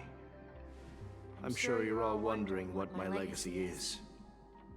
I believe my hound has mentioned the Stellaron and my wealth. If I may apologize, the Stellaron part is real. As for my wealth, however, it's nothing more than a baseless rumor. I left my homeland as a child and embarked on the journey of Trailblaze. I traveled to various planets until finally reaching Asdana, where my friends and I built the original Penacony and fought for its future ever since. Seen Energy 2? I don't know, I don't have a pick.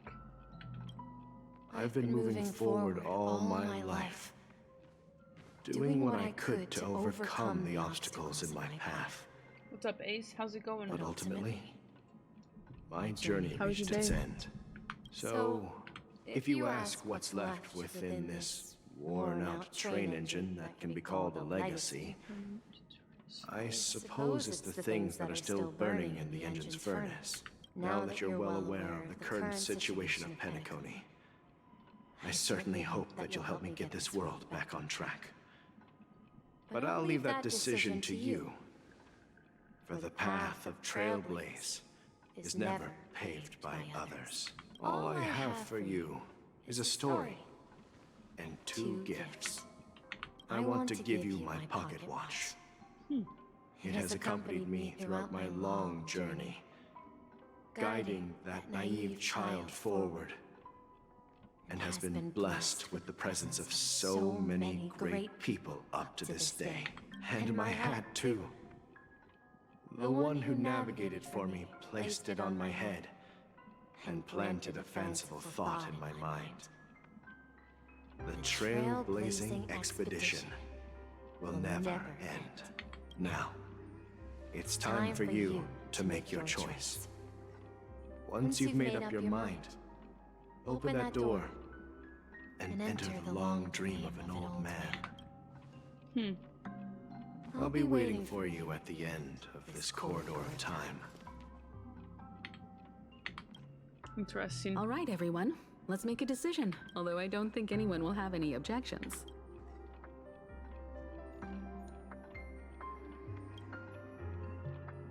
Of course. We've come this far.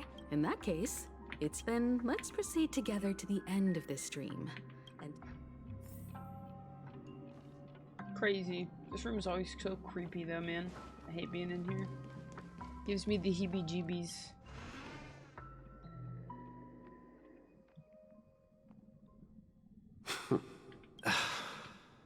Mikhail, where are you going? Someone has to step up and save Lushaka. So why can't it be me, Misha? Please don't go. And if you must, please take me with you.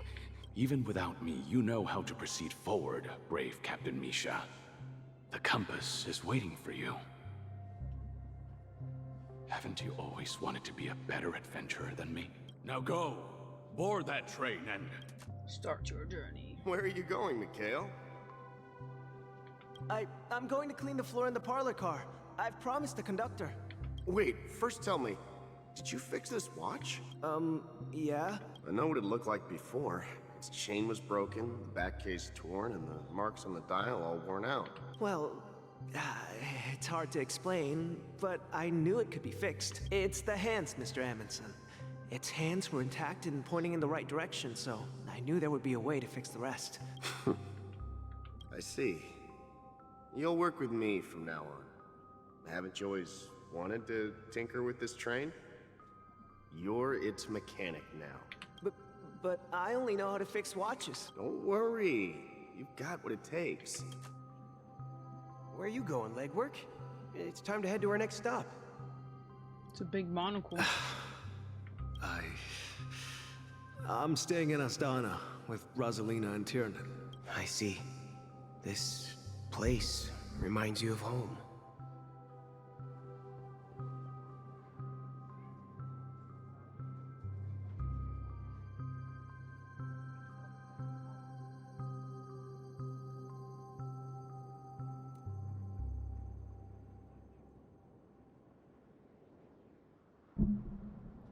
My sister came in and brought me a double chocolate peanut butter cupcake. She's like, this is a perfect Caitlin treat. So, W. Mo wants a fit check. Half of one. Hey, I'm sure it'll be too sweet anyways. I look like a bum today, Mo. It's mostly the shirt that's the best part.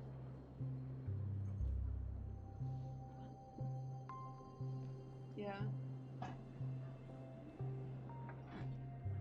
Fit check. Fatty, no, that's you. Yeah, we gotta be comfy. Comfy, cozy. The people of Astana have only achieved a tiny victory, and still have a long way to go towards true freedom.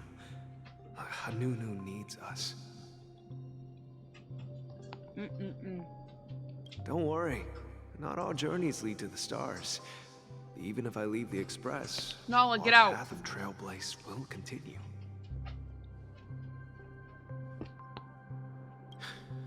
Yeah. I knew you wouldn't stay on the Express forever. Leave in peace, my friend.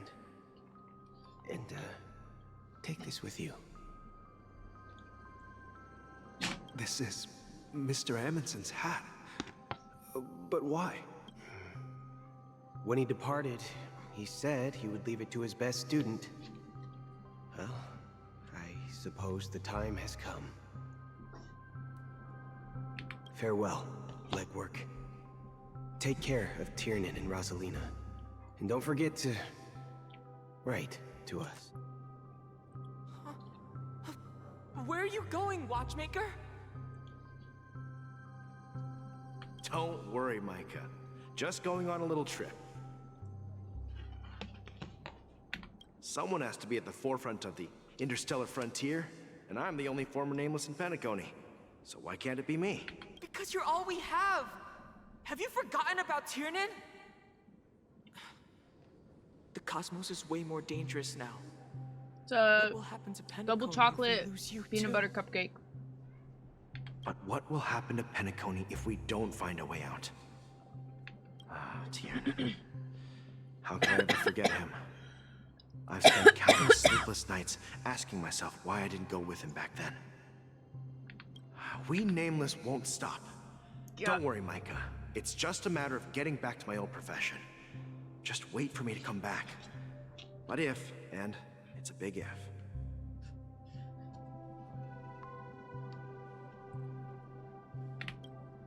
I don't come back in one piece, then you'll become the next watchmaker.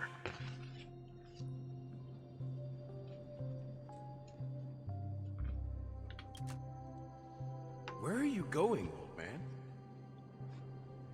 Oh, you're here. Answer my question. What are you up to? Relax, Relax, Gallagher. Gallagher? Yeah. I just came up with a great idea. Wanna hear it? Oh, come on. Aren't all your ideas just ways to get yourself killed? I may be blunt here, but you're the last remaining hero in Penacony. If you die too, the secret of the Stellaron will go to the grave with you.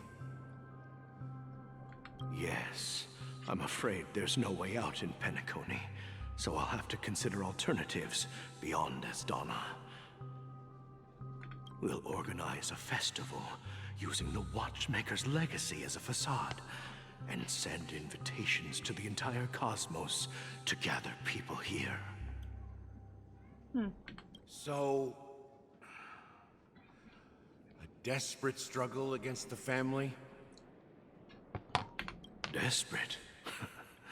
Don't we have you here, my friend? This task is challenging, but what hasn't been challenging for us along the way? Well, whatever you do, remember, make sure to send an invitation to the Astral Express. Misha! Where are you going? Oh, it's you, Clocky. Take me to Dreamflux Reef. Last night, The story was I had a long dream about the day we met. I want to write down that dream. Write it down? Why? Oh, so I won't forget it. Do you remember how you got your name, Clocky? Of course! You told me that when you were a kid, you lived in a room full of clocks. Those wall clocks and pocket watches grew up with you and were your best friends. Yes, but what I didn't mention was there's a funny misunderstanding. I was a kid, and there was always a special pocket watch in my memories. It was with my grandpa, guiding him on his sea voyages and leading the way in his every adventure story. I wanted to have a pocket watch like that too. Yeah. Every night, we boarded the compass and set sail together. But you know what? It wasn't until the day my grandpa gave it to me that I realized it wasn't a pocket watch at all. It was a compass. Your Musca tool, it's crazy. So, your name should have been Compassy, and the Thank God it's not watchmaker compassy. is just a nameless.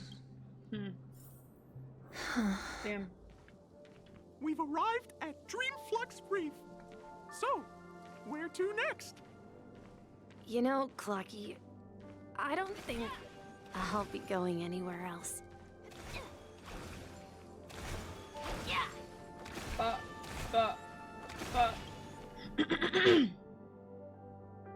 I've traveled far enough, and it's time for a little break. Oh. So, we'll set out again. When you're rested? No, I'll stay here. And then... His watch is this ending. is where it ends. This is... where it ends? You told me that the trailblazing expedition would never end. Yeah, that's what I said. So now, it's up to you to decide your next destination. My next destination? What's that supposed to be, Misha? You're acting weird today. if you're feeling down, we can just do what we usually do. No, I'm not feeling down. As for clockwork, yeah, it resolves all problems in this dream. Damn.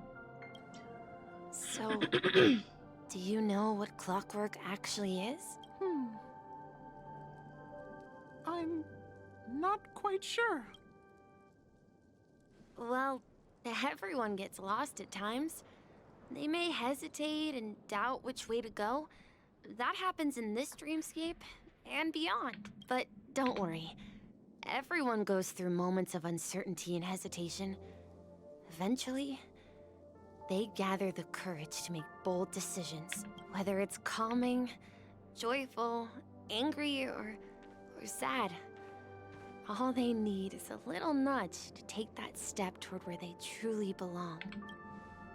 I'm leaving that little nudge with you, and I hope you'll share it with others. Such is the essence of clockwork, the will of the Trailblaze. Dang.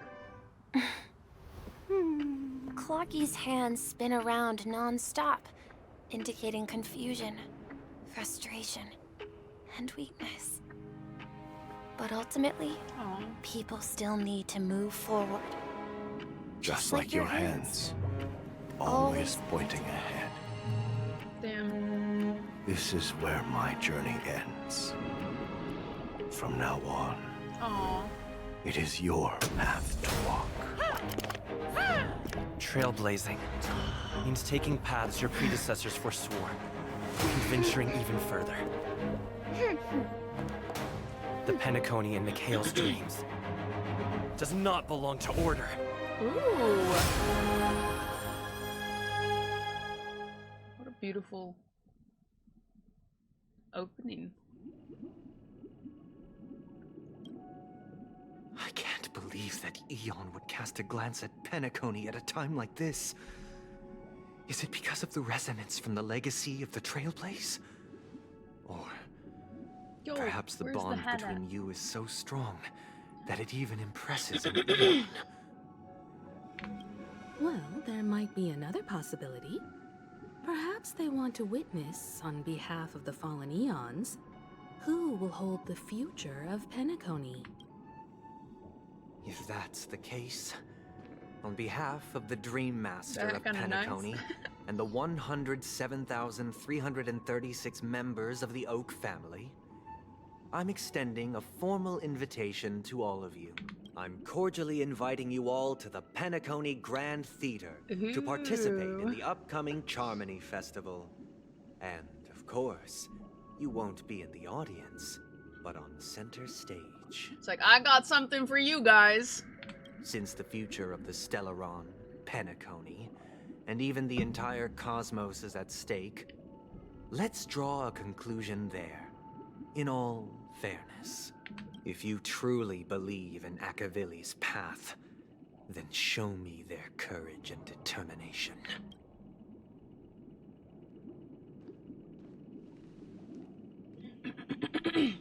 Damn. Now I'm just walking out of his own domain expansion. Let's go. Misha questline. Apparently this is the same name of Kafka's banner, so I don't know what that's about.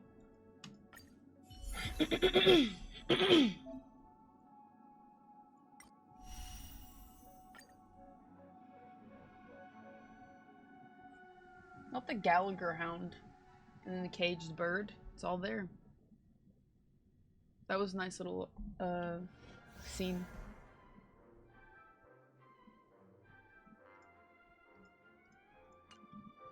Please stay tuned. Please stay tuned. Please stay tuned. It do be kind of cool, no cap. Please stay tuned. Please stay tuned. We need a strategy. Bitch.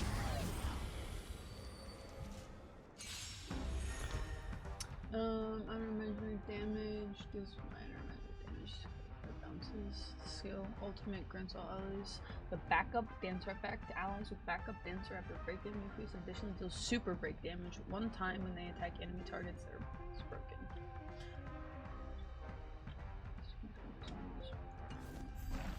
Time to test our rapport. I'm a 10-gallon cowboy hat kind of hat. Aerial dance. Dreams do come true. Ready for another? Do you admit this crime? Step up, let's see ya.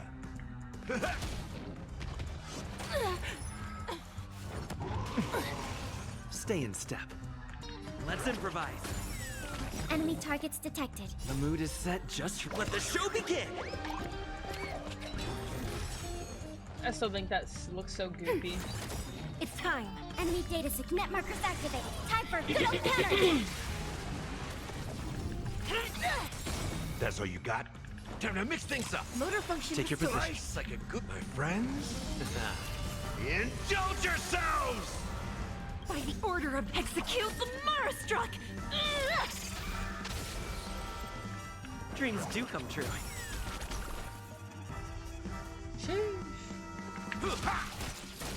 Commencing support. What the fuck? 53k is crazy. Ready for another?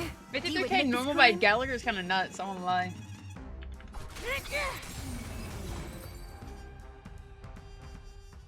Super break go burr. Yeah, it's pretty gnarly. Pretty gnarly. Now what kind of light cone do I put on this fucker? I don't really have anything for him.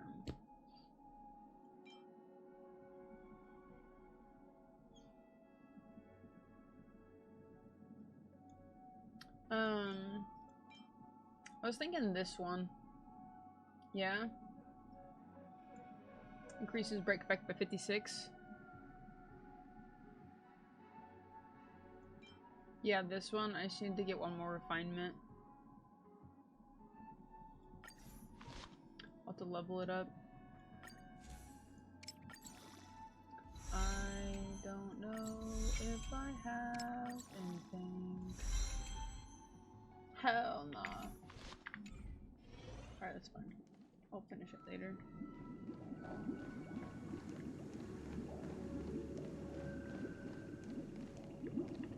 Fresh. Does that mean he wants to fight us during the Charmony Festival? I'm afraid so. This is weird. Aren't Arc villains usually plotting some dirty conspiracy in the end? But he actually said Very something respectable. like, in all fairness. Could it be that he's underestimating us? Well, in my opinion, Sunday is deeply committed to his own philosophy and genuinely wants to prove that the Order is right. I sensed a strong conviction and a desire for dominance in him. Maybe he won't accept the outcome unless he wins fair and square. That's why he'll give it his all in the upcoming battle. Such a gentleman. If evil, why so nice? So true.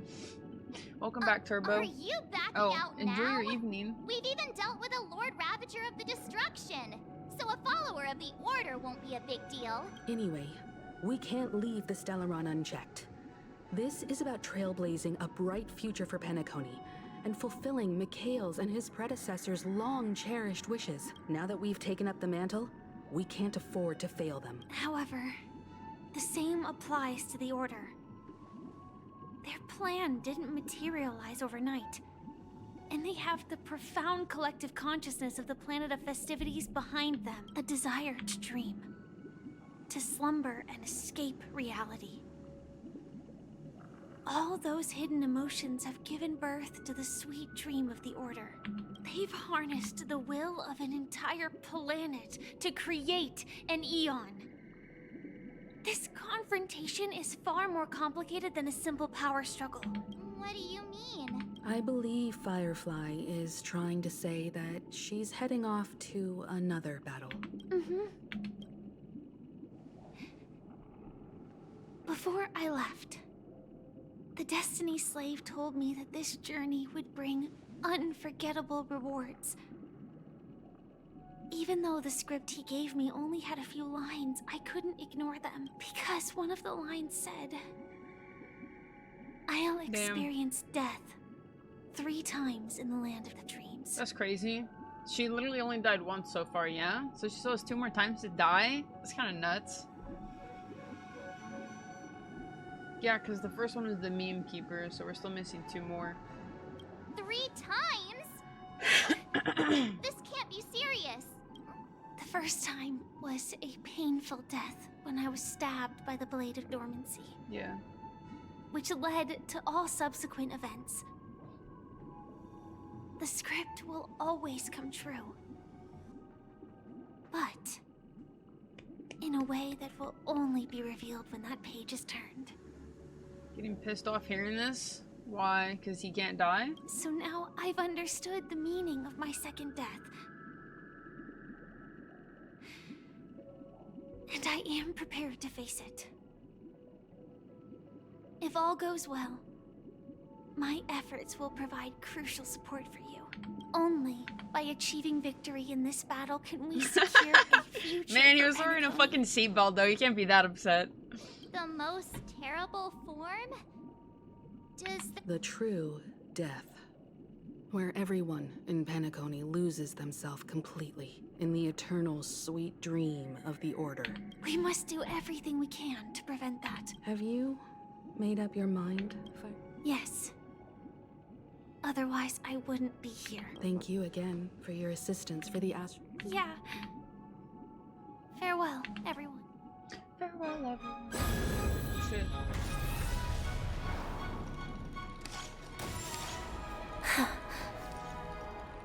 I dreamed of a scorched earth. Everyone, are you ready? A new shoot sprouted from the earth. It bloomed in the morning sun and whispered to me. Like fireflies to a flame, life begets death. May we meet again in reality.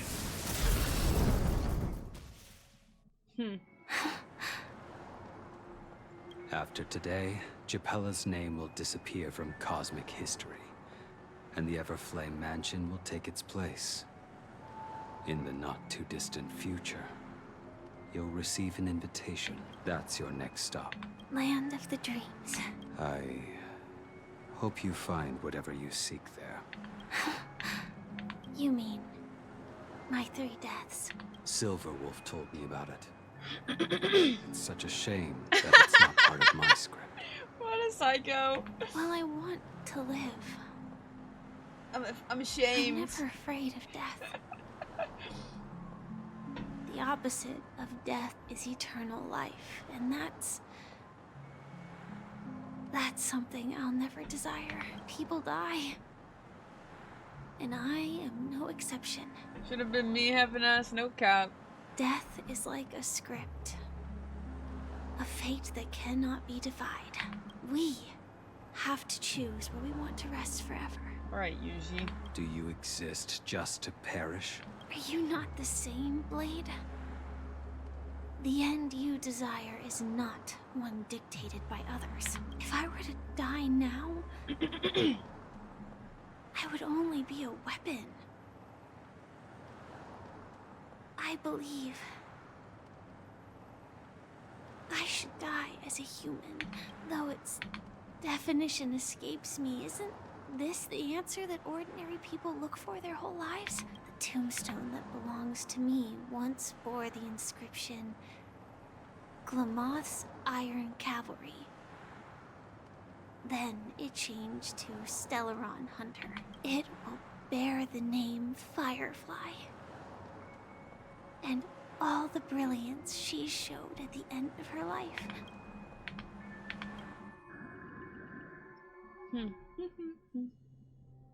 That's quite unexpected, old man.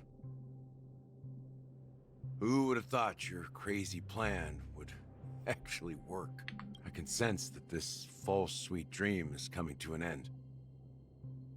The Nameless may be young, but they had the ability to achieve this goal. It's a shame you won't be able to see it firsthand. Maybe I won't either. Once something fictional is seen through, it ceases to exist. Yeah, not just those Nameless, Even Mr. Wings is just like you. Stubborn, won't listen or give up, no matter what. Well, fate is unpredictable, I guess. If we weren't bound by those cursed paths, maybe we could have had some good talks. But in the end, we managed to do it. Now we can find solace. Remember how those idiots cursed us? They said, "Go to hell, you worthless traitors." Well, I don't know if they really meant it, but if longing for freedom means going to hell, then I'll be joining you soon, you fool.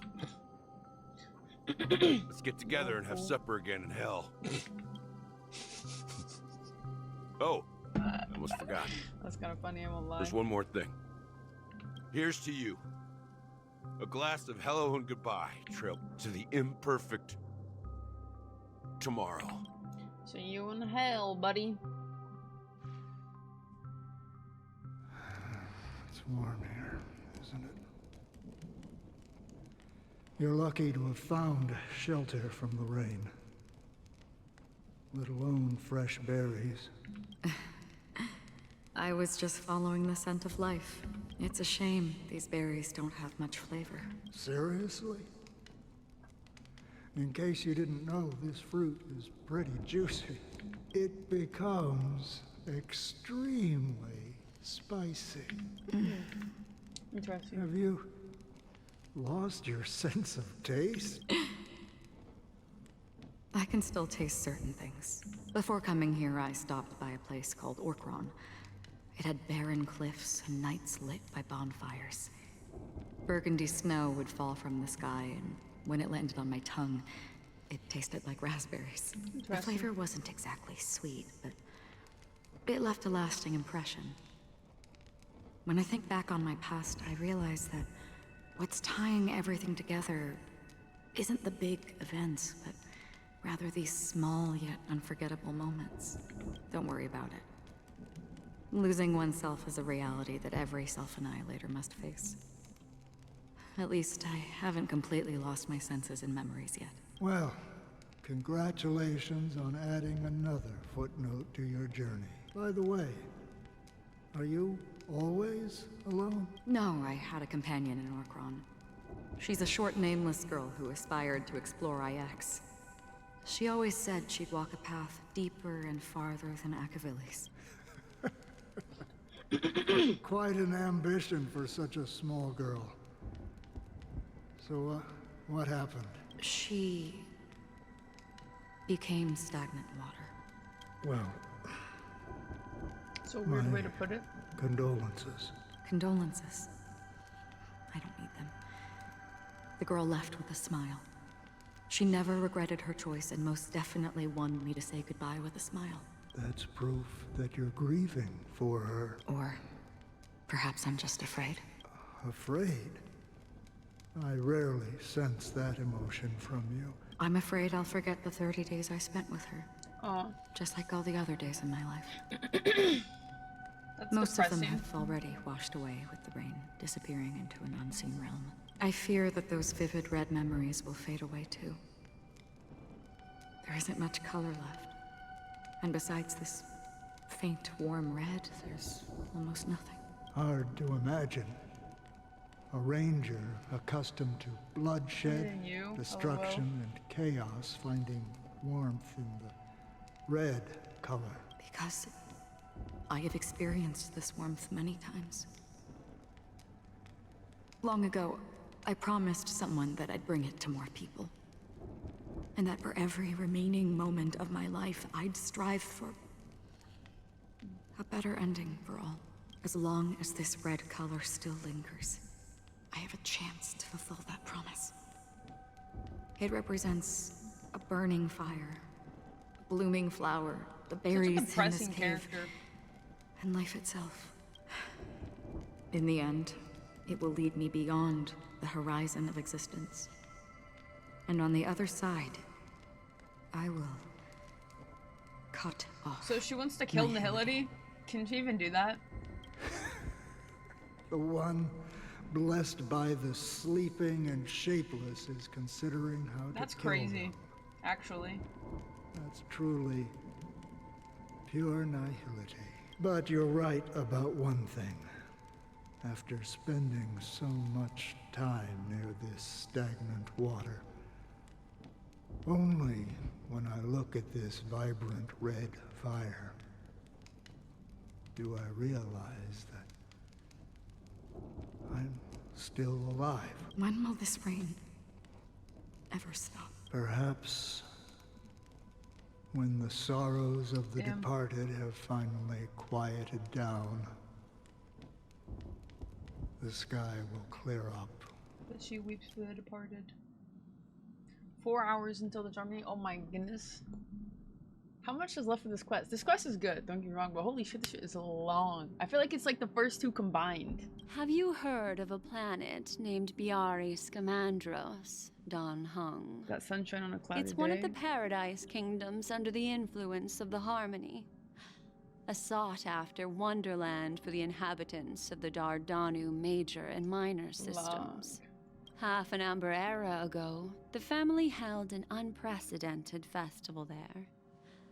And after that, everyone on the planet became part of the family. Do you think the same thing will happen on Penacony? Yes. Or how else can we explain it? The family deliberately used the Watchmaker's invitation to keep all the Pathstriders here, but banished the Emanator of the Nihility. Because of the Nihility, I'm rarely affected by the power of other paths, but somehow I can unconsciously infiltrate them. Maybe that's the risk they're trying to avoid. I would disagree. Biari Scamandros is not part of the credit system or connected to the Silver Rail. It's nothing more than a remote civilization sheltered by the Harmony. But Penacony is different. If the family messes with Penacony, that would be like declaring war on almost half of the factions in the cosmos. They have no reason to do that. No, they don't. If they truly serve the Harmony, that is. What do you mean? The path in Penacony is impure. The Harmony here has impurities. Do you remember the Ancient Swarm disaster? Tazerond, the propagation, brought endless havoc to the universe, and it eventually evolved into a fierce battle among all eons. Yeah, I'm playing the story throughout multiple POVs. Two paths lost their eons in that war. The propagation and the Order. Coincidentally, their downfall is related to a certain eon. Shipe, the Harmony. Legend has it that they participated in the crusade against the Imperator Insectorum, and devoured Anna the Order for unknown reasons. Holy forgaroni. So you're saying that the two leaderless paths are working behind the scenes? But I don't see any descendants of the propagation in Penacony. Could it be that the remnants of Beyond the Sky Choir are hiding within the family, trying to resurrect a fallen eon? Dan, you're so smart. I can't say for sure, but they're definitely planning something for the Charmony Festival. Whoa, dude, now this is getting way too complicated. Is this why you want us to leave Asdana right away? Are you giving up? The Charmony Festival will start soon. There's one thing that I need to confirm no matter what. A warp jump is the best way to do so. Holy forkaroni. Time is running out. I have another plan.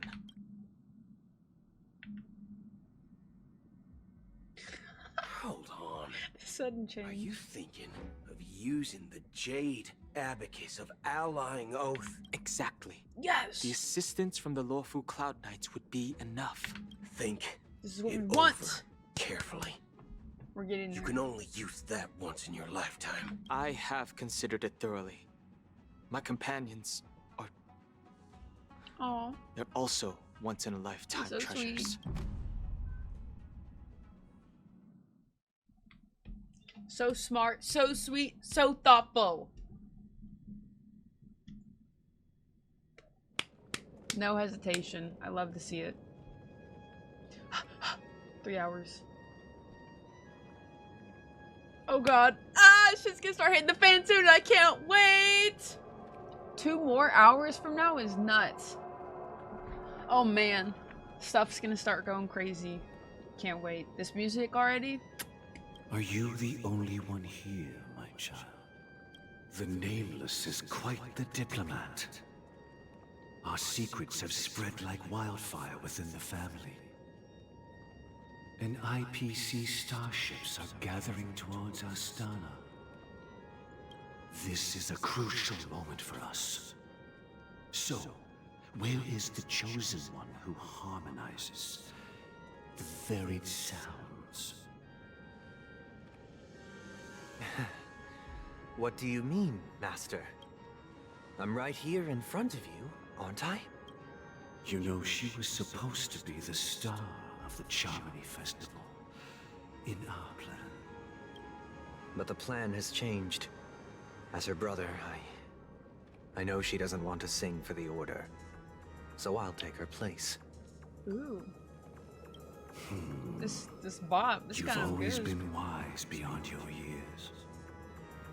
I'm sure you understand the consequences of your choice. If you consider this a betrayal... Stop. Nope. Well, there can't be 2 suns in the sky. I'll step up and take down the other sun if necessary. Damn. Do you believe in karma? If karma exists, then everyone has their own karma. You have yours, and I have mine. And my karma has nothing to do with you, Mr. Gopherwood. All right. Since you're willing to sacrifice yourself for her, I'll grant your wish. Well, the compromise came sooner than expected. Why? You and your sister were born as twins of the Order. And one of you is destined to follow this path to the end. Is this part of your plan? Of course. You're still as clever as you were when you were a child. The opening is near. Go, my child. Seize the power of the harmony and reveal your karma. I have one final question, Master. Why did you choose to bring the Order to Penacony? Wouldn't it have been better to choose a desperate world instead of a city filled with hope and dreams? Why? It's for justice, my child. If we lose justice in our hearts, we'll make the same mistake as the Harmony did. So, it's not you who manipulates the dreamscape with the Stellaron, but... Well, that's where our conversation ends. Go ahead. The 107,336 souls of the Oak family have dreamed of this moment too many times.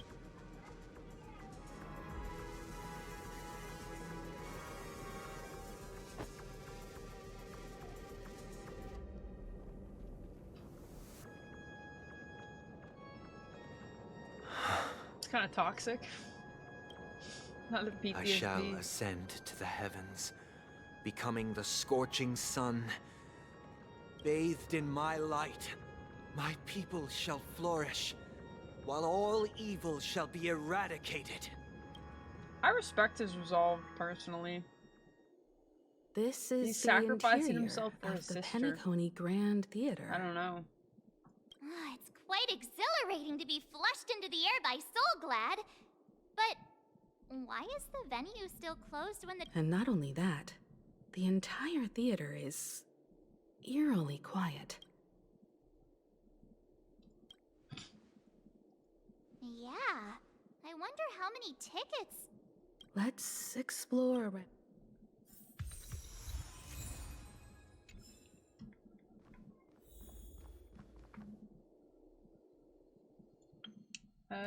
I don't know. I guess team probably doesn't matter. I might bring Akron though, just because it should be fitting.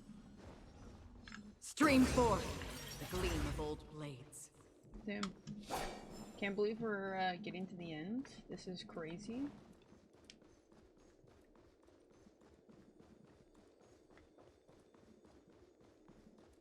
Stream forth the gleam of old blades. It's creepy quiet in here and I don't like it. Gosh, the atmosphere here is so creepy and unsettling.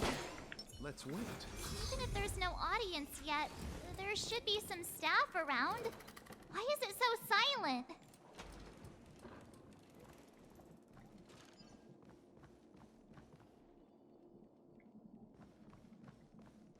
Weird.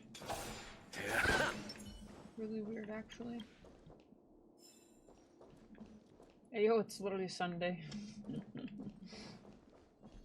Boss battle incoming. You already know.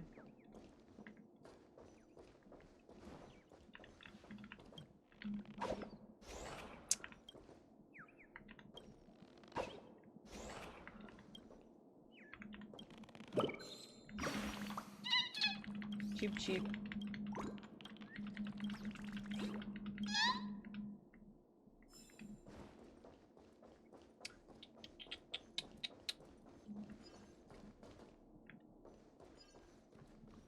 Weird. Yikes! They scared the life out of me!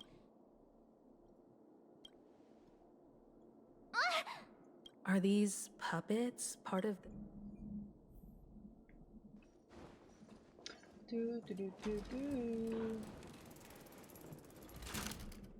Something feels... There's no other grand theater in the... So Sunday's messing with us? My apologies for the delay, March 7th. You scared me! I'm waiting for you behind the curtain. Following the Asdana tradition, I invite you to enjoy a stage play in 3 acts before the festival begins. History is a mirror reflecting the universe's true essence. Let's use this opportunity to delve into the rich history of Penacony and the eons. Yeah, that's when she was found. They don't know her real name. Within it, naturally, the future takes shape. Let us commence with the dawning of the world. After the Dusk Wars, darkness veiled the sky, and chaos consumed the earth. Enna the Order emerged, destined to restore all existence. That marked the first day. Damn. They gathered nebulae and forged them into picks, thus creating a grand lyre with black and white keys. Strike the white keys, and the sun rose. Strike the black keys, and the moon rose. And so, the cycle of day and night arose. That marked the second day. The puppets are gathering around the frame. Are they expecting us to enter it? Creepy.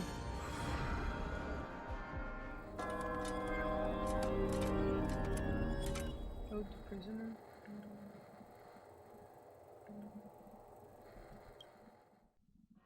Where are we now? The atmosphere here looks similar to Sunday's inner world.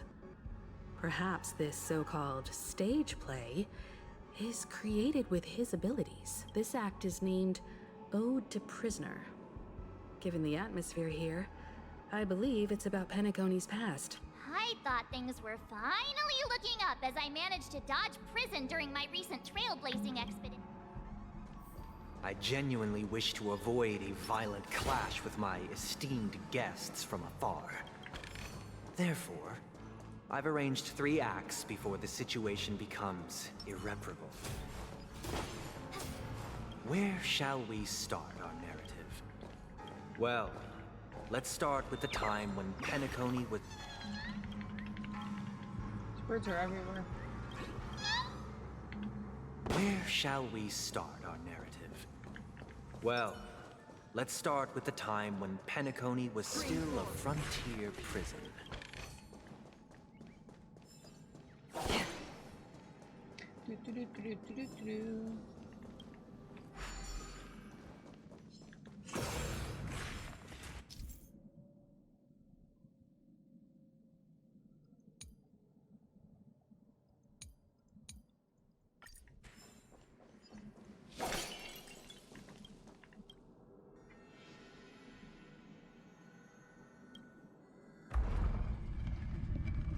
Nice. In 2147 AE, a prisoner named Hanunu ignited a struggle for liberty and emerged triumphant. IPC referred to it as the War of the Frontier, while the Asdanians dubbed it the War of Independence.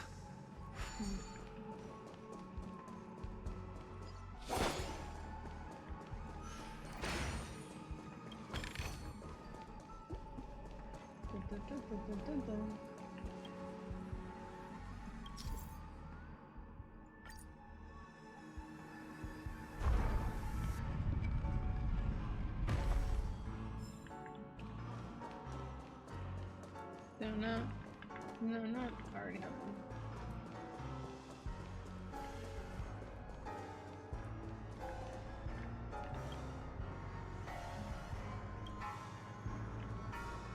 We've shattered the cages and expelled. It's true that Hanunu was a legendary hero, but it must be acknowledged that while he bestowed freedom upon the prisoners, he didn't grant them true liberation.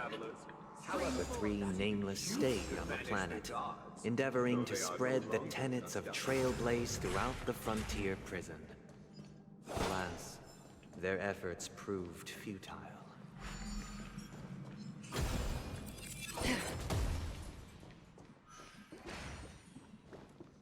Let's build another prison, not within the... Once again, Asdana was engulfed in war, this time the enemies originating from within. The prisoners remained prisoners for the rest of their lives, fighting. I hope you like this land of freedom on a scorched earth. As you can see, their sentences have long ended, and the IPC guards have long been expelled. Yet, these prisoners remain enslaved, not by external forces, but by the confines of their own mind. Freedom permeates every corner, except fragile souls. It gives solace only to those who believe in its existence. Prisoners, this is my order. Learn the essence of freedom. Snatched waist though, you know what I'm saying? Prisoners to fight for their lives. Hey! Why do we have to fight while enjoying the show?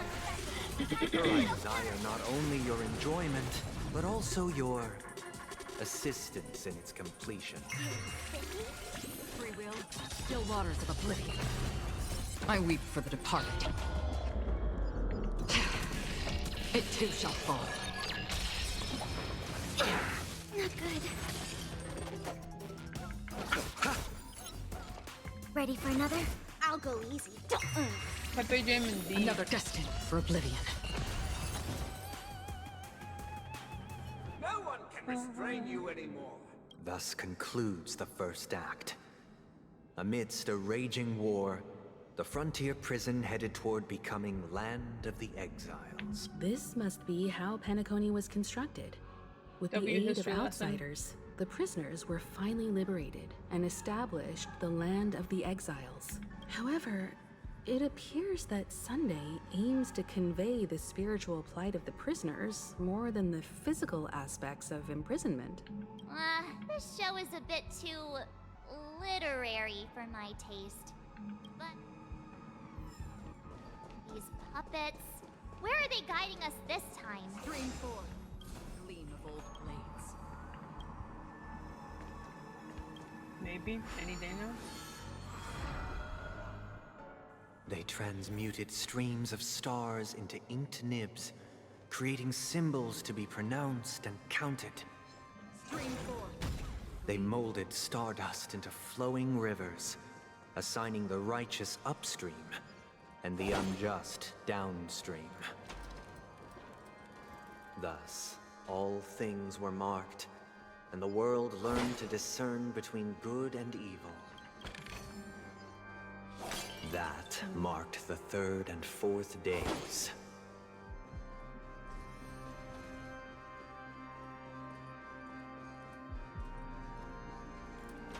Interesting. Look, another frame. The Glocks. That's such a weird image to look at, though.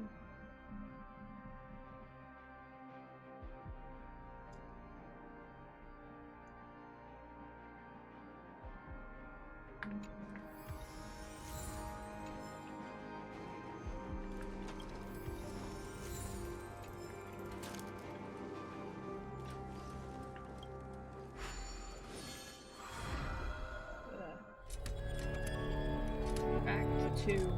Ode to Fool.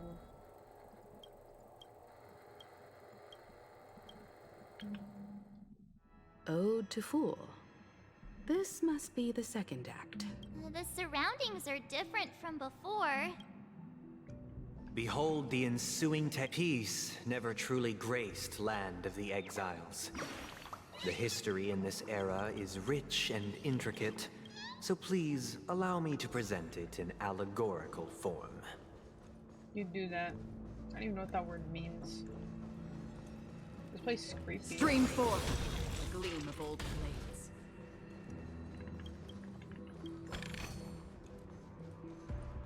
In plush form? I'm sure you could. I don't see why not.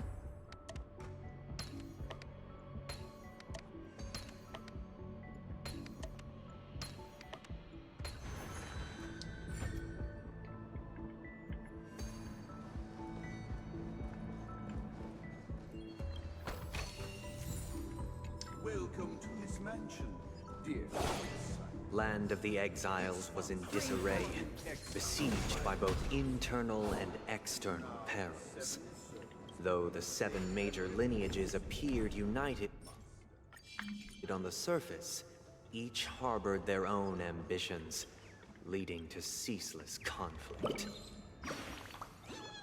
Me.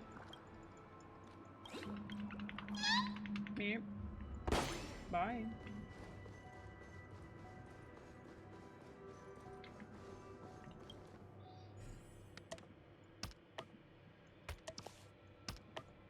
Where does this piece go?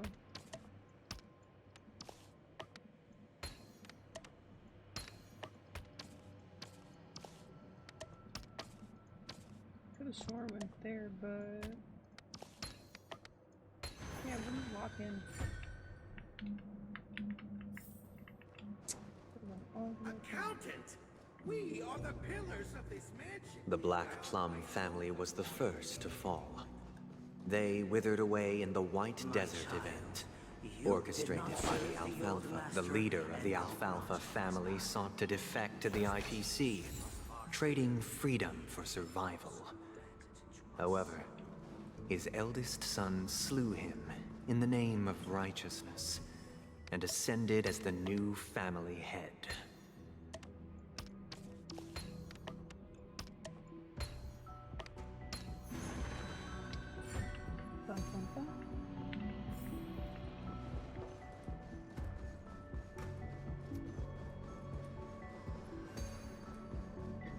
La la la.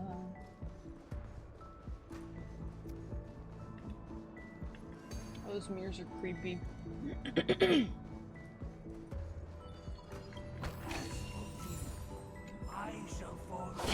Only when Gopher Wood led the family to Land of the Exiles and earned recognition from all 5 major...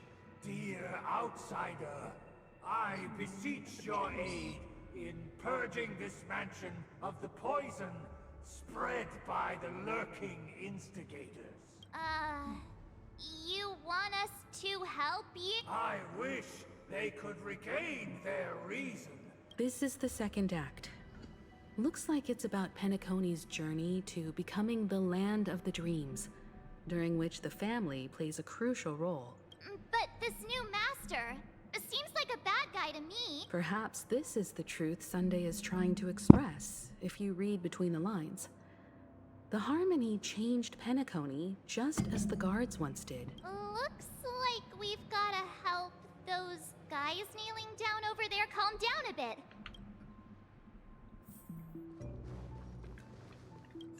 Either I shall be my own master.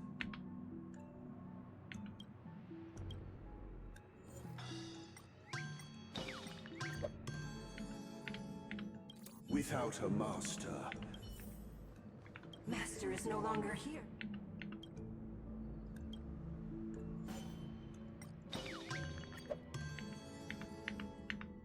Master is no longer here. Once I...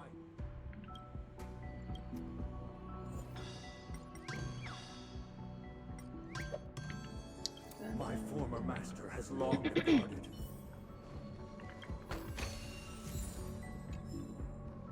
Master! Oh, you have returned.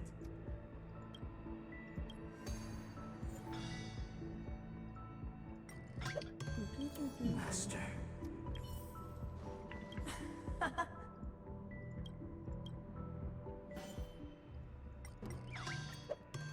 I shall sing for my new master. W. Thank you, dear outside. Heed me, one and all. Your Space former kind of creeps me master out. shall not return. It is through righteousness and unwavering support for one another that we shall attain true perfection. Cast aside the veils of hypocrisy. Get ready. Looks like another fight is about to be. Theater? Well. Listen, the snow blankets all of us on. The sky trembles, and the earth tears on the brink of collapse. The edge of the silver universe, the first box sprout under the rising sun. Ew.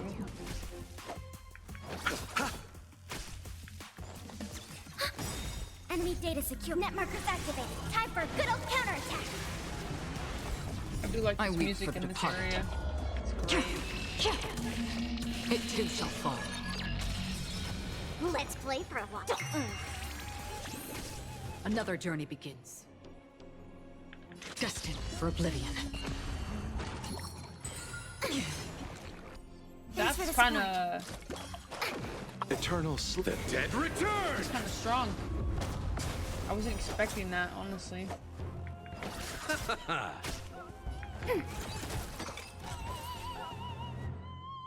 Alas, they remain but slaves till the very end, with the illusion of freedom. Thus concludes the second act. Amidst an illusory harmony, Land of the Exiles charted its course toward becoming the planet of festivity. This is how Penacony fell under the family's control. Since the arrival of the Harmony, the Land of the Exiles has undergone dramatic changes, not all of which have proven beneficial. This guy really loves dramatic scenes. Bet he comes from a whole lineage of stage performers. At least he knows his past. Let's wait and see.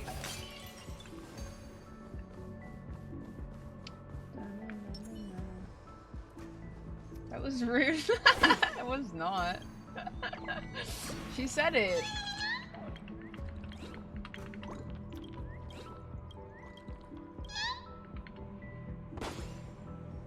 Completely uncalled for? Nah. She asked for it. I had to respond.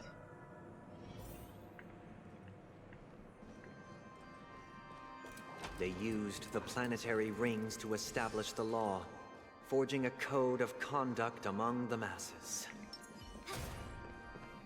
A grand lyre with black and white keys served as an instrument, while symbols of articulation and numerical notation took the form of musical notes. The downward flowing river became a melody, and the canon of law dictated the form. Thus, All mortals found their unique place within this symphony. That marked the 5th and 6th days. I gotta have to remember this story and tell them this was in the Bible. You know how they made the world in 7 days or whatever? Symphony style. Stream forth the gleam of old things.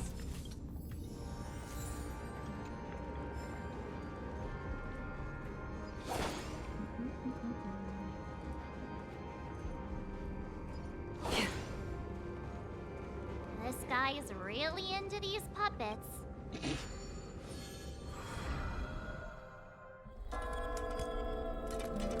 Ode to order.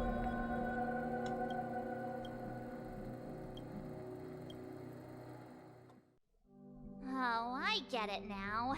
The last scene is all about singing the praises of the Order.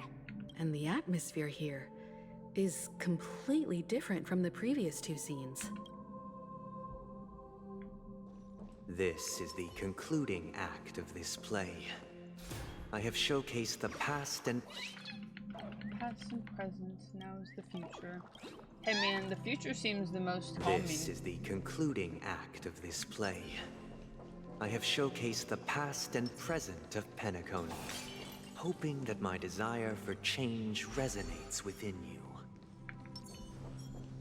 And now, I shall reveal its future to you. If the people lack foresight, we will make choices on their behalf and bear the responsibility. Stream forth the gleam of old blades. Should do make this game so much easier.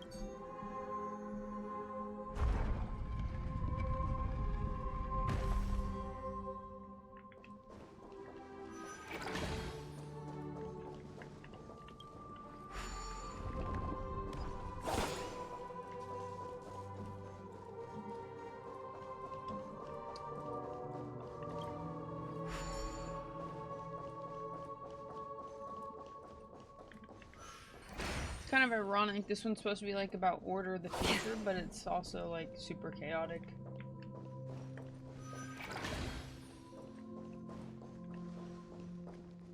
It's kind of fucking creepy. Holy shit. I feel like I'm looking at all those doors in Monsters Inc. You know, when they like cycle in the doors and shit. I feel like that's what I'm looking at. Without a king, who shall protect the weak and stand against We shall support Stream forth the gleam of old blades. and standing against the mighty. Jeez. Yeah, I'm getting Monsters Inc. vibes with all the doors and stuff. Just that one scene.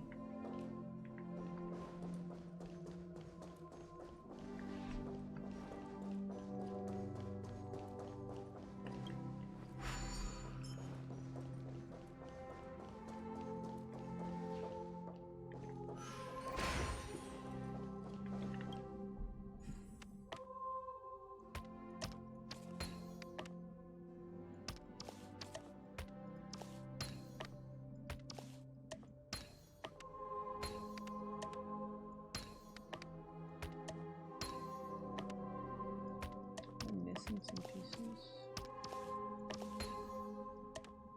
I just can't fucking see them.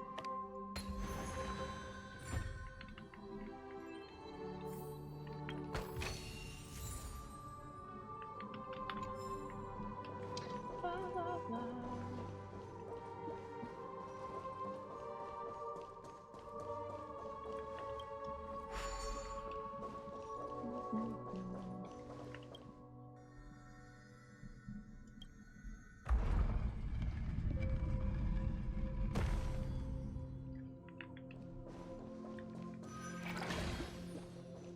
Hey, Daisho. Without a king, who shall govern the movement of stone? Before the arrival, Ebb and flow of time. everything followed its natural After the king's and so it shall. Stream forth the gleam of old blades. Have become kings of all things.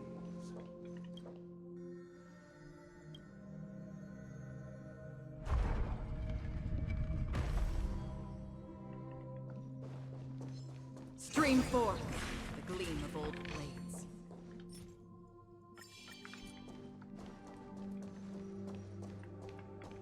Quietly.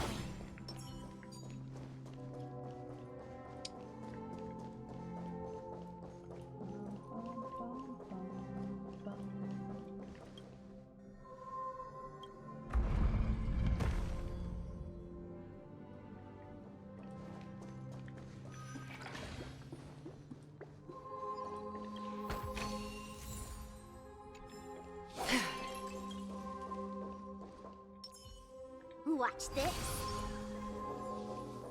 Is that the future? Hey, aren't we creepy. supposed to kick off a short story and have a fight here just like we did in the previous acts? Perhaps we'll need to complete the story ourselves.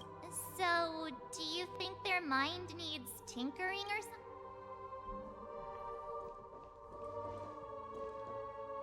She's gone bad though.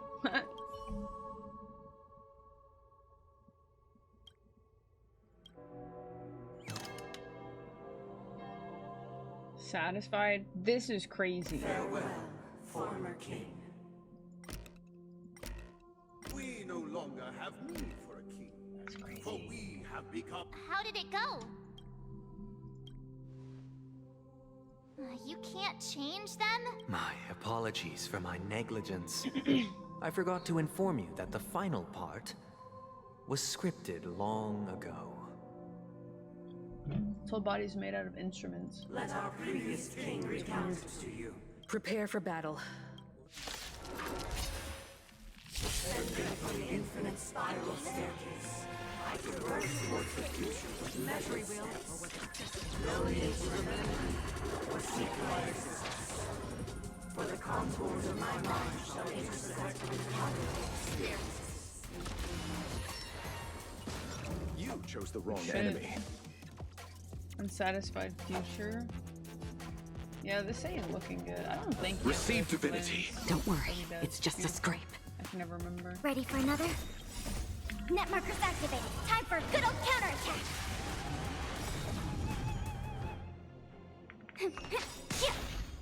I weep for the departed. It too shall fall. Let's flip. Can you find the answer? Another journey begins on the still waters of oblivion. I'll see you off. Commencing support. Ouch, ouch, ouch.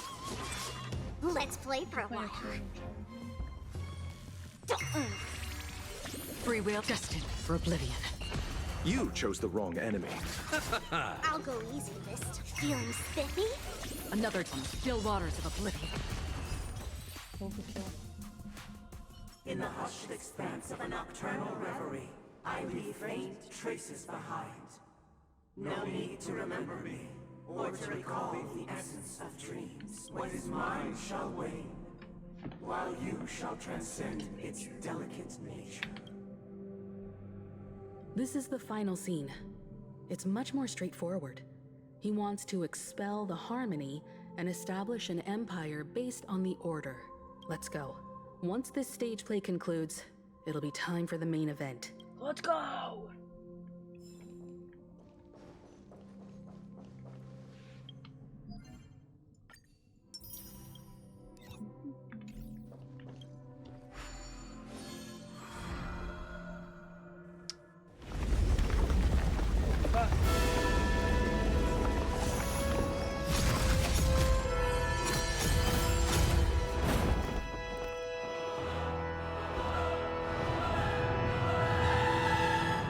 Beautiful. Oh shit. Ah, we're finally getting there. They imbued the world with meaning, perfecting all things in the heavens and on earth. Then, they rested from the labors of creation. Yet, all beings cried out to Enna. Under the banner of the Order, you have defined all things in the cosmos. But this made us realize that we are but puppets in your hands. Thus, on that day, all beings united and cast the Eon into the abyss of oblivion. This Grand Theater looks totally different. Is this the power of the Order? Everyone, get ready. This could be a tough battle. Damn. It's finally happening.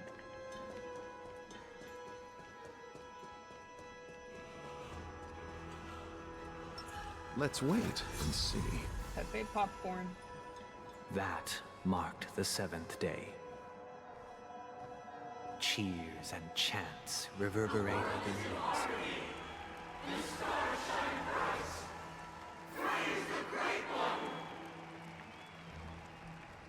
It's kind of creepy. Watch this.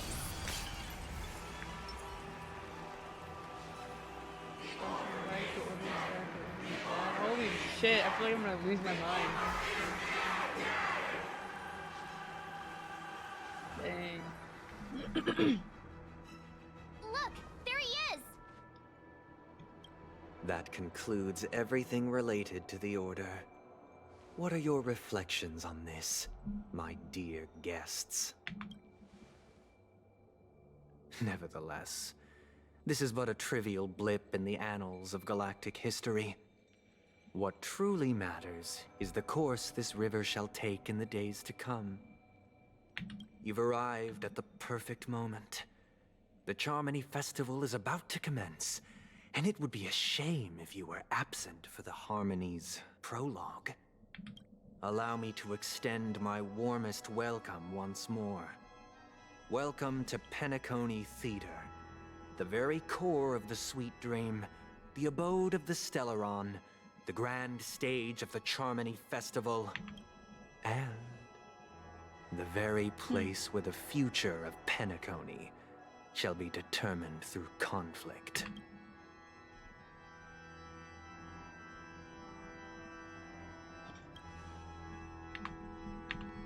Your unwavering faith in the Trailblaze is truly impressive. True goodness can only be achieved through faith. Allow me to point out that falling into a permanent slumber is not happiness, especially when those people are driven by someone else's will in their sleep. Do you still believe that the Order only seeks to control the universe as their puppet, Himiko? No matter how perfect your vision of paradise may be, a cage remains a cage. People will never achieve true happiness in a world like that. They would just be toys for the Eon. It seems you have misunderstood my intentions. Allow me to clarify. My desire is not to resurrect a fallen Eon, or become one myself.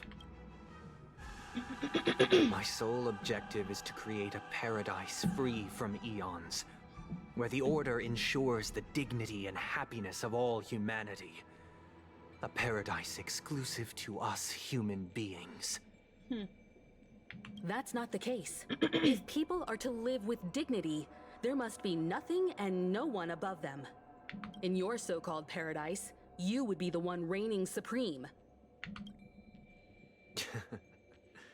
Looks like we won't be able to convince each other. Now that our conflict has been destined, let's unveil our paths and reveal to the universe the true path. However, before the prelude to the future begins, please take a moment to ponder the questions I've posed. Is darkness equal to daylight? Are sinners equal to the righteous? If you are born weak, which god should you turn to for solace? Not the T-pose. Ah. He's so crazy. He's crazy, but he's not crazy at the same time.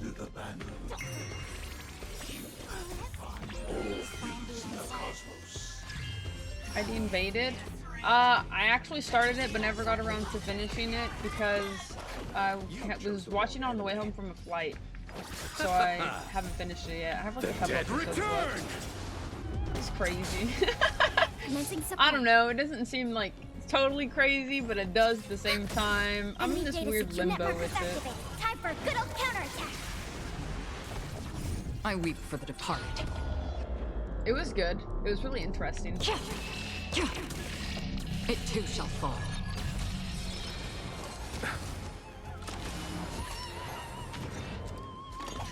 Again?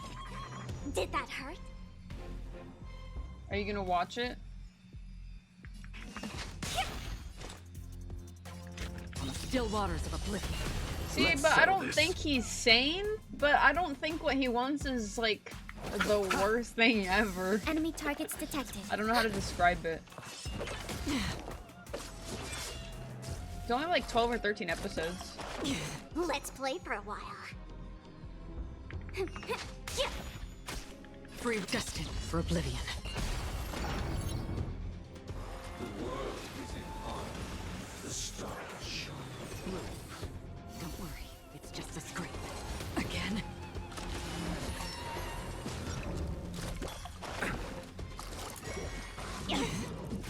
I'll see you off. Receive divinity. Repay. Eternal slip. The dead return! I'll go easy this. Feeling spiffy? Let's play. Can you find the answer? On the still waters of oblivion.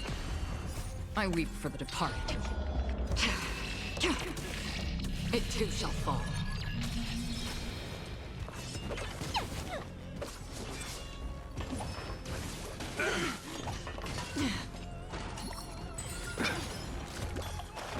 Let's play for a while.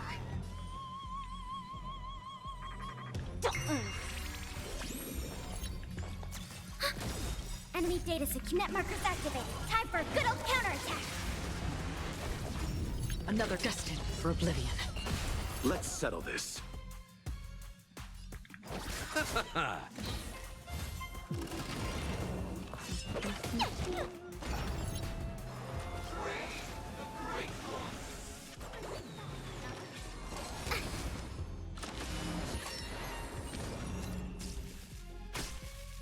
On the still waters of oblivion.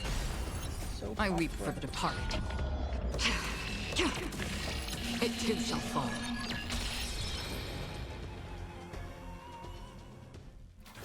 I already know your decision. I now permit you to gaze into the sun. On these 107,336 stones, the almighty and powerful strings of harmony are at my disposal. Supreme tuner, harmonious choir, Dominicus. Jeez. Damn. Souls, come and meet your master. The embodiment of the harmony? So the true purpose of the Charmony Festival is to usurp it? Yo, what's up, T Daddy? Thank you for the tier 1 resub every 6-8 months. I appreciate it. How have you been? Did you come here of your own volition? Or was it destined for oblivion?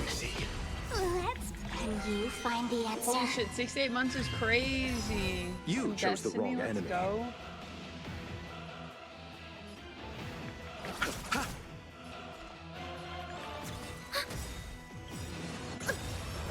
I weep for the departed. It too shall fall. How's your week treating you so far? Feeling like there's another world in front of my eyes. It's the power of tuning. Don't let the song distract you. It's like a heartbeat. Still waters of noisy. Wise and receptive as you are, answering this because neither side could tolerate discord. Bloom. Thanks for the support. Eternal the dead return!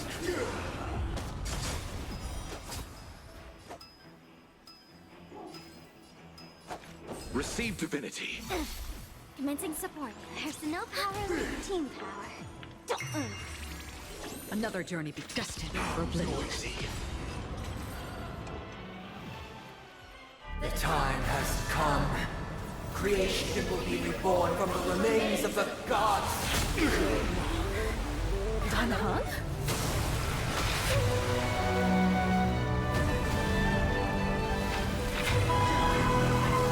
Radiant spirit, my word. Show no mercy. Beautiful. Beautiful. Beautiful. You love to see it.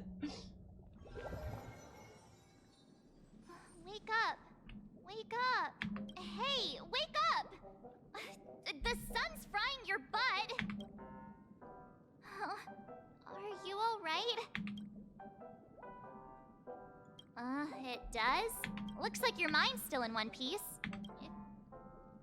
It's a long story. Simply put, Don Hung used the Jade Abacus of Allying Oath when we were in the middle of a fierce battle, and summoned the General to help us just in time. And then we returned to reality. Look, this is your room. Everyone else has also returned from the dreamscape. Himeko and the rest are at the lobby discussing matters with the General. And now that you're awake, we should tell the crew that you're all right. Damn. Not going to come chat with me, sleepyhead? Fuck no. I would want to chat with you. That voice. Is that Black Swan? Damn. Felt like it was so short though. Unfortunate. Yo, but Don Hung and Yuen together, what a sight to behold. What a sight to behold.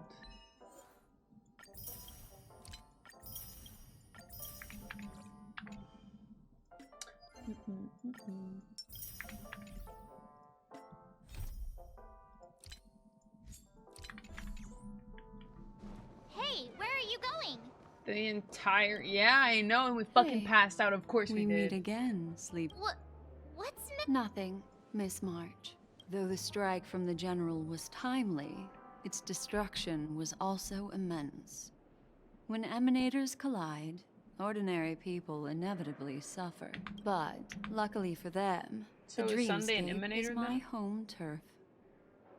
Thankfully, Oh, so that's what happened. don't mention it. After all, I wouldn't want to see such precious memories vanish. You're heading— Of course not. Why would you think that? Himeko and Mr. Yang are probably still busy. How Let's the go fuck look did for they Don get that Hung fleet first. into the dream world though? That's what I want to know.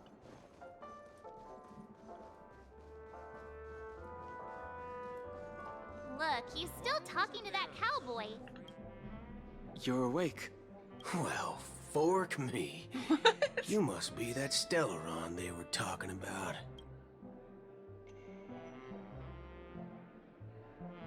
Allow me to introduce him to you. Okay. During our pursuit of a certain person, we crossed paths and just so happened to uncover a shocking plot being concocted by Mr. Sunday. Which is why we sought you out, to help the Astral Express save the world together. No need for thanks. The Galaxy Ranger's principle is correct every injustice one sees. That's how you bottom the CM put it, right, Don Hung? So it's hard to say. Yeah.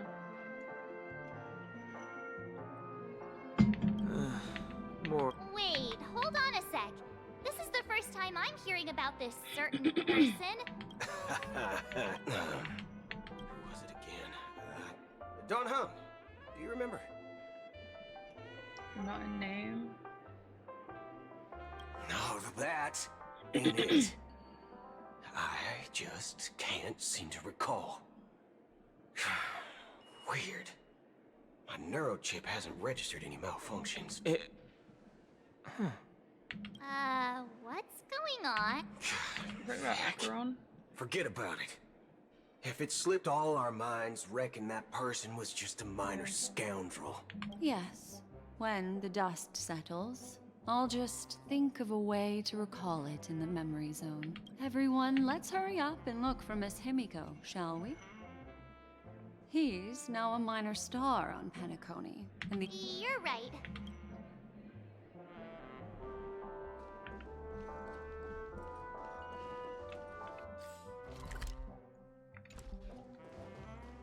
Dun, dun, dun, dun.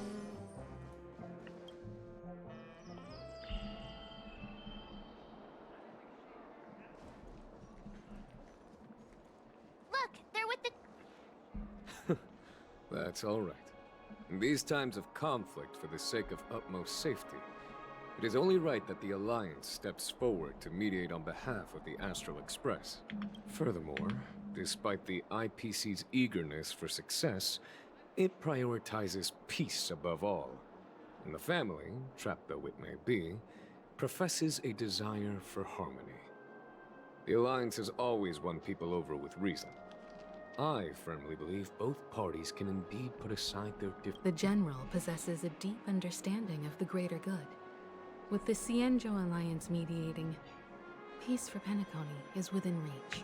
You flatter me. But ultimately, it's been all down to the Express. Without your efforts, this sweet dream paradise would have been claimed by the last remnants of order before there was even a shot at peace. Well, would you look at that? Here comes the big hero.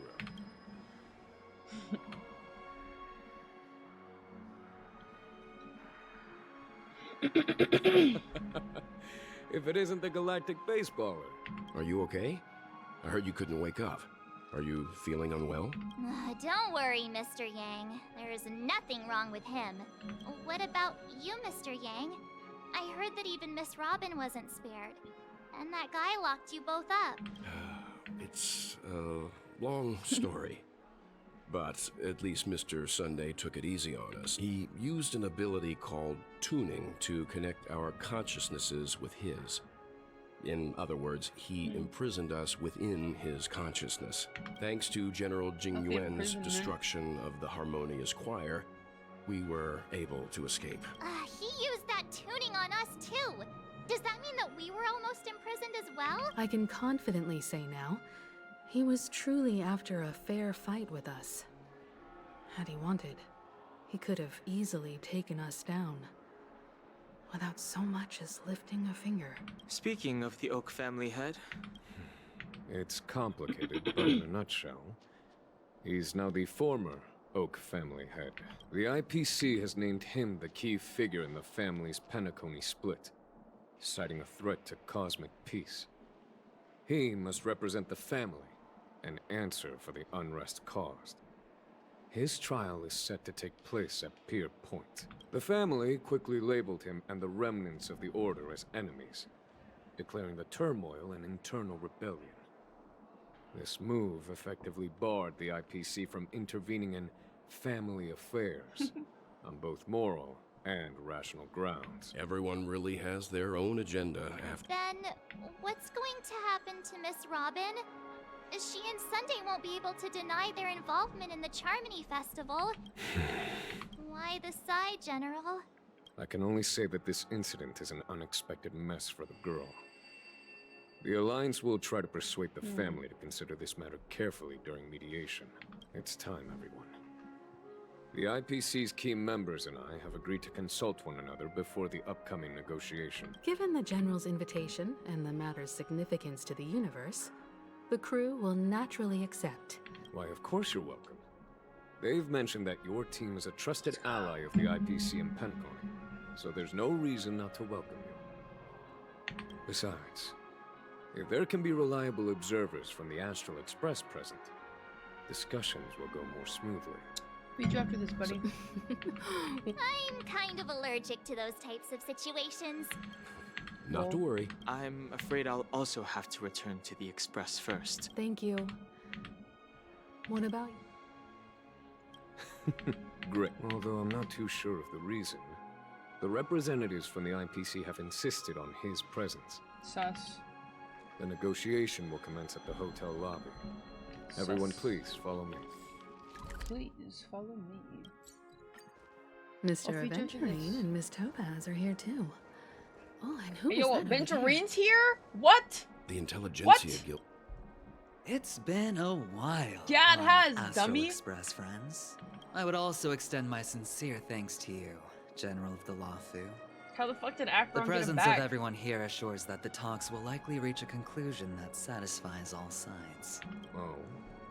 Looks like everyone has come with expectations. Care to share? Of course. Topaz, if you please. Sure, leave it to me. In summary, it's good news. After much deliberation from the Strategic Investment Department's Council, the absolute majority of members have agreed to the following resolutions. In light of long-term considerations for interastral peace, and by authority of Pierpoint HQ, the Strategic Investment Department, on behalf of the Interastral Peace Corporation, will permanently relinquish its claim on Penacony sovereignty. Now that's something.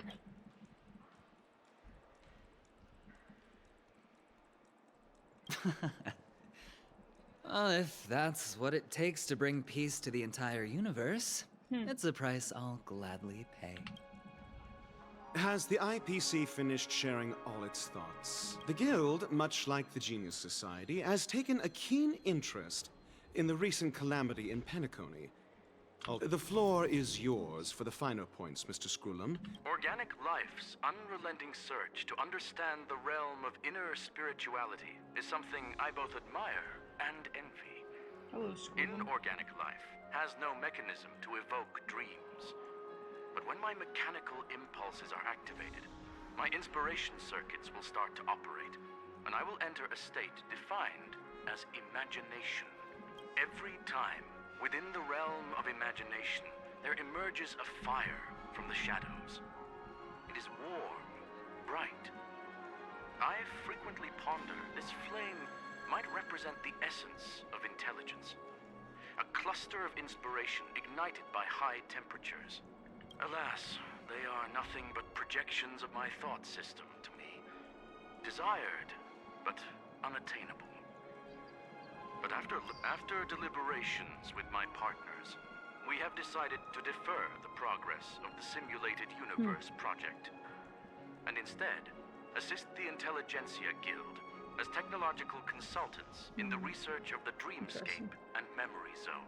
Not only that, we've also established contact with the Garden of Recollection through the IPC, and they've pledged their support for our research endeavors. I'm truly happy for the Dream Chasers on Penacony.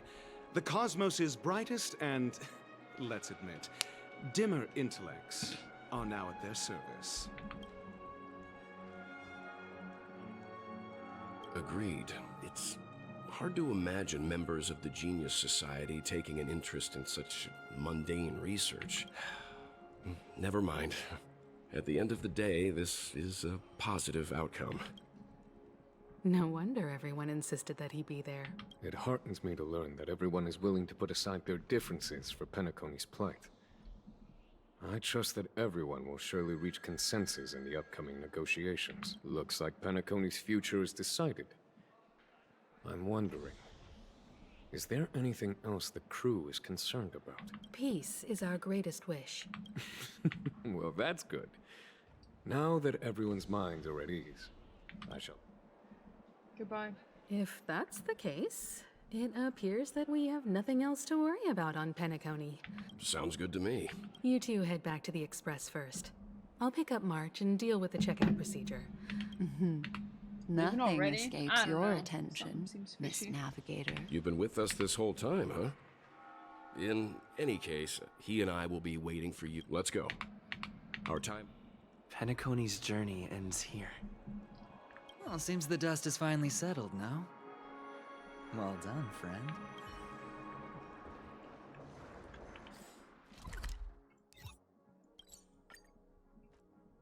The navigation meeting is about to start. We're all waiting for you.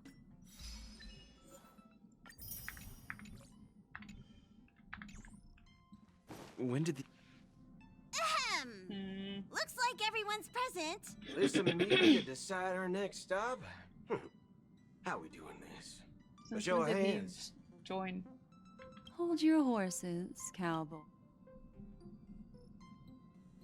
Yeah, allow me to explain. Mr. Boothill and Miss Black Swan, as you all may know, the Astral Express never declines any passenger whose heart yearns for the distant stars. Therefore, they will be traveling with us for a while. Whoa, the Express is going to be much livelier now. Understood, Miss March. I promise you, you'll never see me in your room while you're taking a break. Don't! All right. Now that everyone's met everyone. Firstly, Pom-Pom wishes to thank everyone. If it weren't for you all unearthing the truth about Penacony, Pom-Pom would have never known where Mikhail and the rest had gone. What they had to go through was regrettable, but I reckon they all fulfilled their wishes. And it was thanks to all of you. Thank you, everyone. That's what I'm saying. I agree. Now then, we come to the crux of this navigation meeting. We must decide on the Express's next stop. The first choice is from Himiko, the oceanic planet of Lushaka, a planet composed entirely of water. Many aquatic races reside there. The second choice is the agate world Melustanen, suggested by Welt. It's famed as one of the initial sites of the Stellaron disaster, and the place where the beauty Idrilla ascended. Today, it's celebrated as a planet of undying allure. The third choice is Edostar, a planet nestled within a vast ion storm region, currently under assault by the Antimatter Legion. However, the distress signals from there have recently ceased, prompting the IPC's wish for us to check in on the situation. I wonder if one of these 3 planets will be the next one we actually go to. The last choice, courtesy of Black Swan, is the glass belt Petravia, a massive belt of asteroids that was turned to glass by the Lord Ravager Zephyro. These days, it's apparently known to house one of the branches of the Morning Actors Troupe. Ooh, so many options. Next up, everyone will select the destination that they wish to visit. If that's the case, how about we go to Edostar first? March is right. Though the fact that the distress signals have ceased means we're probably kind of a too big late. deal. I feel like I've heard the name before. I still think we should investigate the situation there. You and Dan Hung make good points. If that's the general sentiment. 4 votes for Edostar. Looks like we have a winner. Then this navigation meeting is adjourned. When it's time to make the jump, There's still some time before the jump. What should I do? What do I gotta talk to you? How about a chat? This Astral Express sure is comfy. No potent But drinks on this I ride. can live without malt juice. Oh, well. Ha. All these years out in the wild. He's most dangerous to the Ravager, strong like Natalia. Oh, you're here. Seeing your reflection among the stars in the porthole. How about it? This journey of beautiful dreams.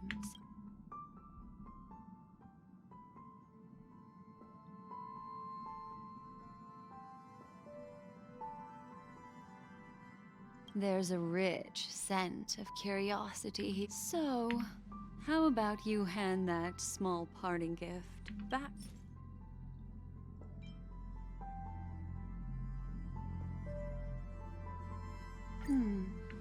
Oh? I just stumbled upon a particularly fascinating spot in your memory. Before I explain, I would like to apologize to you. Remember when we entered the hotel in the dreamscape for the first time? And I procured a few trinkets from your companions. This way, I can always be attuned to your location, ready to assist immediately if you encounter any threats. But this is not its most intrinsic function. Light cones are slices of light used to encapsulate solidified phenomena. This empty light cone is the same. It can etch your memories in their most vivid form, and then allow me to admire and manipulate them. All the world is born from the power of mind and soul, and that power is memory. Life, seemingly vast, offers but a scant collection of impactful memory is a reflection of the future. Within that reflection, I see your unparalleled worth, and that memory will be as scintillating as the star clusters you see in this porthole.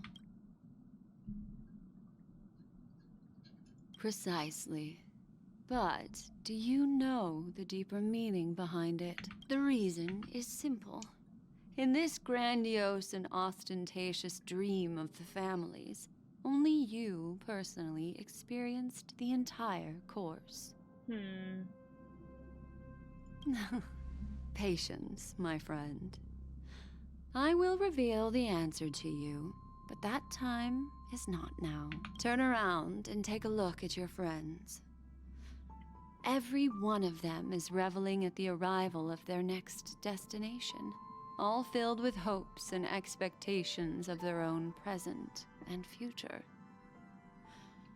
Revealing everything at this moment would be a bit of a buzzkill. I'm looking for an opportune time, a time when you're totally at ease. How about one fine night? I will prepare the candles, aromatics, and even a cushy couch to create a cozy dreamland for you. Ha! The express is about to make the jump! It looks like we're finally about to set off. Ah, that's right. As a small token of compensation, life is akin to a winding labyrinth where memories serve as our sole companions. You'll remember these words dearly, won't you? Sus. In the year 2158 of the Amber Era, the first year of the new epoch, the universe resumed its intended trajectory. The kindling of conspiracy smoldered in Penacony, the land of the dreams. Failing to erupt into a blaze, it instead flickered briefly on Klapoth's anvil, before vanishing in the blink of an eye. The dead and those fated to die remain in their eternal slumber, while the living find solace in deep sleep. All clamored in a cacophony of silence, and then went about their own ways. The cosmos emanated a vitality characteristic of a new era, all for the modest price of a brother and sister's mild grief. Babies are born as stars extinguish. The silver rail unfolds. The story of the Astral Express comes to a close, yet it also embarks anew. Time marches forward, heralding the arrival of a new chapter in the history of trailblazing expeditions.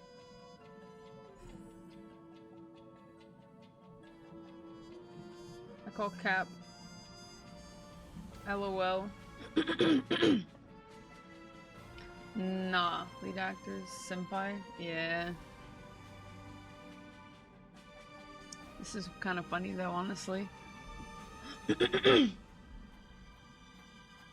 play Sam, Acheron, Venturine, Boot Hill Sparkle, Robin, Sunday Servant, Dream Master, Leo, Love Memory.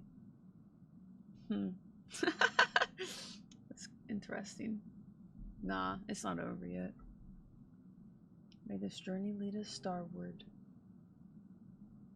Countless shooting stars streak the sky tonight.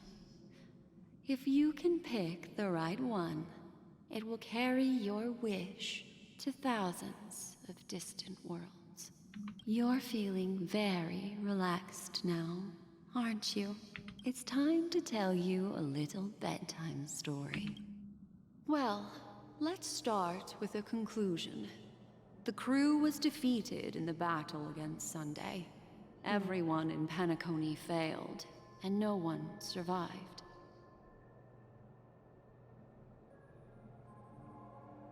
But don't panic. The truth, as horrifying as it may be, is not yet irreversible. There's still a glimmer of hope. Next, I'll use this empty light cone that carries all your memories to relive everything that happened before. And when this story reaches its end, I'm sure someone as clever as you will notice that. There's a major flaw in the story you have experienced. Yet, within that flaw lies a glimmer of hope. Are you ready for it? Do you remember everything? When the clock turned back, the Express started a warp jump, sending you to a strange dream. You were bewildered back then, and then a Galaxy Ranger named Acheron showed you a way out. When you arrived at the Reverie Hotel, you met the doorman Misha and had a confrontation with Aventurine, an IPC representative. After that, you saved Firefly and explored Penacony together.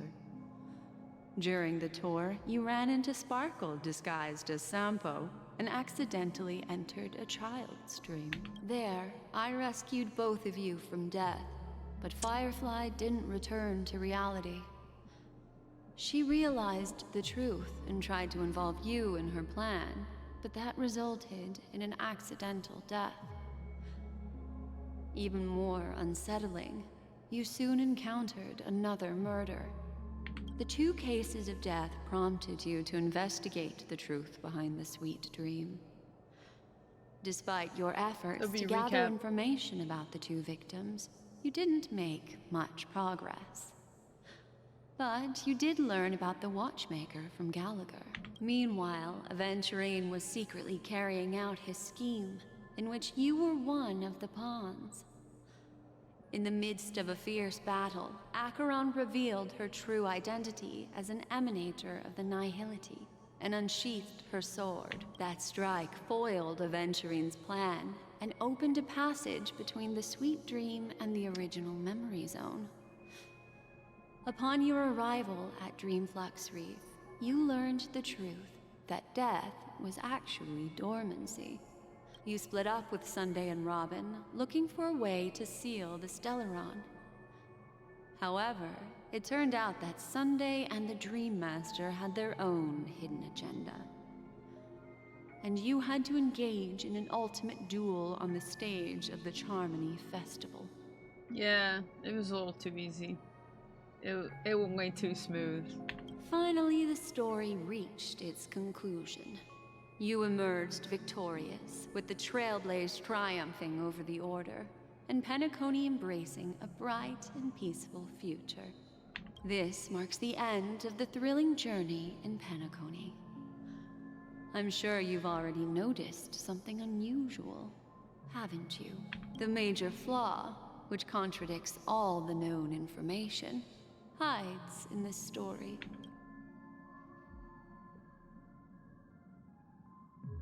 I don't fucking know, bro. It is true that Gallagher is a history fictionologist, but he didn't. This is not the fatal variable in your adventure. Are you suggesting that the sleeping and shapeless never bestows its gaze? That's a very astute guess. But unfortunately, I'll discard that incorrect answer for you. Well, although the fake deaths of those 2 ladies don't, I'll go ahead and eliminate that. Sparkle. Yes, Sparkle. The most enigmatic and elusive. By the way, she left me a message to pass on to you. Is that a clue? Little Misha. He's only a segment of memory in a dream bubble. But, while Misha is a rather special memory zone meme, a life born in the memory zone could never manifest in reality. The answer is simple. He is the one fatal variable that are still trapped in the dreamscape at this very moment. Wake up, sleepyhead. Break free from this eternal dream and return to the real world. The train is about to make the jump. 5, 4, 3, 2.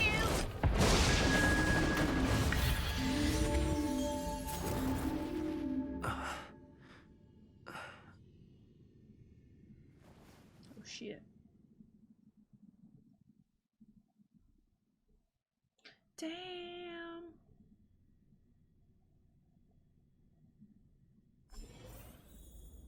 This way, darling. This way, darling. I'm gonna go feed the dogs. He's getting mad. Holy shit. Damn, this quest is cray-cray. Okay, but how do we get thrown into this dream? It's kind of like when we were fighting them, yeah? They would, like, go into that eternal sleep if you got hit with the attack. Not another one. Thank you so much, Black Swan. Finally, I can breathe.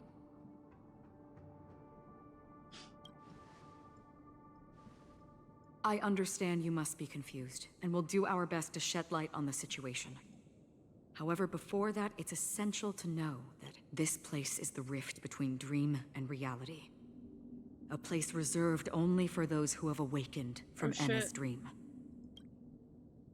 Do you remember Sunday's ambitious plan?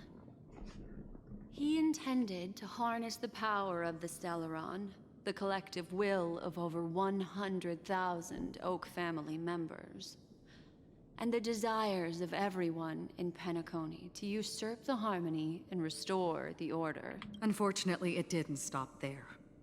From the early days of our journey into Asdana, we were already affected by the Stellaron. That strange dreamscape where we met. Maybe it was a sign that your thoughts were beginning to drift away. I don't think the goal of the Order was to put everyone into a deep sleep. Quite the contrary. They used the Stellaron to catalyze the leakage of Asdana's Memoria into the material world, allowing the dreamscape to blend with reality. Scary. And that included a lot of Memoria from the Beyond the Sky Choir.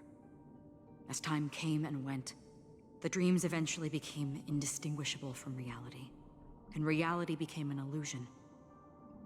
People think they are awake, but their spirits have long since stepped into the Temple of Order. This is what makes Enna's dream so powerful. Damn. In this paradise governed by the Order, everyone indulges in their delightful dreams and lives happily ever after. I believe what you experienced in the sweet dream, except for that flaw, was real.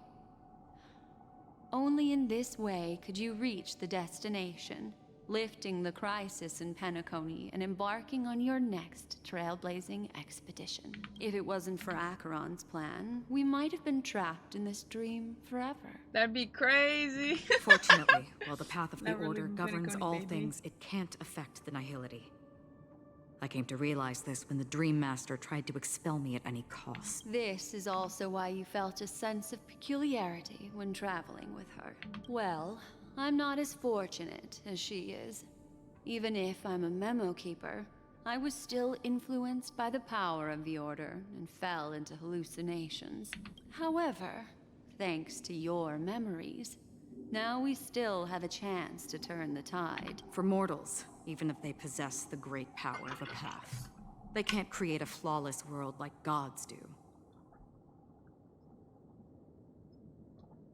That's why there was a flaw in your dream.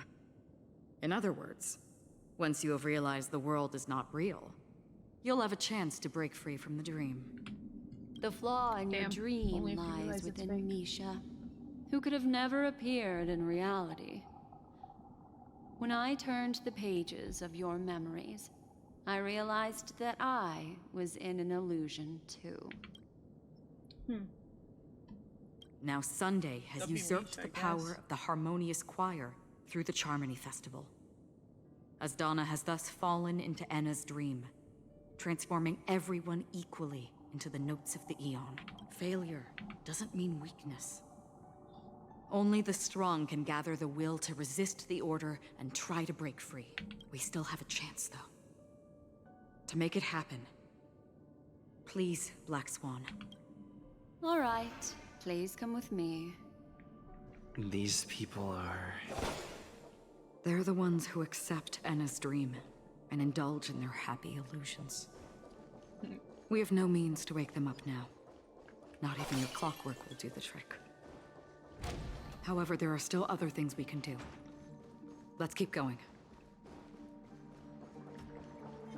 Stream forth the gleam of old blades.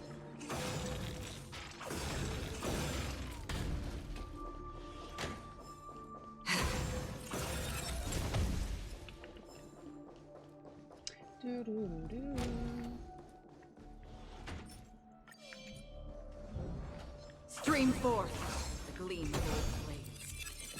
Lost in a dream.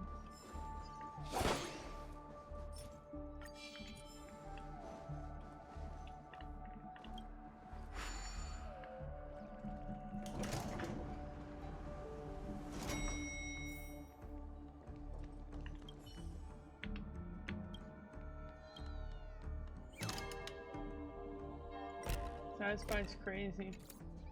Stupid ass ability. Which ability? Oh, order?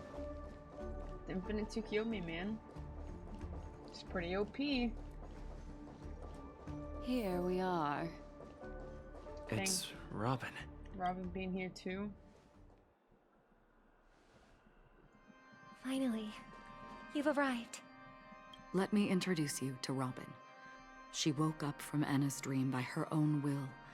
And it's this tough lady who led us here with her song. I woke up for the same reason as all of you.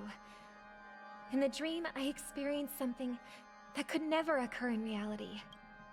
Are we going to lock it up in a cage? I want to see it fly freely in the sky. Without us, this bird would be too fragile to survive on its own. Do you want it to die? No, but... Then let's take care of it together until it can return to the sky. Huh? Birds have wings because they're meant to fly. Even if they may crash on the ground one day, they shouldn't be trapped in a cage. Birds belong to the sky, so we should help them return there, right? The illusion was Not that memory waking her impossibly up. blissful that I realized it was just a dream, and this is our final hope. Anna's dream is founded upon the harmonious choir, namely everyone's shared wishes. It will only materialize once the aspirations of all beings in Penacony merge as one. At present, it has become impervious due to people's desire to remain slumbering within the dream. And in order to destroy it, we must make everyone in Penacony want to wake up. Now comes the tricky part. Good luck with that. How? Yeah, how? What's up, J-Con? Humans yearning for sweet illusions borders on obsession, leading them to subconsciously resist the harsh reality. Therefore, I carefully selected a moment where he was completely unguarded, guiding him to uncover the truth himself to make him regain his consciousness. It's going good. How are you? How was your day? However, to wake up everyone in Penacony and get them to share the same determination, that would be nearly impossible. True. Indeed. I'm afraid it's almost as difficult as resurrecting an Eon. But we can't just stay here and do nothing. Let's go! This is a critical moment for the whole universe. Who cares about some dumb number? Tuesday day, so my day was that. Procedure for what, if you don't mind me asking? Thanks to Black Swan. This music. You're welcome. And thanks to the memo keepers in Penacony, too. This is the first step of our plan.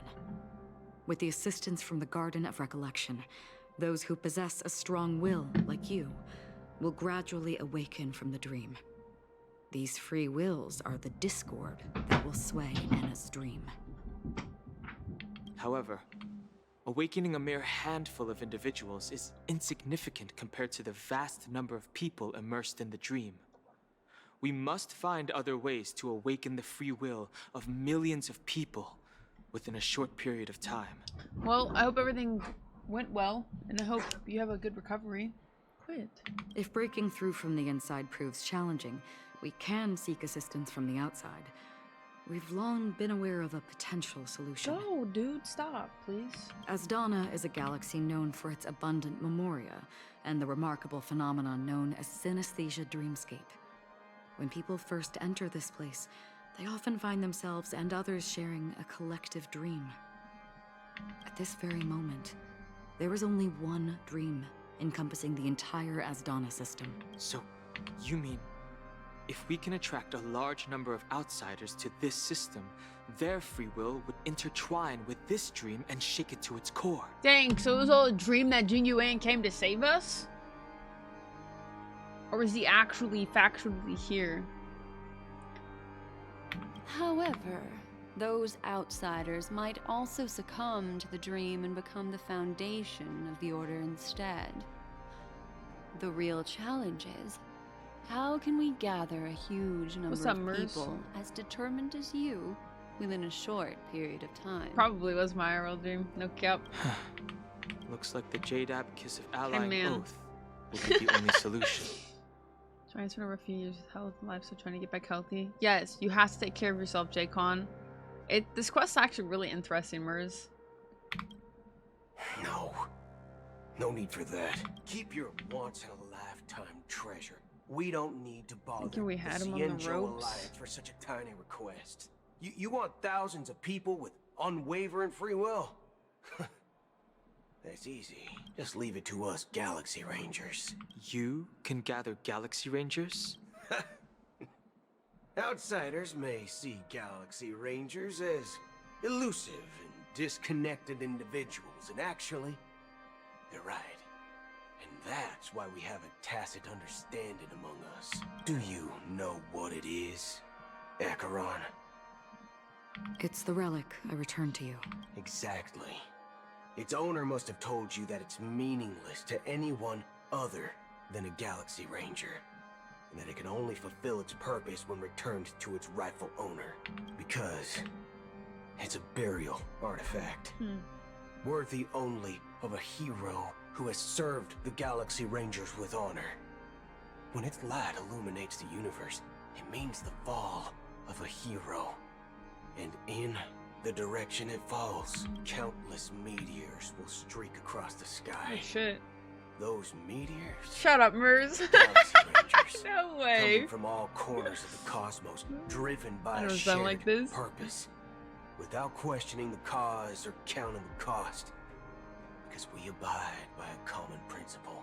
The shooting stars of the hunt only descend on the longest night. He's not right, With Betty. them You're lying. comes the dawn. We've stayed silent for far too long. Now, it's time to remind all the cowards, oppressors, and villains of the universe of our presence. I'll be the one to ignite the first spark. Once the dreamscape is swayed, I'll complete the second step. I'll fine-tune the slumbering souls with the Song of the Harmony, interrupting them with the discord of Trailblaze, and guiding them towards reality. It's true that some people are born strong, and others are born weak. If the Trailblaze is the target of heroes, then the Harmony will guarantee that the strong help the weak. Only the people of Penacony themselves can be the saviors of their homeland. Their path of happiness should be forged by themselves. While I may not be a nameless, I'm willing to instill courage in all those who need it. This includes my brother as well. Anna's dream is too cruel for him and everyone else. Your plan sounds well conceived, but still, it appears somewhat idealistic and romantic. The flaws rooted in human nature can't be eradicated overnight. Do you believe these efforts alone are enough to convince everyone to choose the right path? I agree with you, Black Swan. That's why the most critical aspect of this plan is not to convince everyone to choose the right path, but to inspire them to save themselves. So, you're the key in the end. The Harmonious Choir possesses the power of an emanator. To overcome it, you'll need the same level of power. Shit. The final step in destroying the sweet dream will be my responsibility. Wake to weep. That's a relief to hear. Now that our roles are assigned, let's get to our battlefield to pose a grand finale. Holy shit. May I have a moment alone stop. with you? There's one more thing I need to explain to you. This grand festival is drawing to its close. I'm not ready. This is the starting point for the ultimate stage of our journey. Just as it marked the beginning of all the stories in Penacony.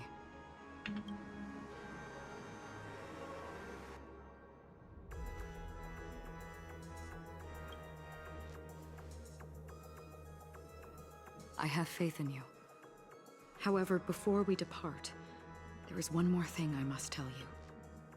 There's something you should know. We were able to locate you within this boundless dream and find the key to breaking free from the dream. Yeah, Vitara. All because of one person's unwavering dedication. Yo, Trap, is it time? Let's go! Good shit, Trap. Nice. Yeah. It's actually really good. The quest has been really interesting. And I think the only fucking part that I would really want to skip is the fucking part, the second date with Firefly. Like, that was completely pointless and irrelevant. That's it. Other than that, there's been a lot of, like, good information and story building and character development for a lot of people. It's been pretty good for the most part, like 90% of it, besides that one little tidbit. Let's go, Trap! How's your day going? Sheesh! Another VIP, let's go, baby. Firefly. She awakened from the dream ahead of others, discovered the Express amidst the stars, and brought us valuable information about the remnants of the Order. She may have been aided by the script, and it came at a cost. As you know, Firefly is a stowaway who entered the dreamscape in a different way from ours. Without the dream pool in the hotel or assistance from the family, she can only awaken from this dream in one way. Oh shit. A real death. We mustn't fail her determination. I'm not implying that we must win this fight no matter what, but our resolve should match that of that courageous lady. Are you ready? I'm ready.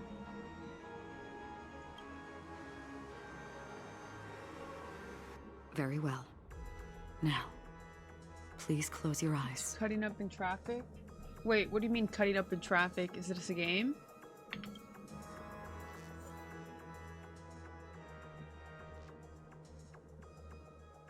Yo, my, yeah, whew. I was gonna say, my Harmony TV ain't not ready for that shit. Could've been bad. So it's you. Our time spent with one another is precious.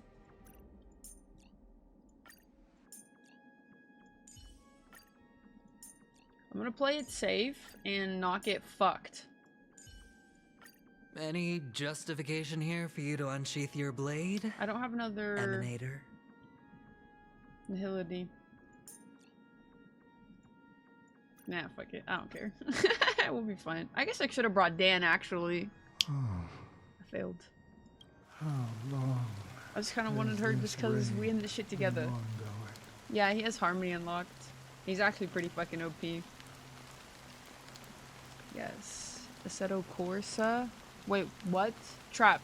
I'm not cultured like you are. If I remember correctly, it has lasted for decades. The unwavering determination of the Hunt followers persists even in death. They got closer. But thankfully, we've guided those lost souls to their lives beyond. They were heroes in their time. And they won't be reduced to puppets of the nihility in their... You see? The shadows on the sea have vanished. Do you remember? He once said that the sky would clear when the regrets of the departed had faded away. But it's still raining. I know. So, why is all this? Why did this rain choose me? Because someone's regrets haven't been fulfilled. Mortals who walk the paths are like sailors on a vast ocean, leaving behind a trail that creates countless ripples of possibilities. And for some, their presence leaves such a strong mark that it's reflected in the waves. It's a racing game? You want a racing setup? Big money. Sin thirsters. The obsessions of the Pathstriders. They emerge from the depths of Ix, seeing themselves as masters of their own destiny, unknowingly repeating the actions of their past lives. They emerge from the nihility and head toward it, leading purposeless lives. They have journeyed with me for such a long time. So this is how it is. I'm already dead. Yes. Are you watching over me? This is my duty. As Acheron, the Watcher. Acheron is crazy. I'm guarding the path to the abyss of the nihility, guiding every soul reluctant to become one with it. Back to this side. But if this is what the departed ones expected, should you try to change it? I don't know. But someone once told me that when the inevitable moment came, he hoped someone would stand at his grave and place a bouquet of flowers. Even if it doesn't make sense? Some tasks have to be done, even if they are pointless. I have experienced that much already. Please extend your hand, and then close your eyes. I'll carry your wish with me and fulfill it. Holy shit. Only then will I be able to put an end to the final regret by the Dead Sea. Will I ever see them again? Yes, that is certain, because it was you who told me about the Express, your two former companions.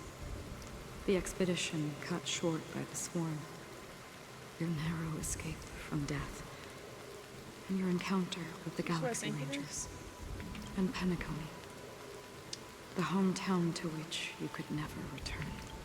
Yeah. For countless times, I got rejected by the family and had to pass it by, but I knew that my companion was still there. Hello, Kay. Are you still there? Take my hand and come with me.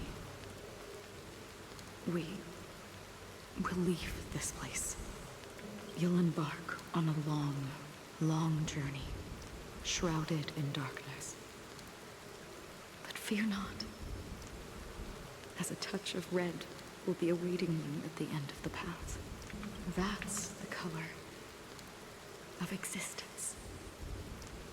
Follow it, and it'll guide you and illuminate the way out. Thank you. May death be the end of your boundless dream, guiding you back to the waking world.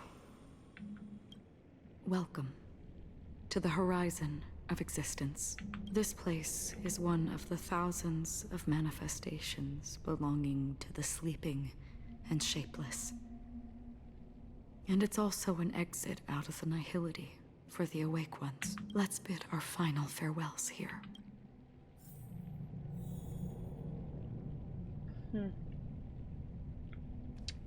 Yes, viral hit is tonight. Trap, let's go. And I have not looked into Hades yet. I don't really have time. This is like a freaking 7-hour quest. Let me get feedback. Always distinguish between reality and imagination. All right, great. Life is akin to a winding labyrinth. May your schemes be forever. Enna's dream. is too To the imperfect tomorrow. I still remember the question on the invitation letter. What is life slumber? Why does life slumber? We don't know the answer yet. But we're about to awaken from this dream. Or perhaps such is the answer itself. Leave this place. Return to where you belong.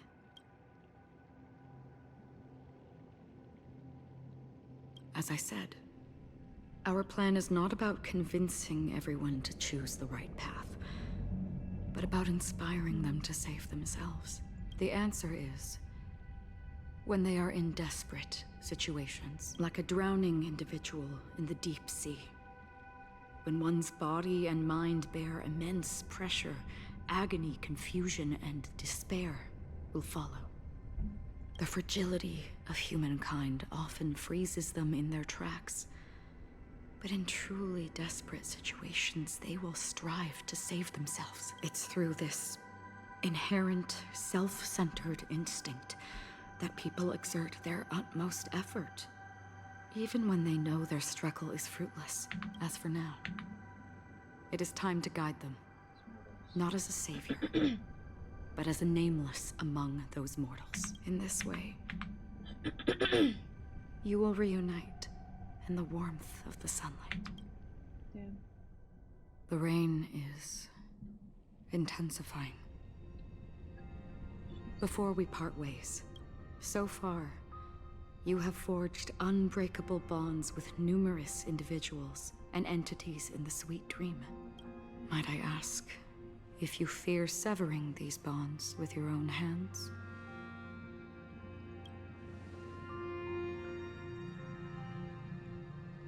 If there is a vast, lifelike dreamland that is virtually indistinguishable from reality, a realm without death, where everyone can attain the happiness and fulfillment they deserve, living blissfully ever after, I would ask, would you wish to stay?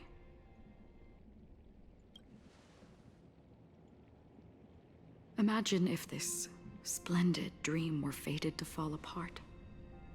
Friends, family, strangers, followed by the gentle breeze, soaring birds, the stars, it's kind of cool. And ultimately yourself. Everyone, and every face they remember. The joy and the heartaches, the vows sealed and those left hanging. All will inevitably march towards a predetermined ending. I would ask, would you still embark on this journey? Weren't those the questions she asked in the very beginning? The answer itself doesn't matter. Listen, touch, and ponder. And therein lies the sensation. Cherish it, because that's what makes us exist. If the nihility represents the primal fear of life, rendering any lofty convictions insignificant under their imposing shadow, then behind this shadow, there must exist the most fervent source of light in the world. Just as every life that edges closer to death fervently approaches the end of the nihility, we must pursue that primordial light.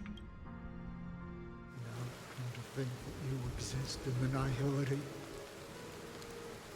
and you watch over others to depart it, such a task is absurd and meaningless. Nevertheless, someone had to do it. Even if it's a meaningless task. I've come this far.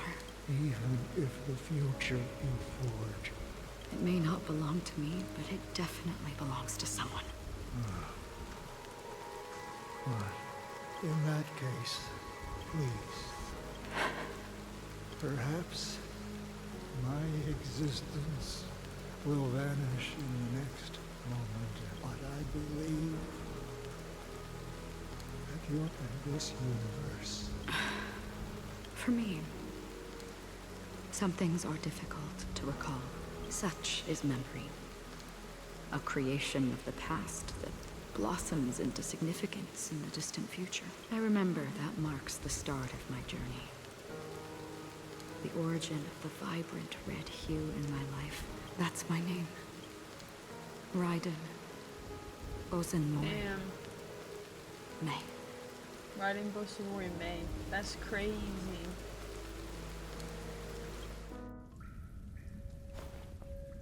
Oh shit. The Golden Dream is getting restless. In the coming long nights, I'm afraid you will face many setbacks and witness many tragedies. And in the end, you will only see in black and white. But please believe me, that in that monochrome world, there will be a glimpse of fleeting red. And when you make a choice, it will appear once more.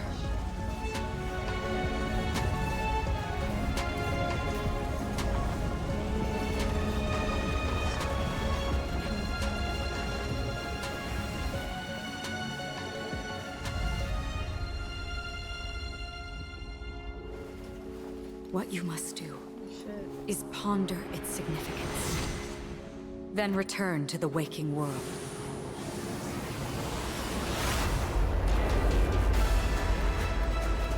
That's where we all find our answers.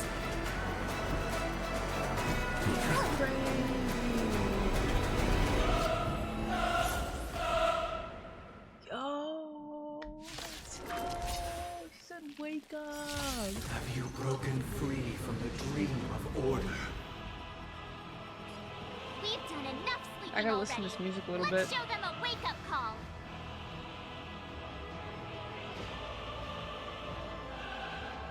Damn! Awaken from your dream! The dice have been cast. Bust. Or maybe I'll take it off. Another journey begins on the still waters of oblivion. I'll see you off. Noisy. I weep for the departed. It too shall fall.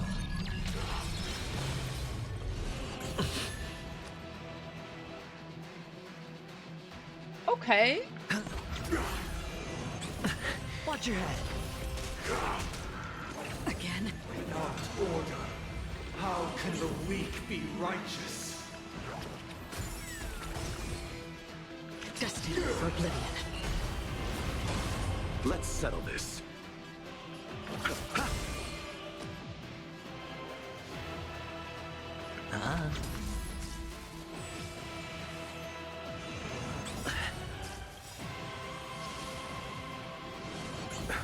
Let's play our own. Let the show begin. Music to a bop. Wake up! Disorderly noise. Still waters of oblivion. I weep for the departed. It too shall fall. Why is nobody resonating? All things are part of the melody. All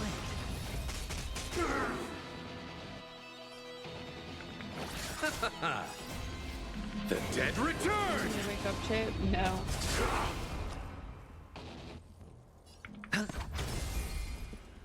Listen up! How noisy. Let's play our own. Let the show begin! Plays the boss music. Literally. Sink into a dream. Free will or was destined for oblivion.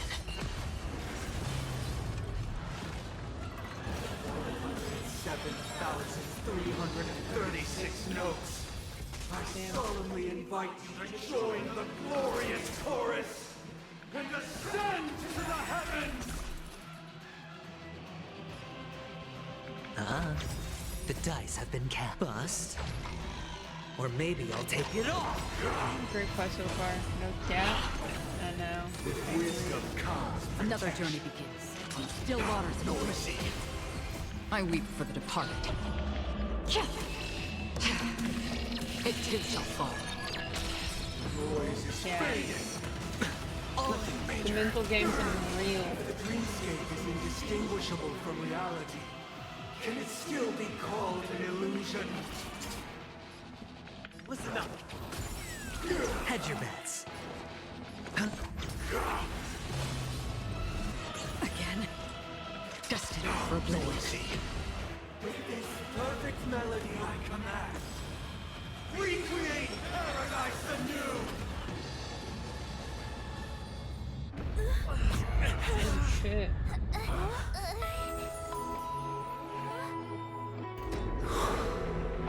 Music.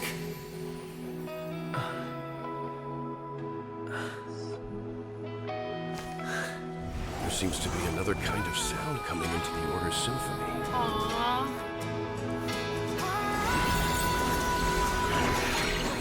Penacony's first and last disharmony. Watch your head. Disorderly noise. Those imprisoned in their dreams are awakening for freedom. That's so cool. Is that you singing? Brother, you have heard their cries. So emotional. The paradise they hoped for. Even so, they don't know where they should be heading. That's why I had to become the lone star in the sky to guide them. Even if that star must hang in a perpetual night of solitude. Let's play our own melody. Let the show begin! Eternal sleep. The dead return! Disorderly noise. The dice have bust. Or maybe I'll take it all in. I weep for the departed. It too shall fall. Wake up! If we had never experienced solitude, how could we have embarked on different paths? Now, our final talk has concluded. All the work of creation has been completed. The inevitable day has arrived. The embryo of philosophy will reshape for us all of reality. Holy fuck, this box If your is paradise can save more people, sever my path with your hands. I swear on truth.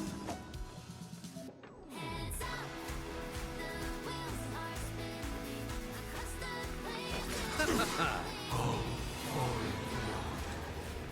May I honor you. Hedge your bets.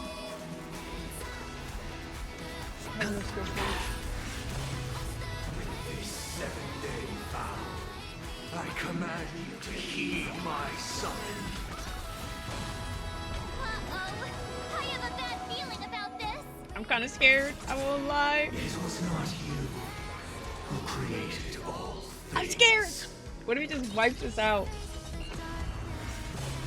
It was humanity that created you. This is fucking nuts, bro. Do you see this? Do you see what I'm seeing? It's your divine being will become the foundation of our paradise. Witness the will of the weak. Yo, that's crazy. Sure, I'll play along.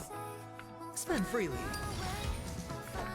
By the solemn desire for order.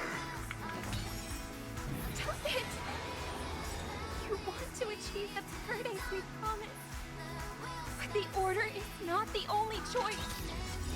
True happiness and the meaning of life lie in defying the nihility. All that life offers. I swear on words. Hedge your bets. I swear on values. Bloom. Eternal sleep. The dead return!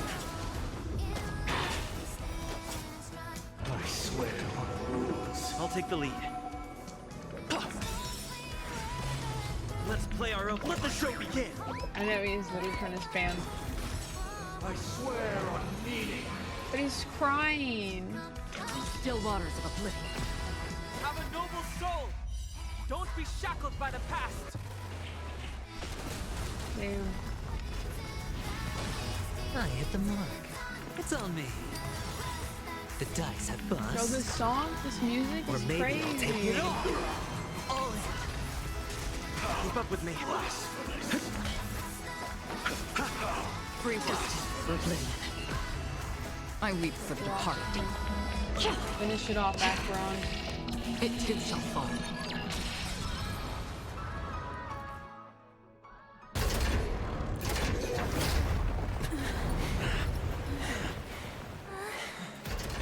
So, why does life slumber? Because someday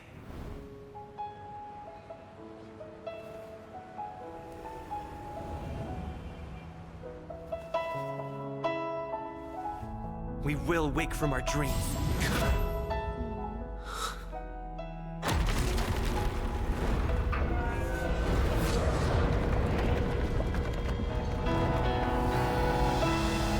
The night is still too short.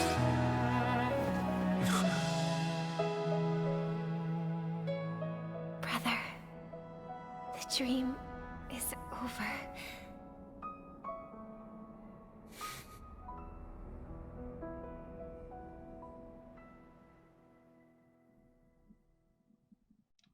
In the first year of the AE 2158, a fiery conspiracy erupted in the land of the dreams, but soon faded in chaos and destruction. Whispers carried the tale of those fateful 48 system hours, when a sun teetered on the precipice of collapse. A paradise stood on the brink of destruction, and a world was poised to surrender to its new master. Amidst it all, a body decayed, a pack of vultures gathered, and a brother and sister were doomed for eternal separation.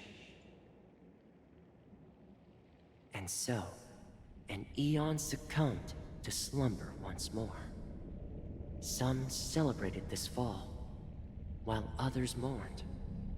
Among the insignificant witnesses, mere specks in the vast tapestry of the universe, it was said that this time, the Eon met their demise with dignity. As the cosmos bathed in the radiance of a pure dawn, a tempestuous storm brewed on the horizon. The chant of everything for the Amber Lord grew ever louder. Yet, no matter how one contemplated, time inexorably swings Klapot's colossal hammer in eternal cycles. The tale of the Astral Express reaches both its conclusion and a new beginning. Time marches forward, heralding the arrival of a new chapter in the history of trailblazing expeditions.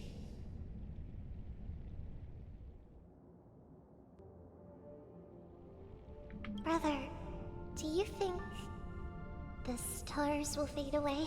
Where did that come all of a sudden?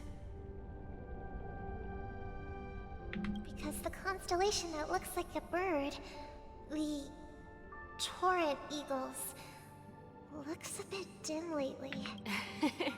It's the Torment Eagles. Don't worry, it's still there.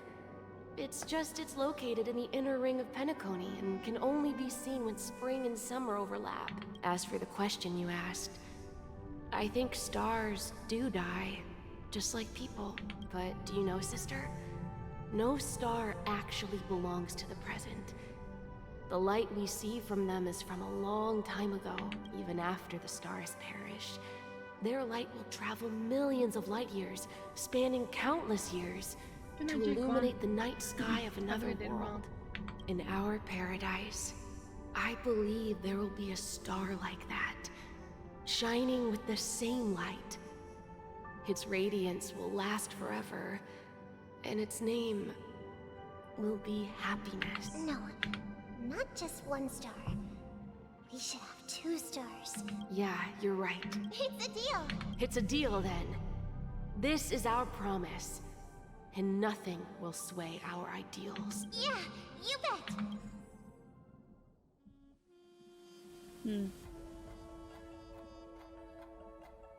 Is this the actual end, or is this another dream?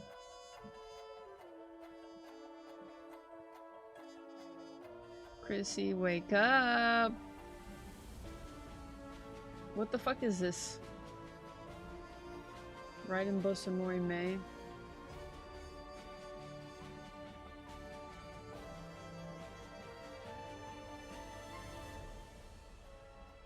Hoyo. That's his real name?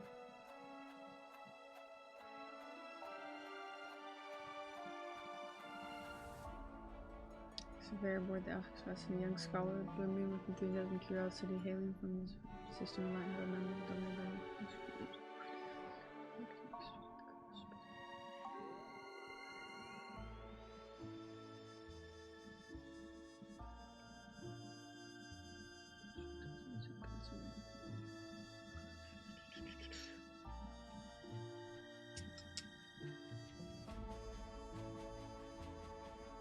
the Elioscript supervisor.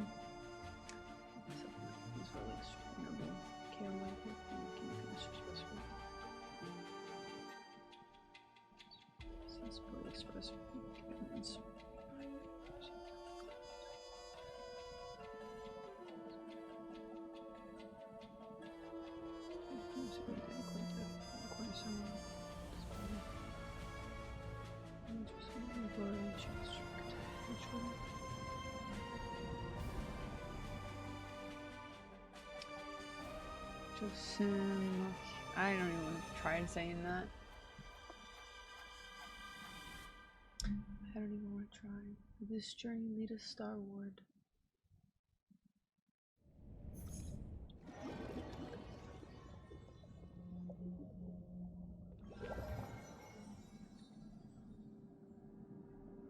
It's a pleasure to hear your voice again. Congratulations. You've become the biggest winner of this festival. Are you calling just to poke fun at me? No. I'm just impressed. Not only did you venture alone into Penacony and discover the truth of Dreamflux Reef, but you also managed to escape with the help of that Knight of Beauty. Remember the recording you received from your Trailblaze friend? It's now the most valuable chip in this game. However, this came at a high cost. Losing a cornerstone is a hefty price to pay. Diamond just called a meeting to discuss what to do with you. Just as I expected. So is Diamond planning to demote me? Or kick me out of the 10 Stonehearts? Why don't you take a wild guess? Well, alright. Then I'll guess. He's going to promote me to P46? Alright. What will you wager? Are we talking about a real bet here? I don't want to wager anything just to escape your clutches. But if it's just a friendly bet, jeez, I'll put on the line what I did when we first met. I'll bet my life, ma'am. Interesting. But since it's Diamond's call, no one can predict the outcome. I'm on my way to Penacony. Once everyone is settled, we'll return to Pier Point for the final showdown. Sounds like I'll be out of the action for a while. Finally, a chance to kick back and relax. Yeah. Leave everything to me and Topaz, child. Thanks to you, as soon as the Jade Stone was delivered to the family's compound, we finished up our preparations. The seeds we planted have taken root. Soon, it'll be time to reap the rewards. Huh?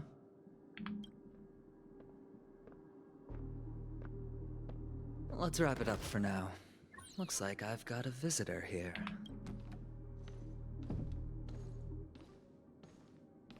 Oh, So many surprises today. Interesting. Didn't expect a Galaxy Ranger and wanted criminal to show up here. One who managed to take out 2 IPC members under the noses of our fleet. Do you understand what that means? Screw wubba boo, I just put him to sleep. Don't try to intimidate me with that nonsense. Besides, I've taken down more IPC lackeys than the residual value you squeezed. And I don't mind adding a few more zeros to my wanted poster. I have a question for you. Be honest, or I don't mind putting a bullet into your head. Tell me, where is Oswaldo Snyder? Hey yo, fuck Oswaldo, yeah? Damn. And on the 8th day.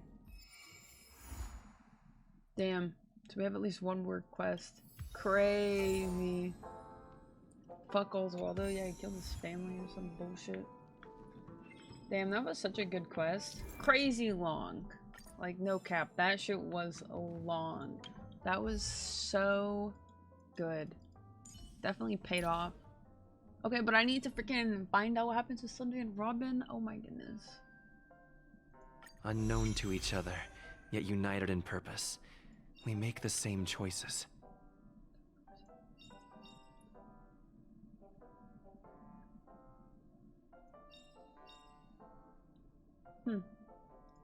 Sheesh. Need to get him built. It was about a 7-hour quest. Yeah, that's about how long it took for me to do it. Sheesh.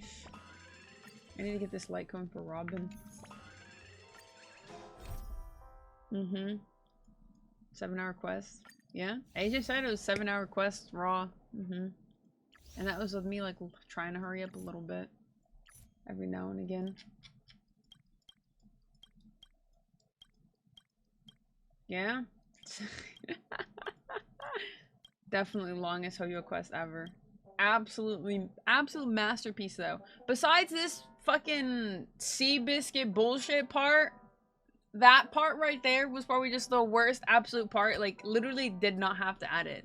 That was just fluff, filler, completely pointless. And then Argenti didn't even fucking talk during it. That was the worst. That was the cherry on top. His voice lines were not working. Other than that, though, it was fucking peak of a quest. Absolute peak. So how do you feel about Sunday's character? I think it's like tragically beautiful.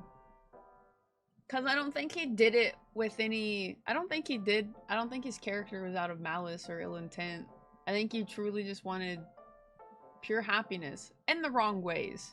Cause Madara wanted the Infinite Tsukiyomi for bad reasons. Sunday wanted the Infinite Tsukiyomi for like childishly sweet reasons. I'm glad you enjoyed it. Can't see me doing that anytime this year.